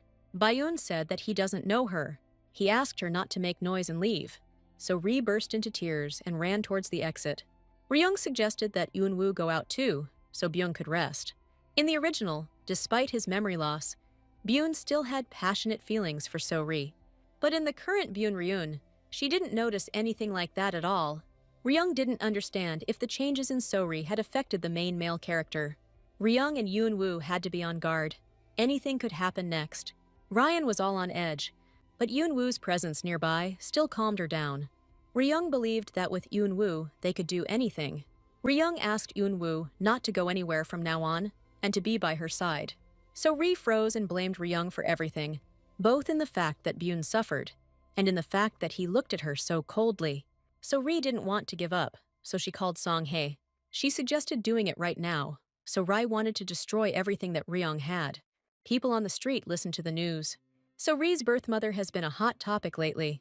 Hee-soo claimed that Jaekyeon had taken her daughter away from her, but the family has not yet made any comments on this matter. It was claimed online that Hee-soo was very close to Hoon in the past. Jaekyun was also planning to hold a general meeting of shareholders. Ryan was shocked by this news. Hee-soo acted decisively. Jaekyun could have suffered serious damage. The public reaction to the explosive interview that revealed Hee-soo's existence was extremely strong. Hee-soo tearfully complained that after she became pregnant, the Jekyns turned their backs on her and took away her daughter. As evidence, she disclosed information about the transfer of a large sum of money to her, which served as a payment for silence. After the broadcast, condemnation rained down on Hong, and he eventually locked himself in his home. To top it all off, So-ri continued to leak internal company materials and maintained contact with board members, forming her own faction. At this rate, the original Ryan's worst crime, orchestrating the kidnapping, would be the inevitable outcome. Ryun didn't understand who was behind this, because So-ri couldn't have planned this alone. Eunwoo said that the only one that comes to mind is Song-hee. Besides, he thought that there might be another rat lurking in the company. Ryan looked at the photo. She couldn't believe her eyes. Secretary Kim was on it. Eunwoo believed that Secretary Song-hye was a spy, and perhaps Ryung's office was also listening and watching. Eunwoo asked Ryung who was in charge of the interior when the office was renovated. Ryan replied that Secretary Kim was responsible for the interior. Eunwoo walked up to Ryung and kissed her. Ryan didn't understand why he was doing this. Eunwoo had already asked Ryan to look at the table. Ryan glanced at the table and noticed that something was glowing inside the matryoshka. Ryan didn't understand if it was a camera. Ryung realized that Song-hye was indeed following her, but she didn't understand why. Ryan didn't understand why Ani did this. Ryung wanted to find out what Song-hye was trying to achieve. First of all, Ryung suggested putting off the problem with Song-hye. First, Ryan needed to go to the board of directors and resolve the situation. Ryung went to the door, but Eunwoo grabbed her hand. Eunwoo asked Ryung to kiss him one more time before she left. Ryan didn't understand how he dared to attack her like that with his cute face. Ryung told Eunwoo that she had urgent matters to attend to right now. But despite this, Ryun still kissed Eunwoo. The board of directors has begun. Public opinion of Jaehyun has reached rock bottom. Ryan entered the office. Ryan was immediately asked if the director had said anything, because the situation was very bad. The stock price continued to fall. The directors were wondering if Ryan could handle the situation, but she asked everyone to calm down.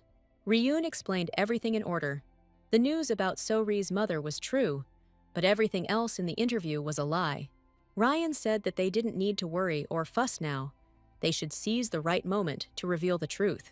Ryung thought it was time to show that they wouldn't get off easy for touching Jichun. Byun listened to the news again. All of them were about condemnations towards Jaekyeon. In the hospital, Byun watched the news all day. The woman left the room to talk to Ryan. At this time, Byun was switching channels. He came across news that an emergency board meeting had been convened in Jaehyun. Details of the meeting's contents were not disclosed. After a while, the woman entered the room and apologized for the conversation taking a bit longer. but there was no one in the room anymore. Ryan hoped that this conversation would temporarily calm the noise from the board of directors. Ryan received a message from Wang that Byun had left the hospital and gone to the company. Byun was already sitting in his office at this time. Ryan immediately burst into her brother's office. She didn't understand why he came, because he hadn't fully recovered. Byun asked Ryan how the board of directors meeting went. Ryung didn't understand if he came, because he was watching the news and worried about Jekin. Byun was still feeling uneasy, but he wanted to know what the situation was like in the company. Ryan asked her brother to return to the hospital. Byun said that sitting in the hospital doing nothing was much harder than enduring real pain. Byun felt empty, as if he had lost something important, but he couldn't remember it. Ryun believed that Byun was suffering so much because he had forgotten So-ri. She was everything to him. But So-ri, because of whom Byun suffered so much, now she was focused only on destroying their family. This girl didn't think about Byun at all. Ryan really wanted to ask her brother to take care of her because of his illness, but she couldn't. Ryan once again asked her brother to return to the hospital. Byun agreed, and soon Ryan was already driving him to the car. She helped him into the car and asked him to be careful. Then Yoon-woo approached Ryong. He took out his phone and showed her something. Ryan couldn't believe it. Time passed. Ryan came to Byun and brought him coffee. Byun felt sad being in the hospital, but he couldn't do anything. Ryan invited him to go for a ride with her. Byun was surprised, because he thought that now Ryan would be against all his walks. Soon Ryan and Byun were already driving somewhere. Byun's mood improved significantly. Ryan was glad about this, because recently, due to problems in the family, Byun had been under constant stress. Now Ryan wanted to put these problems aside for a while and calmly admire the scenery. Byun felt like he was always just getting help from Ryung. He wanted to be an older brother that could be relied on too.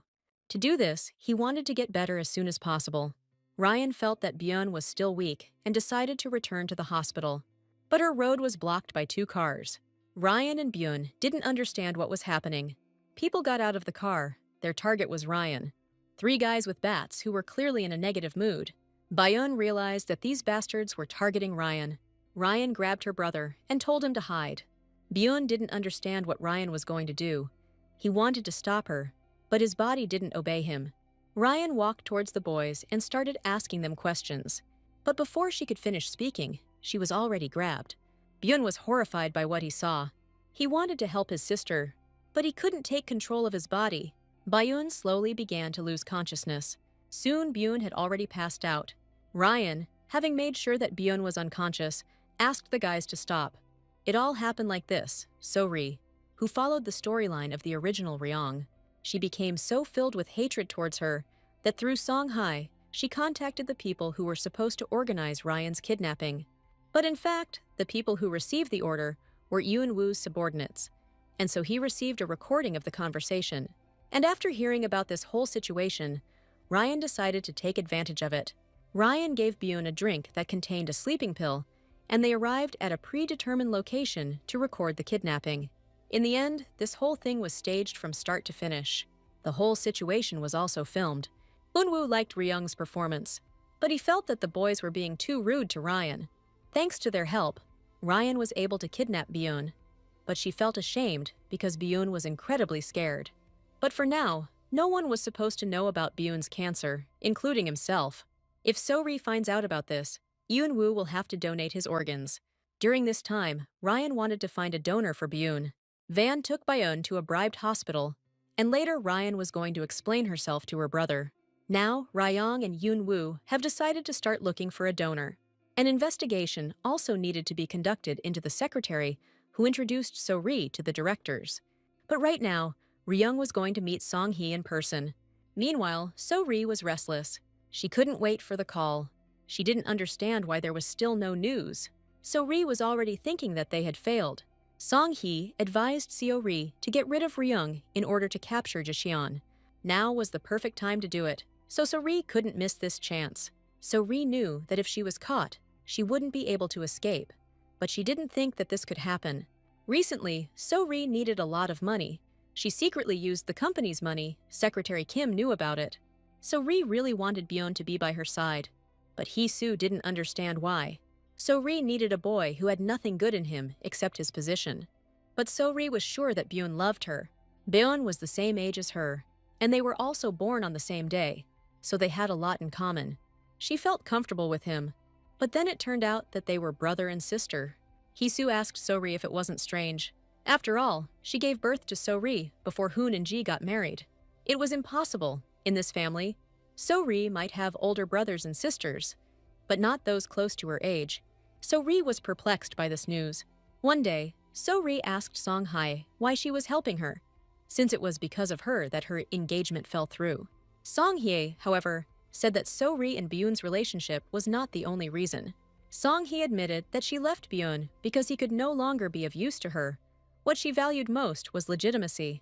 So-ri was sure that Song-hae definitely knew something, so Ri called Song-hye and asked about it. Song-hae said that in orphanages for children whose date of birth is unknown, the date is the day they are admitted to the orphanage. And if this is true, then it is the child who ended up in an orphanage on the same day that So-ri was born. The birthday will be on the same date. At this point, So-ri understood what Song-hae was trying to convey to her. So-ri quickly got ready and went somewhere. So-ri realized that Byun was not Hoon's biological son or her blood brother. Now So-ri could marry Byun, and in that case, all power would pass to her. So-ri entered the room, hoping to see Byun there. But all the family members were sitting at the table except him. So-ri didn't understand what Ryung was doing here. Hoon was very angry at So-ri because she was destroying their family by playing in front of the press. Hong didn't understand how So-ri dared to break into their house like that when Byun had been kidnapped by suspicious people. Hoon warned So-ri that this was her last chance. Hong handed over the project to So-ri because he believed that Ryung needed to recover after barely escaping from the bandits.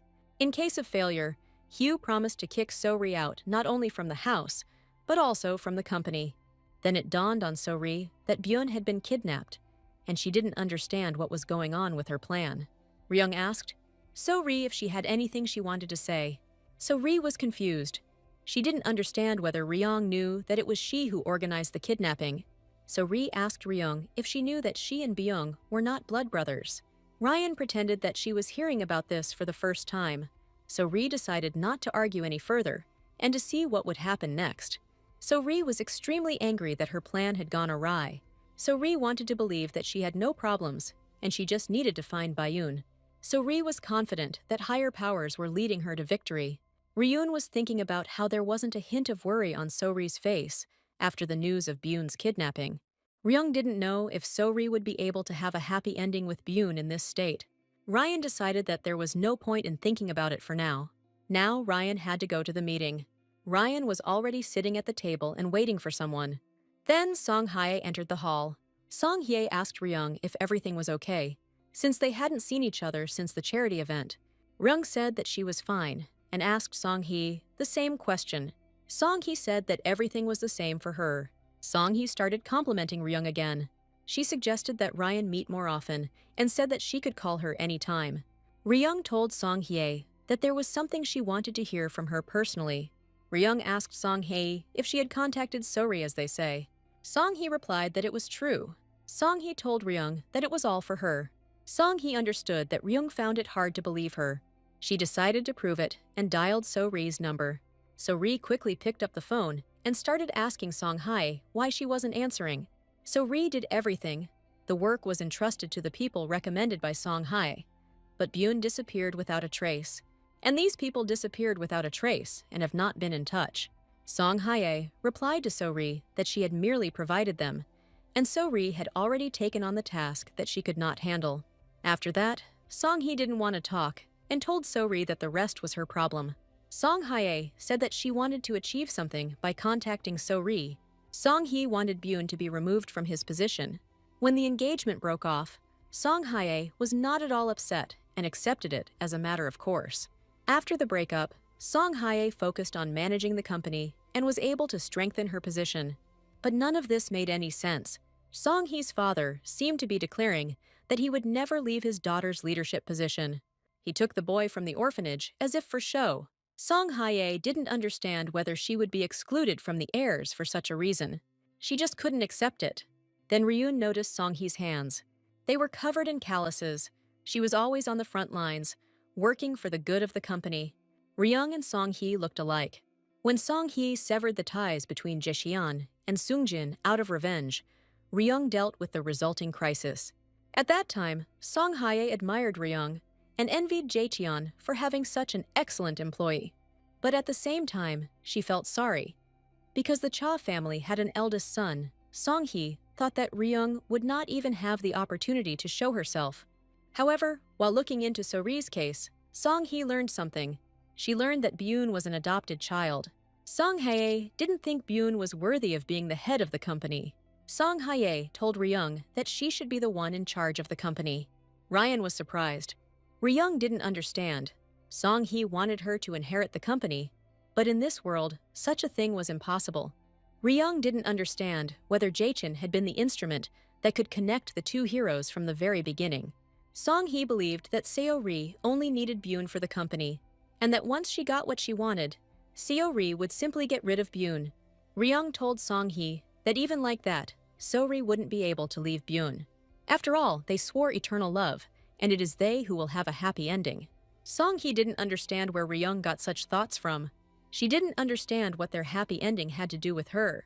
Song-hye didn't believe in eternal love and didn't care about other people's happy endings.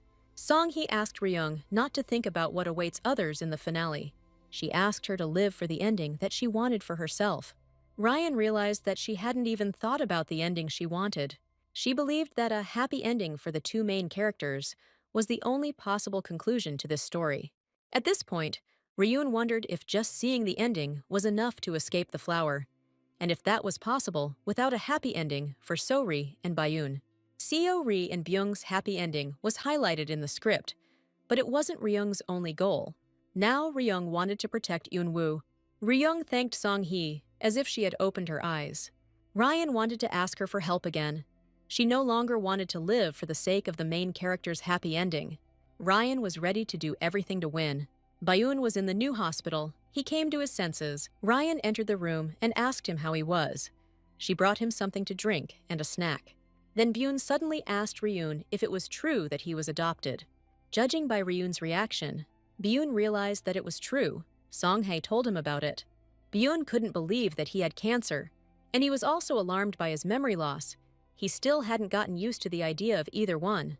Ryan said she would tell her parents and the company about it. She didn't want it to leak out to the public. Byun wanted to tell Song-hae about this because he thought she was still his fiancée. He called Song-hae and said that he needed to talk to her. Byun told Song-hee everything, but Song-hae didn't understand why she needed this information if they had broken off their engagement. Song-hye told Byun that he broke off the engagement because of So-ri. Song-hee suggested that Byun vacate his seat in favor of Ryung. After all, he is not the biological son of Chairman Chae. Byun understood that Ryan was having a hard time right now. She almost got into an accident. She was kidnapped, and instead of resting, she was taking care of the company. But Byun was very hurt by the realization that he was not his biological child. Ryan understood her brother perfectly. Ryan told her brother that even though he was a member of the family, nothing could change that. Ryan asked the guard not to stop Byun if he wanted to go out. In the corridor, Ryung met Eun-woo. After So-ri took over as director, the project completely failed. She did not carry out the assigned work, and in addition to this, she wove intrigues and leaked all the materials. Her spending increased even more, and she now managed the company's money as if it were her own. However, she knew that her actions were illegal and kept her distance from Eun-woo because he had a trusting relationship with Chairman Cha. As expected, So-ri followed the path of the original Ryung, but Ryan was sure that it would all end soon. Now Ryung wanted to meet So-ri. Ryan was going to ruin her happy ending, but before she did, she wanted to give her one last chance. Eun-woo didn't understand whether this was really necessary, since So-ri had done so many nasty things to Ryung. Ryan said that this was all she had to do. If they hadn't changed the plot so much, So-ri would have remained selfish and dependent on others. She would be one of the ordinary people they see around them all the time. Seo-ri's change was due to Ryung's change. She gave up the role of the villain, so Seo-ri took it on. Therefore, as an act of repentance, Ryan wanted to tell her herself that this was her last chance to live a happy life with her loved one. Eun-woo didn't bother Ryung and wished her luck. Byun had been eavesdropping on Ryun and Yoon-woo's conversation the entire time, but he heard little, but he clearly understood that Ryung was going to So-ri. Byun decided to check for himself what kind of person she was. So-ri entered the office and greeted the employees. Everyone immediately started complaining about So-ri. The staff begged Ryan to come back quickly. At that moment, So-ri was standing and thinking about changing her manicure. Then, So-ri noticed Ryung, and she perceived her as the person whose position she had finally managed to take away. Ryung asked So-ri to stop starting fights since she was only in this position temporarily. Ryung asked So-ri if she really thought that no one would find out about everything since she had already crossed all the boundaries. So-ri thought that she had nothing to worry about because once she found Byun, they would get married, and power would pass to her. So Rai believed that then Ryung would disappear without a trace. So Ri asked Ryung to stop acting so arrogant and start worrying about her future. Ryan said that this would not happen, because Ryan wanted to remove her brother from his position. But So-ri thought it was impossible. Besides, Byun had been kidnapped, so Ri didn't understand how Ryung could even say such a thing. Ryung told So-ri that she had better go and console Byung. Ryung asked So-ri to find Byung, and then leave together. Ryung was ready to deal with the consequences of what So-ri had done. Ryung offered So-ri a happy life with Byun, which was exactly the future the original So-ri wanted. Ryun hoped that somewhere deep inside, that part of So-ri's consciousness was still alive. For So-ri, this was her last chance to remain the main character. So Ri stood and looked at Ryung. Then she asked why her. Ryan didn't understand what she was talking about, so Ri wasn't ready to give up everything and leave. After all, if she leaves, then everything will end up in Ryan's hands. So Ri told Ryung that she was wrong. After all, now So-ri wanted only one thing, to ruin Ryung's life.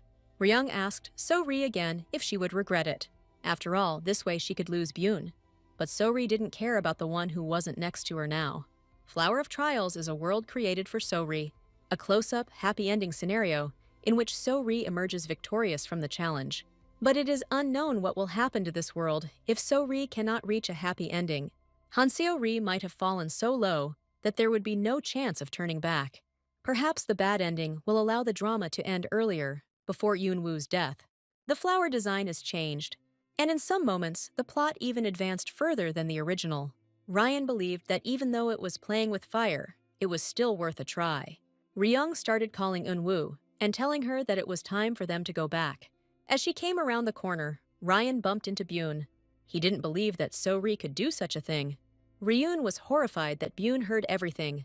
Yoon-woo revealed that Byun had been following So-ri since the hospital. Eun-woo believed that Ryung didn't have to worry about their happy ending now. Eun-woo thought they were just speeding things up. But Ryung realized he had deliberately allowed Byun to follow them. Ryan sat down next to her brother and asked him to tell her what he remembered. Byun said that he remembered everything, but he did not recognize his beloved So-ri in this girl. The lamp in the corridor suddenly went out. The window started to burst. Eun-woo covered Ryung to prevent her from being hit by shrapnel. Byun sat and couldn't understand whether he loved So-ri or not. He understood that he had to love her. Byun tried to convince himself that he should love So-ri. Ryan sat down next to him and said that everything was fine. She said that he shouldn't love So-ri anymore, and that it wasn't his fault. Here Byun shouted at Ryun that he didn't love So-ri. He couldn't understand what was happening to him. Ryan told her brother that it was not his fault, because you can't command your heart. Byun fainted from fatigue, and Ryun and Yoon-woo tried to bring him back to his senses. Ryung asked Yoon-woo if he had set it up. She was sure that Yoon-woo knew it would turn out like this. Yoon-woo couldn't say that he wasn't involved in this, but he didn't completely plan it. Ryun was willing to turn a blind eye to this as long as Yoon-woo would look after Byun. Ryan was glad that her brother was freed from the Flower of Trials. Ryung saw Eun-woo off and called someone. She called Kim's secretary. Another meeting has started in the office. So Ri wasn't particularly happy about this. She didn't like that the meeting started so early, especially since the chairman wasn't there. The others understood So-ri and supported her. Soon Ryan entered the office. Secretary Kim followed her in. So-ri was surprised. She didn't understand why he came with Ryan. Ryan decided to start the meeting, but she was stopped. So-ri didn't understand what right Ryung had to convene the council, since there was no chairman. The others also supported So-ri. Ryan calmly said that she had the authority to do so. So Ri didn't understand anything. Ryan showed documents confirming that the chairman had delegated these powers to her. Before his return, Ryan was appointed CEO. This meeting was held due to serious issues that could lead to large losses for the company. Ryan decided to get straight to the heart of the matter. Ryun said that they had gathered today to remove Byun from his position as vice president. The staff were surprised. Ryan explained that the chairman believed that Byun was not competent enough to lead the corporation. So Ri was shocked. She was worried about what would happen to her wedding. So Ri believed that the chairman would never do such a thing, and that it was Ryung's own decision. Moreover, to remove Byun, there must be compelling reasons. Ryun recalled that Byun had broken off their engagement without permission, almost causing a rupture in relations with the Sungjin Corporation. Furthermore, when Jaekyun found himself in crisis, he did nothing to show that he was worthy of that position. Ryan believed that if they remembered who had to deal with the consequences, they would understand that the decision had not been made by her alone. The members of the assembly fell silent. So Ri didn't understand why they were silent. She wanted them to say something in his defense. Ryan said there was another reason that was much more serious. Ryan said that Byun is more cancerous. So Ri was very surprised. People understood why the vice president was not there. Ryun said that Byun is undergoing treatment and wants to step away from work to focus on his treatment. So Ri, however, believed that it was all a lie. She didn't understand how Ryan could even know Byun's opinion. So Ri wanted to say that Byun had been kidnapped, but Ryung interrupted her. Ryung asked So Ri to only speak for what she could answer for. So Ri realized her mistake. She couldn't allow the case to become widely known. After all, it could have turned out that it was she who planned the kidnapping. So Ri didn't know what to do because everything was so confusing. So Ri didn't understand if she really didn't have a single useful person who wouldn't let her down. Then, So Ri looked at Ryun. She didn't understand why Secretary Kim was next to her. The day before, Ryan called Secretary Kim to the chairman's office. It was most convenient to talk there without prying ears. Ryan asked him to call an emergency meeting of the board of directors. Kim asked about the issue that would be considered. Ryan told him that Byun was going to be suspended. Secretary Kim understood everything and did as Ryan asked. Ryan noticed that the secretary didn't look surprised. Ryan seemed to be expecting this, but Ryan knew that this wasn't exactly what the secretary really wanted. The secretary asked Ryan if she already knew, but Ryan said that she couldn't know. And besides, Kim had been next to the chairman the longest. He dedicated his entire life to the Joseon Corporation. He then installed cameras in the office and introduced So Ri to the incompetent directors. He pushed her to embezzle corporate funds and waited for it to end that way. Ryung asked the secretary if he really hated So Ri, the daughter of the woman who almost destroyed the chairman's family. Secretary Kim simply looked at Ryan silently in response. Ryan felt like the secretary was irritated by Byun too. To the chairman, So Ri was the daughter of the woman who became his nightmare. Instead of his parents, Byun only cared for So Ri. Kim saw the chairman suffering all this time. Despite everything, he continued to give So Ri chances. But So Ri didn't live up to expectations at all. Kim wanted everything to go back to normal. Since the chairman had already transferred all powers to Ryan, no one could take her place. Kim saw that only Ryung cared about Jaechun. That's why he believed that only she was worthy of heading the company. Ryan was grateful to the secretary for such words. After the meeting, the directors discussed Byun's removal. They felt that now they needed to do something to please Ryan. They thought that she would be the next chairperson, since So Ri didn't have a single chance. So Ri thought that they didn't understand anything. Today, her mother was supposed to meet with Chairman Hong. He himself made an appointment with her. So Ri believed that Hee-soo would soon become the official owner of Jaecheon. Meanwhile, Ryan was notified that a donor for the transplant had been found. But Ryan couldn't believe that the secretary was hiding such anger within himself. He didn't play a key role in the flower, just like Song-hee. Ryung didn't take into account that their actions could be so important. But in the end, it turned out to be to Ryan's advantage. Then, Van appeared from the ceiling and said that everything was ready. Ryan was incredibly scared. Van was an outsider, so he couldn't just enter the room. Just in case, Yun-woo asked Wang once again to ask Ryung if she was ready. Ryan was ready, of course. Ryan and Wang hurried to the exit. Ryan wanted to finish off the cursed flower as quickly as possible. Song-hee collected evidence of So Ri's embezzlement of corporate funds. Secretary Kim handed over a list of directors involved in the fraud, along with So-ri. Eun-woo had an audio recording that confirmed that So-ri had orchestrated the kidnapping. So-ri also sold internal documents to the Taisu group and received an expensive designer bag in return. In such a short time, So-ri managed to do a lot. So-ri asked Wang to pass all these materials on to journalist Hyuk. Wang thought that So-ri might get suspicious if they did that. Ryun asked Van if he really thought Hyuk was on the couple's side. It was only thanks to Hyuk that Hee-soo's name became so famous. He actively supported them, because they were excellent material for sensationalism. But this time, the scales might tip the other way. A man asked Chairman Hong for forgiveness. Hee-jae, Hoon's former secretary and Hee-soo's brother. On the night Hee-soo drugged Hoon, Hee-jae was her accomplice. Ryan had been meaning to look for him for a long time. They had enough evidence to put Hee-soo away, but in case of any unforeseen circumstances, he was a crucial witness. Hong wasn't particularly happy to hear that name again. Ryan understood that this was a painful memory for her father. Ryan was ready to do everything, but Hong wanted to talk to Hee-ji himself. Hong wanted to put an end to this story. He didn't want to put this on his daughter, and now they have a witness. Hee-ji agreed to testify. Hezi still asked the chairman for forgiveness. He regretted what he had done all his life. Ryan gave him one last chance to atone, and he agreed. Ryung looked at Hee-jae. He had dark circles under his eyes, an emaciated body, and tattered old clothes. Hee-soo, unlike him, is covered in precious brands. Ryan found it hard to believe that this man had committed such a terrible crime, although this whole appearance could have been just a game. Then Hee-soo burst into the office. So-ri walked behind her. So-ri was confident that on this day, she would become the official heir to Jakin. So-ri noticed Ryung in the office. She again didn't understand what Ryan was doing here. So-ri also didn't understand who this ragamuffin was. Hee-soo turned to Hoon and said that she was very glad that he finally found her.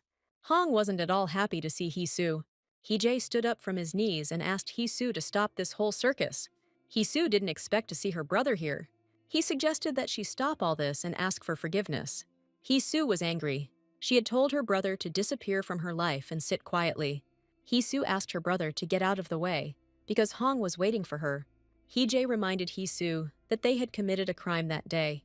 He confessed to his sister that he was ready to tell the whole truth about that day. After all, they slipped him sleeping pills, and everything was done against Hong's will.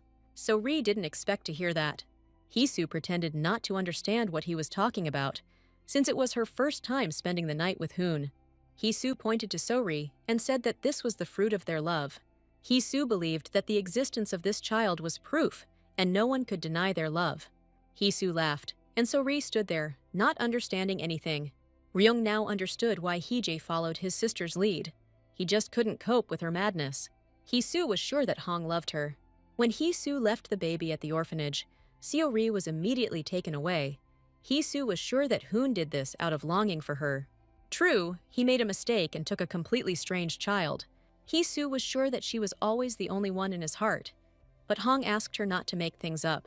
After all, Byun was brought by his father, the man Hee-soo blackmailed for money. Hoon's father felt guilty about this abandoned child and was tormented by guilt all his life. He raised Byun as his own grandson. Hee-soo promised to take care of the child for money, but she immediately after that returned her daughter to the orphanage. Hee-soo didn't see the point in raising So-ri when Hoon wasn't around. Hee-soo believed that his father had suffered for a reason, because he had always tried to separate her from Hong. Hong realized that it was foolish to expect even a drop of humanity from Hee-soo. Hong told Hee-soo that she would spend the rest of her life in prison. At that moment, police officers entered the office. They told Hee-soo that she was under arrest on suspicion of fraud and organizing a contract killing. She had the right to remain silent, could hire a lawyer, and anything she said could be used against her in court. Hee-soo didn't understand why. She didn't understand what she had done. Hee-soo was given a voicemail in which she suggested killing Ryung after the kidnapping. She was willing to pay more to make Ryan's death even more painful. After this, Hee-soo should have had no excuses left. Hee-soo started saying that it wasn't her. Hee-soo started screaming that So-ri had set this all up. So-ri was scared. She didn't understand how her own mother could betray her. So-ri started to run. Hee-soo asked So-ri if she would abandon her mother. The police began to take her out of the office. Ryung turned to Hee-jae and asked him to now do as they had agreed. Hong felt ill. Ryan rushed to him. He cried, now he could finally live honestly. Ryan understood that her father had endured a lot. So Ri didn't know what to do now. The news reported that South Korea's Cinderella story ended in tragedy. The same was said about So-ri. She ordered the kidnapping of her half-sister. And then she tried to arrange her murder, and Hee-soo was arrested. So Ri stood there, not understanding what was happening. After all, she was called a villain. Co-ri embezzled huge amounts of money from Jae-hyun, and the prosecutor's office issued an arrest warrant for Co-ri and began searching. The girls who passed by noticed So-ri. They were sure that it was her who was shown on the news. So-ri immediately disappeared around the corner. She did not consider herself guilty. Then journalist Hyuk called her. She picked up the phone, and Hyuk immediately asked her if she had seen the news. So-ri said that she saw everything and asked for a retraction or something to stop it. Hyuk laughed. He didn't understand what kind of refutation she wanted. After all, this is all really her doing.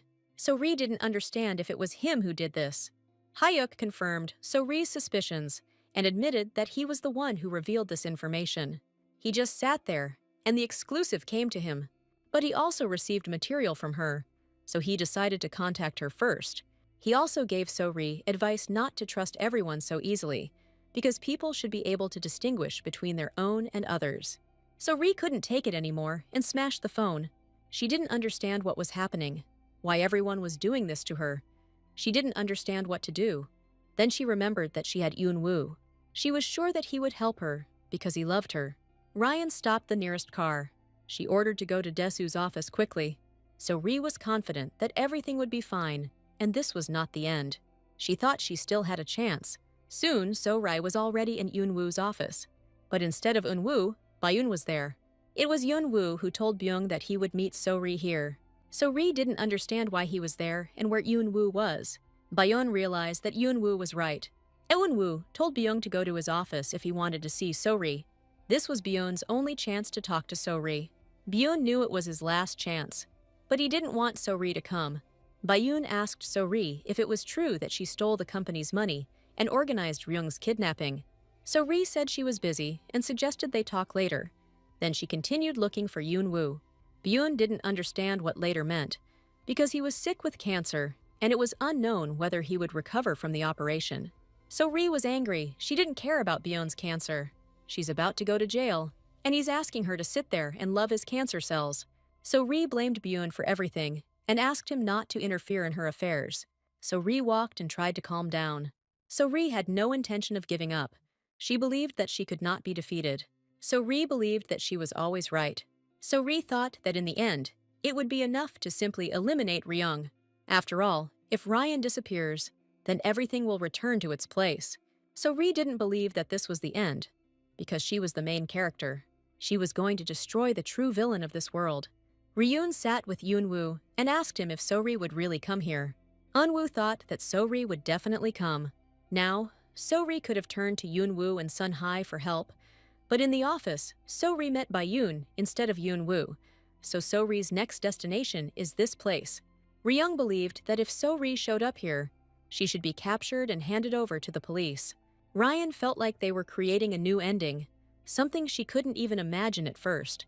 Eun-woo agreed with Ryung, because they had experienced so much in this place. Eun-woo asked Ryung if she remembered their promise. Meet on the seashore, where he first proved himself to Ryan. Eun-woo told Ryung that he would wait for her there at midnight. But even if this world didn't end for them, Yoon-woo didn't consider it a grief. Eun-woo would be happy with Ryung anywhere. Then, Song-hae approached Ryan and asked Ryan to wait inside. She asked Ryan to wait in the warmth of her office. Eun-woo left Ryung and Song-hae, promising to return soon. Then Ryan heard some strange sound. Ryan didn't understand what that noise was. Ryan went outside. She didn't understand what was happening. The ground shook so violently that Ryan couldn't stand on her feet. Song-hae saw that something was wrong and rushed to help Ryung. She asked Ryung if everything was okay. Song-hae wanted to help her get up, but Ryan couldn't do anything. The ground was shaking too much. Song-hae didn't understand what Ryung was talking about. Ryan was perplexed. She looked at the rest of the people who were on the street. Everything was fine with everyone. These people did not feel anything unusual at all. Ryan thought it was because they were part of this world. Song-hae left Ryung to call someone for help. Ryan was sure that this world was collapsing. Ryan didn't understand if it was because the flower of trials was approaching its end. Ryung didn't know if she could escape from this world, but she was glad that she protected Yunwoo. Ryan would also be happy with him anywhere. Meanwhile, So-ri was driving and blaming Ryung for everything. So-ri was sure that she would have been happy if it weren't for Ryung. So-ri felt that she did not deserve such a fate. So-ri pressed harder on the gas pedal and headed straight towards Ryung. Ryan was very scared. She couldn't do anything. Yunwoo rushed to Ryung's aid. After recovering from the shock, Ryung noticed Yunwoo's bloody hand. Ryan rushed to him and asked him to wake up. Ryan cried and called for help, but there was no one around. Ryan didn't understand where all the people had gone. Eunwoo woke up and asked Ryung not to cry. He said that everything would be fine with him. Ryan asked him to hold on a little longer. They promised to get out of here together. They said they would change their destiny. Ryung begged Yunwoo not to leave her alone. Eunwoo apologized to Ryung for making her cry. He asked for forgiveness for leaving her alone. After these words, Yunwoo's hand fell to the ground. Ryan was scared. She sat and cried over Eunwoo's body. Then So-ri started to get out of the car. She was shocked by what she had done. She couldn't believe that she did it. So-ri started screaming that it was all because of Ryung. So-ri yelled at Ryung. She took out a gun and pointed it at Ryung. She believed that it was Ryan who drove her to this. Ryung stood up and walked towards So-ri. So-ri suddenly said that it was all because of her. Ryan was perplexed. So-ri dropped the gun and said that it was she who wounded Bayun and killed Yunwoo. So-ri didn't understand why things turned out this way. She just wanted to be loved. She didn't want to go that far. So-ri didn't understand why she was so broken. The flower of trials began to tell Ryan that this was her chance. Because she is angry with So-ri. He was setting up Ryung to take revenge for Yunwoo, who had grown cold in her embrace. Now Ryan finally has her chance. Flower told Ryan that this was the culmination of her story, and it was time to finish off the villain. Ryan fired. So-ri was lying on the ground. The flower didn't understand what was happening. And why did Ryan do this? Since Ryan came here, she hasn't had a single peaceful day. At first, she couldn't believe that she had become a character in a drama. Then she realized that she was destined to spend her entire life in prison. Ryan wanted to live all this time. She was looking for ways to protect herself. She did everything to oppose So-ri. She did everything to destroy the love of the main characters. She knew what this would lead to. But she was too afraid of that prison in the finale. So she kept conflicts at bay and tried to build connections. This is how Ryung met Yunwoo, a man who, like her, was locked in this world. They became each other's support and pillar of strength. Yunwoo became the reason Ryung had to move forward. Sometimes they encountered unexpected problems. Sometimes we received help from the most unexpected places. But they continued on their way. They fought together, changing the flower of trials. And one day, turning back, Ryan realized something. She realized that she and So-ri had switched places. Ryan believed that it didn't matter who the villain was. Flower simply enjoyed ruining other people's lives and watching them fall into the abyss. But now Ryan was ready to end it. Rayun was no longer a doll dancing according to a script. Her name was Seo-hyun. She didn't want to let the flower play with her any longer. Ryan believed that if anything had to be destroyed, it was the flower of trials. The flower tried to resist. She reminded Ryan that she needed to follow the script. Ryan couldn't believe it was over. This world was painful, but there were also happy moments. Ryan felt joy when her efforts were recognized. She felt the warmth of a family that she never had in real life. She and her beloved dreamed about the future. She apologized to So-ri for pushing her into a corner to save herself. She asked her to atone for her sins and live honestly if there was still a future in this world. After all, So-ri was once completely different. Ryung asked So-ri to fight for her ending, just like she did with Eunwoo. So-ri had to write her own story, even though it was difficult. Ryung said goodbye to So-ri and promised to cheer for her. Eunwoo woke up in the real world. The phone rang, and he didn't understand what had happened. Someone picked up the phone and addressed him as Director Jejun. He was asked if he had received the corrected script for the Flower of Trials. Soon, Jejun was sitting and reading the script, which had changed greatly. The villain Ryan became the main character, who actively fought for her place. He liked this script better, but no one knew who made these changes. After all, the author of the Flower of Trials died long ago. Then suddenly, Jejun told his assistant that he was taking the day off. He didn't understand what was going on. Chejdoon said that he urgently needed to meet with one person. He was heading towards the coast of Busan. It was night. Chejdoon stood on the shore and waited for Ryong, but there was no one nearby on the shore except himself. He recalled how in the drama he and Ryong agreed to meet. But Ryan didn't come. She wasn't there. He didn't understand if she had forgotten. Jejun was afraid that he was the only one who returned to reality. He wondered where Ryan might be now. Then someone called him, addressing him as Yoon Woo. He turned around and saw Ryan standing not far from him. She smiled and asked if he recognized her. Jejun rushed towards Ryung and hugged her. They were incredibly happy that everything worked out for them. Ryung leaned close to Jejun's ear and whispered her real name to him. She asked him to also introduce himself by his real name. Eun-woo told her his real name. At this point, Seo-hyun realized something. She realized that he was the director of the remake of The Flower of Trials. She suspected that he had something to do with the project, but she didn't think he was the director. Jejun told Seo-hyun that he was as surprised as she was. He said she was the most talented actress who played Ryung. Seo-hyun said that she is still an unknown actress. Jejun told Seo-hyun that the flower scenario had changed. The new script described the events they experienced. He wanted to show a remake of The Flower of Trials with a new plot. And he wanted to invite Seo-hyun for the main role. He wanted her to show him that Ryan again. Seo-hyun rushed towards him and said that she of course agreed. Now he became interested in